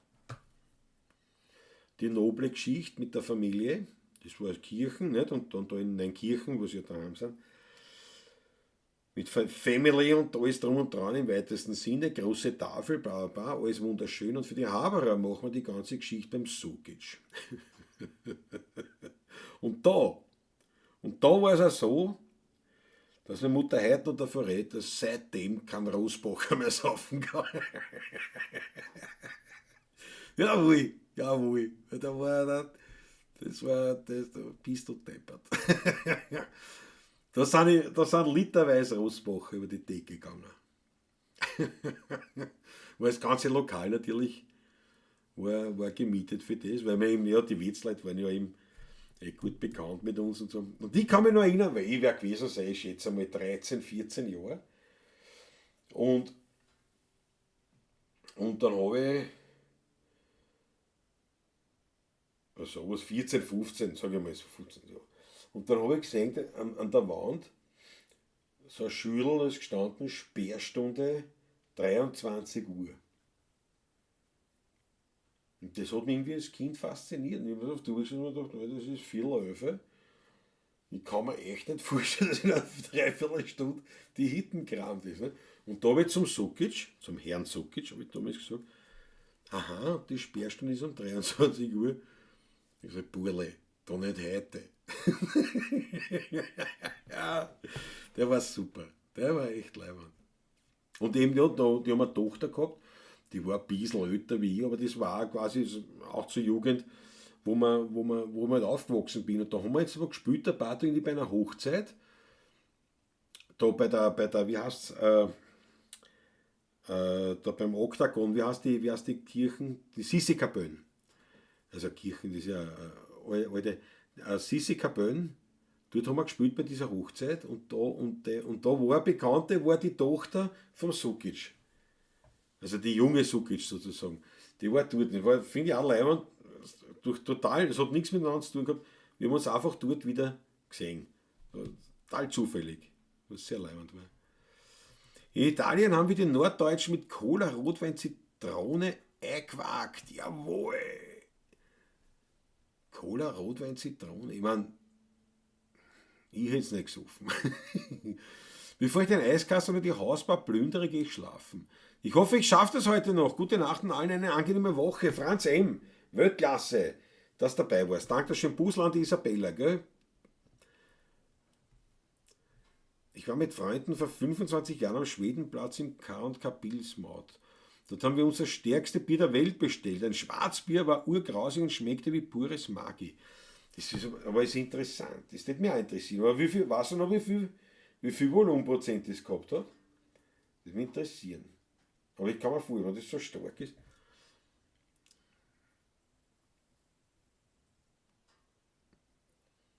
Kirschbier. Kirschbier ist auch. Nein, weiß ich nicht.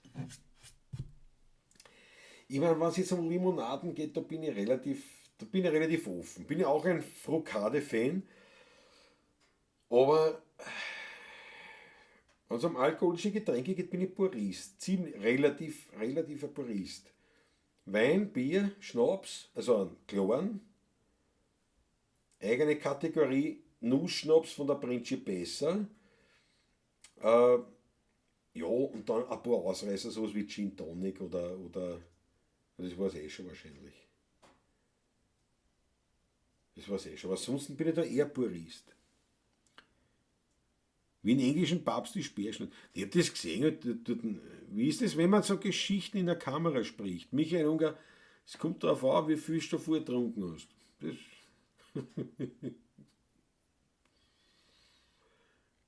Apfelkorn.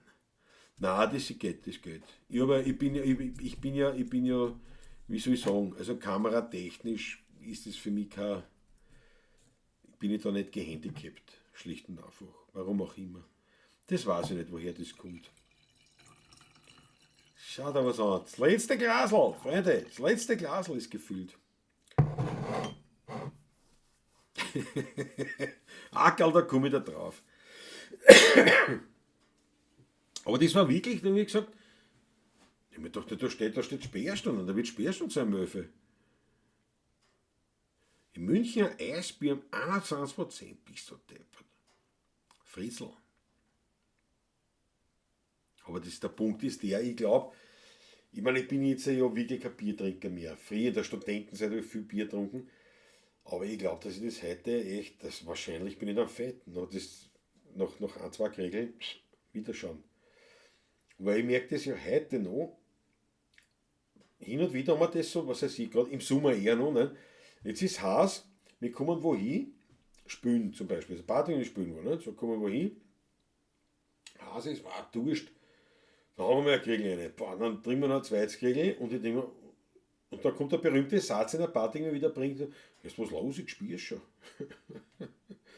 Und da denkst du echt, ich bin geeicht, noch ein paar Bier, also noch 2 Bier, kann schon sein, dass ich spür's. Und was ist das, so ein Starkbier, so ein Bockbier oder so, so Ostern, ne? hast du ein Bockbier, stellst du her, ja, das ist ein Bier, was schmeckt. Und ich mag diese starken Biere, mag ich wahnsinnig gern vom Geschmack her. Aber natürlich, auf die bin ich gar nicht geeicht. Also da trinke ich 2, 3, 4 Bier und bin richtig angesoffen. Ja, heute fehlen ein paar Schweizer, das stimmt, Maggie, ja, du hast recht. Färbiger Schnaps macht bei mir Schellweh. Mate Atamecki, klar auf den Punkt. Der Icci Dizzy Bubbles ist auch Purist, ja. Wie viel Prozent das hat, ich weiß ich leider nicht mehr. Es ist irgendwie so ähnlich wie Eco-Culminator oder so ähnlich. Sushi Massaker. Das stärkste Bier ist aus Schottland mit über 60% schlecht. Also da kriegst du ja, da ätzt du ja schon alles weg. Gell? 60% bist du deppert. Ich meine, ein Schnaps hat 40, 50. Naja, höchstens ein Schnaps. Ein Schluck. So, wir gehen Matraze-Orchen. Gute Nacht zusammen, Daniel Schlegel ist dahin. Max, Daniel Schlegel. Principessa, grazie mille, danke schön fürs Backerl. Freue mich jetzt schon. Bartu wird es in den Empfang nehmen und wird hoffentlich eine korrekte Aufteilung vornehmen des Inhalts. Schlaft's gut.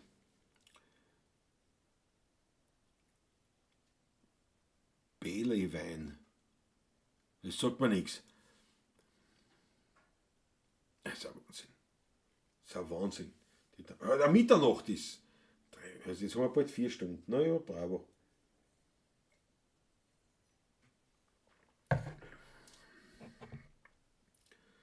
Das ist wirklich nicht einmal allein bringe. Eine einfache, kurze, gemütliche Pavlatschen zu haben. Nein, wird länger.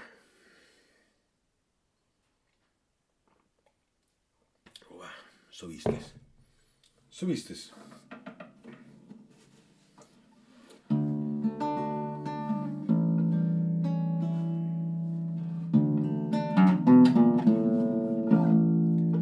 Wenn's aufs Heimgehen vergisst, weil daheim niemand ist, stütz den Kopf in die Hände, denk an deine 4 Wände, wo der Herrgott im Winkel auf die Ober schaut. Jedes Bild an der Wand ist dir lieb und vertraut, wenn's aufs Heimgehen vergisst, weißt alleine du bist, sei nicht traurig und mach dir nichts daraus. In der heutigen Zeit, da gibt's viel ärmere Leid. Darum sei glücklich, du hast ein Zuhause. Irgendwo versteckt in einem Winkel sitzt ein alter Mann ganz in der Kahn, ganz verlassen tut auf seinem Fleckerl, den er traut sich heute gar nicht haben. Weil beim Wirten, ja, da hat er immer sehr viel Freund sich die freundlich sind. Doch daheim, da sitzt er in seinem Zimmer, ohne Zuspruch Mutter, Söhne allein.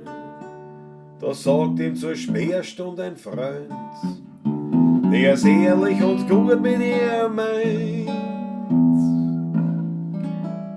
Wenn's aufs Heimgehen vergisst, weil daheim niemand ist, stütz dein Kopf in die Hände und denk an deine 4 Wände, wo der Herrgott im Winkel auf die aber schaut.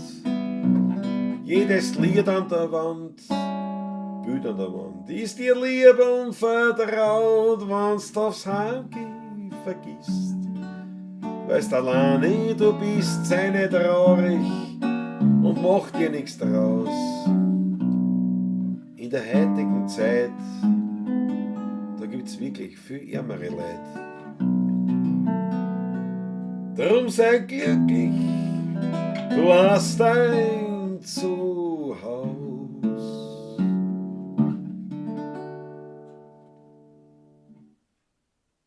Jawohl, was aufs Heimgehen vergisst. Eine Weltnummer, eine Weltnummer.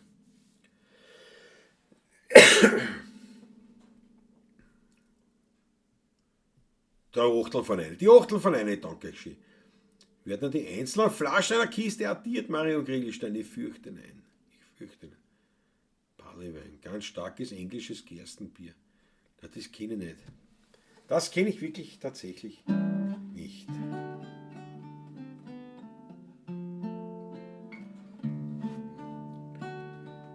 Ich weiß nicht, was es ist, ich trinke so gerne ein Flascherl Wein. Da muss kein besonderer Anlass oder gar ein Sonntag sein. Ich sitz oft stundenlang allein auf einem Fleckerl. In einem Weinlokal, in einem stillen Eckerl. An anderen Menschen wäre das vielleicht zu tun, aber ich bin selig und ich weiß genau warum. Ich muss im früheren Leben ein Reblaus gewesen sein, sonst wäre die Sehnsucht nicht so groß nach einem Wein. Drum wird den Wein ja nicht trinken, sondern beißen. Ich hab den roten grad so gern, alles wie den weißen. Und schwören könnte ich, dass ich eine Reblaus gewesen bin. Ich weiß bestimmt, ich hab gehaust in einem Weingarten bei Wien. Drum hat den Gumbolzkirchner ich so vom Herzen gern. Und wenn ich stirb, möcht ich a Reblaser wieder werden. Und jetzt zur zweiten Strophe passt es wirklich testweise.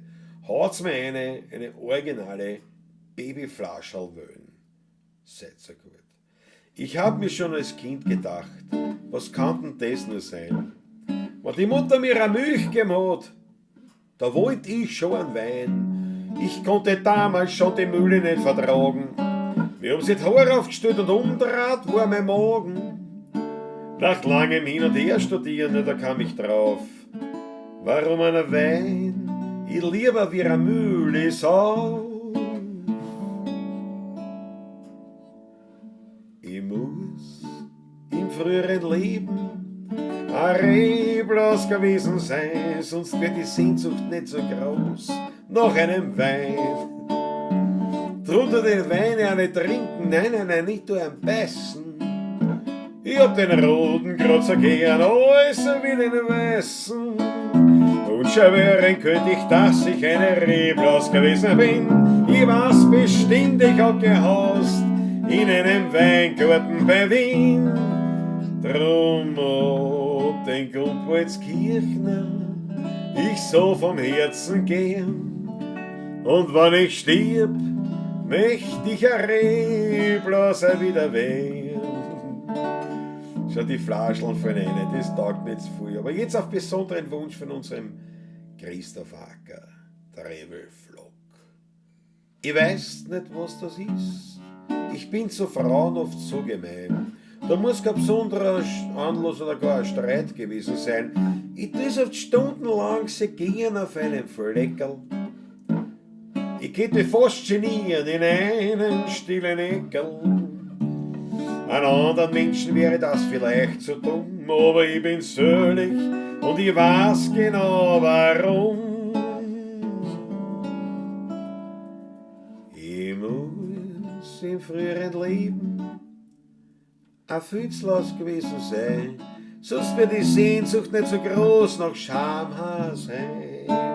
Drunter die Frauen ich auch nicht puzzeln, ich tu sie beißen. Und tu sie zärtlich an den Unterhärchen reißen. Und schwören könnte ich, dass ich eine Fützlaus gewesen bin. Ich weiß bestimmt, ich hab gehaust in einem Gürtelbuff in Wien.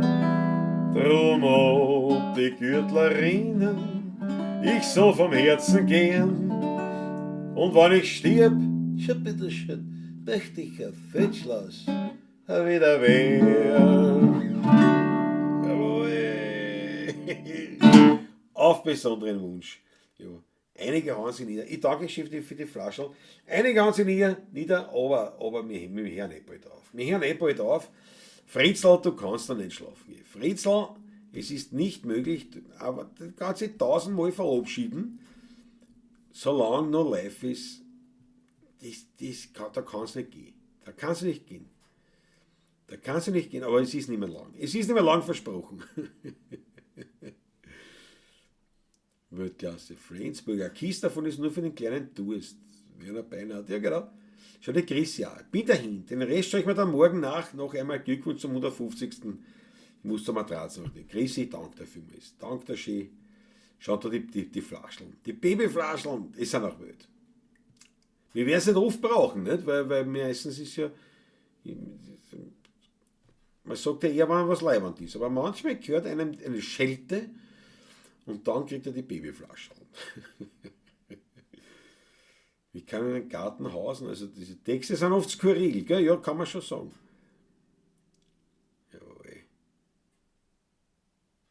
Das ist die Krise, nicht? Schon ist munter wieder. Und schon ist wieder munter. Jawohl. Nicht, das war, ich kann nichts dafür, das war ein Wunsch vom Ackerl. Das war. Scherben und Chris sind krank und müssen eine reguläre Sendung absagen. Es kommt morgen eine Sendung, die sie schon vor einem Jahr aufgenommen haben. Wirklich, Michael Unger? Das ist mehr Animo, dass ich dann gerade erst recht nichts ausfallen lasse. Wenn das der ORF nicht zusammenbringt, dass der eine regelmäßige Sendung durchzieht, dann weiß ich nicht. Ja, so die 18-Plus-Version von der Reblaus. Ja, das ist nicht. Ich spiele es nicht so gern. Ne? Ich spiele es nicht so gern. Also, live ist halt, wenn es mal passt. Das hat geschrieben, der, weiß ich nicht, wie er heißt. Keine Ahnung. Vor Jahren. Aber das auch, also Parodietext, den habe ich irgendwann aufgeschnappt. Ja, Marion gefällt es auch. Ja, aber es ist ja wirklich. Aber das Orge ist folgendes, passt auf. Weil heute schon ein paar Mal das ein Thema war, der Lachflash. Ein Lachflash am Patrick oder was oder mir. Wir haben irgendwo gespielt. Eine honorige Gesellschaft, sage ich jetzt einmal, ganz normal, aber eher sage ich mal, ein bisschen nobler, ja, sagen wir es einmal so. Schon die Gudrun geht auch schlafen, oder was? Gudrun, nächste Woche, jawohl. Patrick wird sich melden, wenn der Mund nicht anruft, ruf ihm zurück und ist erst, wenn er anhebt. Sagst gleich einmal, du Rotspippen, du Bläde. Aber er wird dich anrufen, bin ich sicher. Gut und danke fürs Dabeisein. Bis zum nächsten Mal. Ja, sowas gibt es nicht bei uns, dass wir eine Sendung aussagen. Das ist ja Wahnsinn. Aber auf jeden Fall, naja, wobei, was der, schauen wir mal, was ist. Wobei 26. Das werden wir schon irgendwie hinkriegen. Und dann ein bisschen macht uns noch Sorgen, der 30. Jänner, nicht? Weil da spielen wir beim Jägerball in der Hofburg. Und da brauche ich halt auch, nicht? Das wollte man alles jetzt da aufnehmen eigentlich, aber jawohl, gut rum, so magst du es. Also auf jeden Fall die Geschichte folgende. Wir spielen in der Gesellschaft wirklich eher so ein bisschen gehoben, nicht ungut, aber ein bisschen so eine gehobenere Gesellschaft, wo du ein bisschen feiner bist. Ne? Und ja, da spielen also die Reblaus auf Wunsch. Ich reiße auch die Reblaus und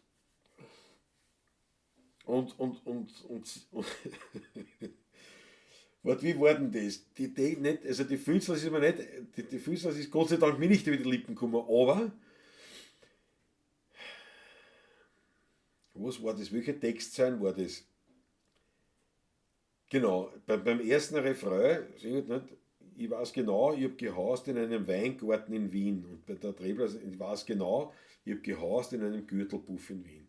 Und ich singe also die Reblaus und singe halt das so dahin. Und dann habe ich die Texte dann vertauscht quasi. Nicht? Und singe also dort lautstark rein. Nicht? Also, ich weiß bestimmt, ich habe gehaust in einem Gürtelpuff in Wien. Und das Problem war natürlich in erster Linie gar nicht einmal so, dass die Leute das jetzt irgendwie arg gutiert hätten oder ein Patrick oder einen Lachanfall gekriegt.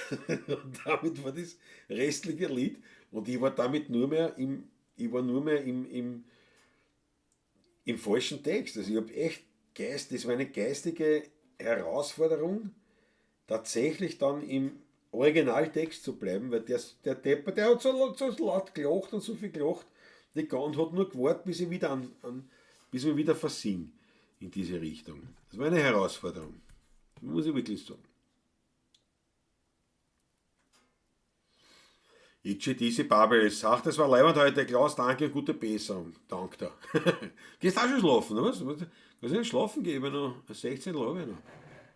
Schaut noch wer zu, aber ja, 25. Michael Ungarsch, du schaust zu, gefolgt dir schon, ne? Der Georg Scheurer, schau, Christoph Ack. Dann wer weiß, ich meine 25, weil so viel sind wir nicht im Chat. Also da schauen noch eine. 26, werden immer mehr. Bis deppert, jetzt geht noch mal so. Jetzt geht's noch an. Retzpuppenfreiber. Genau. Alex Christian, ja. Rotzpuppenfreiber ist großartig.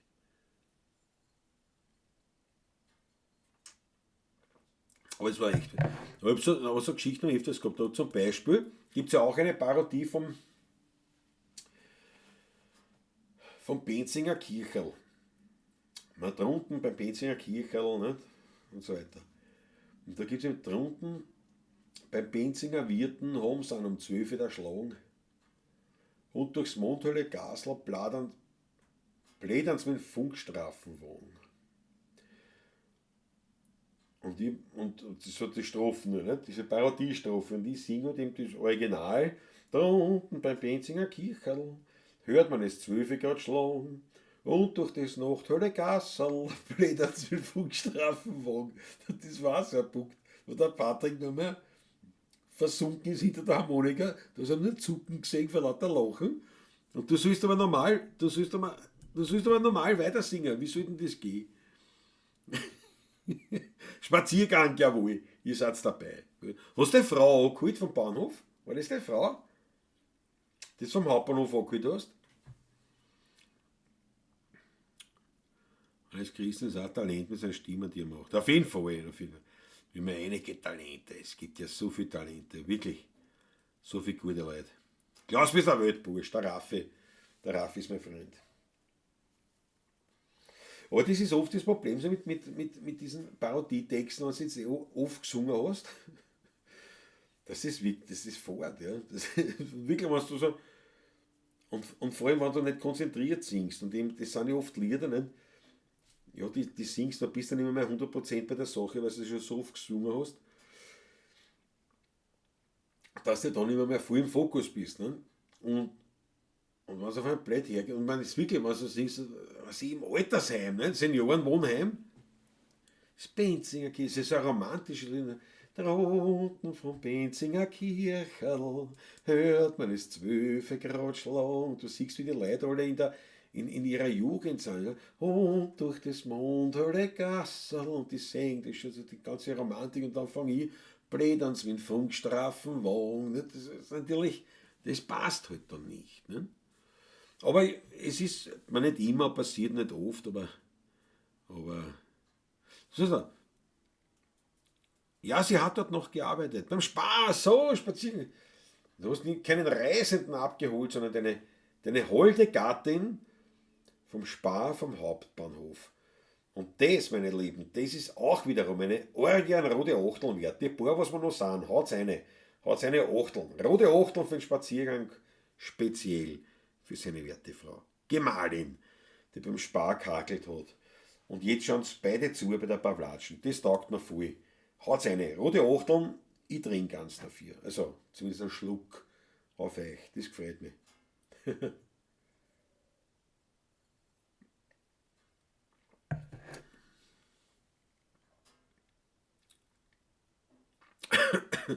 Und ich meine, das ist ja. Ist natürlich nicht, jetzt kommen die heim von der Hocken und alles Mögliche und was hören sie? Solche Orgengeschichten von mir. Schaut, Georg Scheurer geht auch schlafen, ja. Georg Scheurer, Alter, durch, schau her, so viel ist im Glasl. Mehr ist nicht, ich komme schon zur Schlussnummer. Ihr macht hier Musikkabarett, ja, aber unfreiwillig. Unfreiwillig, Michael. Schau. Da kommt schon die Achtel rein. Lord Dauer, Uli Slonek, Christoph Acker, Travelvlog. Jetzt geht's auch. Spaziergang für deine Frau Gemahlin. Es ist echt ein Wahnsinn, wenn ich Dienstag nicht zur Arbeit muss, macht ihr um 22 Uhr Schluss. Wenn ich raus muss, dann geht es immer lang. Wirklich ist das so? Du musst uns vorher schreiben, Fritzl, du musst uns vorher schreiben, wann du frei hast und wann nicht. Scheiße, du musst wirklich in der Früh. Naja, aber wir haben es gleich. Wir haben es gleich. Entspann dich. Fritzl, es geht nur mehr, ja, maximal 2 Stunden. Das gefällt mir. Das ist ein Hitz. Schaut da vor die Achteln rein. Die Achteln rein für den Spaziergang samt Frau Gemahlin vom Spar am Hauptbahnhof. Taugt mir wirklich. Danke, meine Frau freut sich. Jawohl. Einmalig so und jetzt da wirklich großes Aufbrechen. Ich werde jetzt da wirklich die Schlussnummer machen, weil was soll's? Wir haben 4 Stunden, 5 Minuten exakt jetzt. Für Solo-Pavlatschen nicht so zwider, aber speziell natürlich für die 150. Wie gesagt, schade, dass es nicht so zustande gekommen ist, wie es geplant war. Das war halt wirklich ein Hetz gewesen in jeder Hinsicht und hätte auch nicht kürzer dauert, das kann ich jetzt auch schon mal sagen. Aber ja, wir holen es nach. Es ist ja wurscht, an Zahlen muss man sich nicht festhalten. Und es ist ja auch keine wirklich runde Sendung sozusagen, kein runder Geburtstag. 150 ist ein halbrunder sozusagen. Das heißt in 50 Sendungen, das waren also in 50 Wochen. Man könnte also sagen, auch irgendwo Anfang Dezember nächstes Jahres werden wir die 200. Sendung haben. Wenn es denn so weitergeht wie jetzt. Und ja, wir werden sehen, wie es ist. Von uns aus gerne und ich glaube von euch aus auch. Das, ja, ist sicher eine leibende Geschichte. Und ich danke euch vor allem, weil man 150 Pavlatschen, viele gratulieren uns dazu. Und natürlich sagen wir da Dankeschön, aber ja, ohne euch, weil wie gesagt, angefangen hat es mit einem Zuseher, aber sagen wir mal 2 war es immerhin bei der ganzen Sendung. Mit dem hat es angefangen und so ist es weitergegangen und so wird es weitergehen. Und das liegt natürlich an euch und natürlich an dem, was im Chat da spielt. Seht ihr, was wir für Hetz dort da haben, allein durch diesen Chat. Anstatt wenn das jetzt eine sterile Sendung wäre, ohne Chat, war das halt alles ein bisschen anders. Aber so ist es natürlich schon eine ganz eigene Geschichte. Dafür möchte ich auch im Namen von Patrick herzlichst Danke sagen an euch.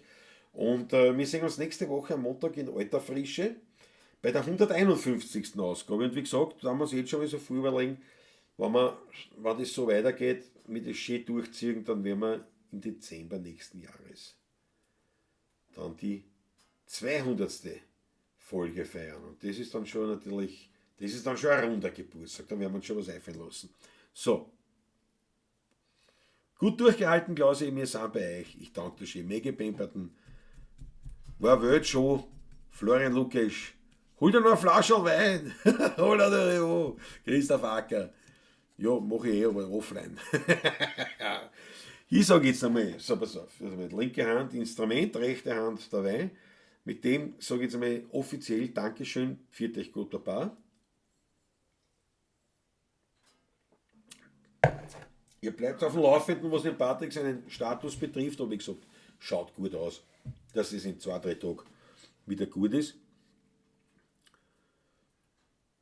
Ja, Snoop Dogg ist Teil. Ich kann mich noch erinnern, wie du dich über den ersten Hater gefreut hast. Ja, das stimmt. Ich bin voll gefreut. Wir haben einen Hater, da war er sich nur verdruckt. Da hat irgendeiner geschrieben, ich war das, Entschuldigung. Ich bin verdruckt, ich habe es wieder zurückgenommen. Mit dem Daumen runter. Bravo, Klausi, und danke. Ulis Lonek, ich danke dir. Speerst und schreit da oben, speerst und schreit da oben. Leideln, geht's doch endlich heim.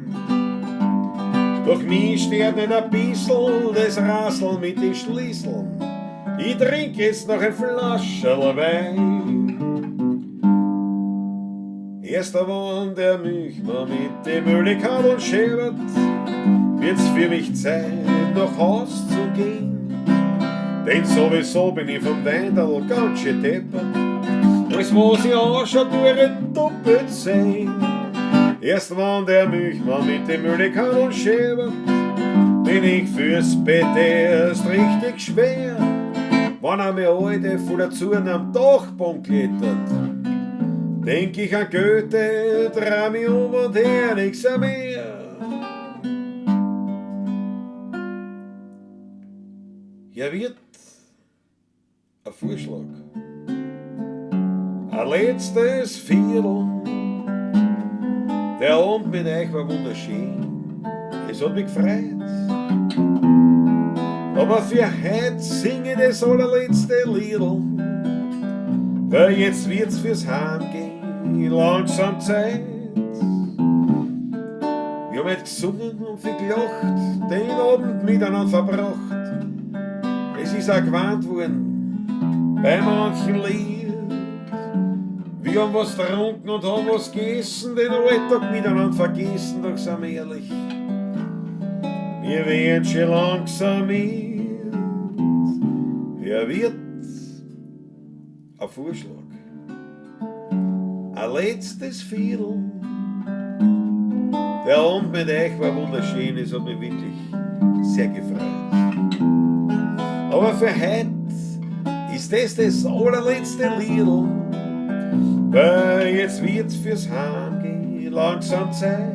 Und wie ich bei meinem letzten Viertel sitz, denk ich an meine blöden Witz, an die schönen Wernerlieder und an die Gemütlichkeit.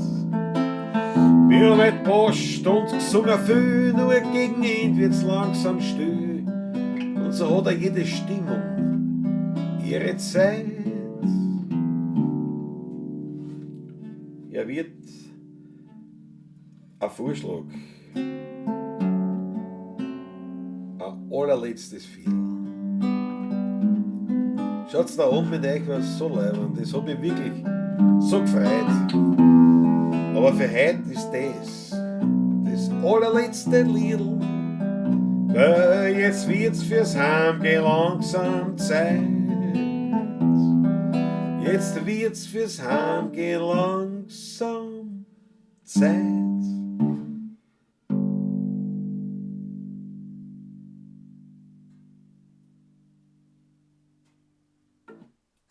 Schlaft's gut, meine Lieben. Danke, dass ihr so lange durchgehalten habt. 40. Noch einmal schön.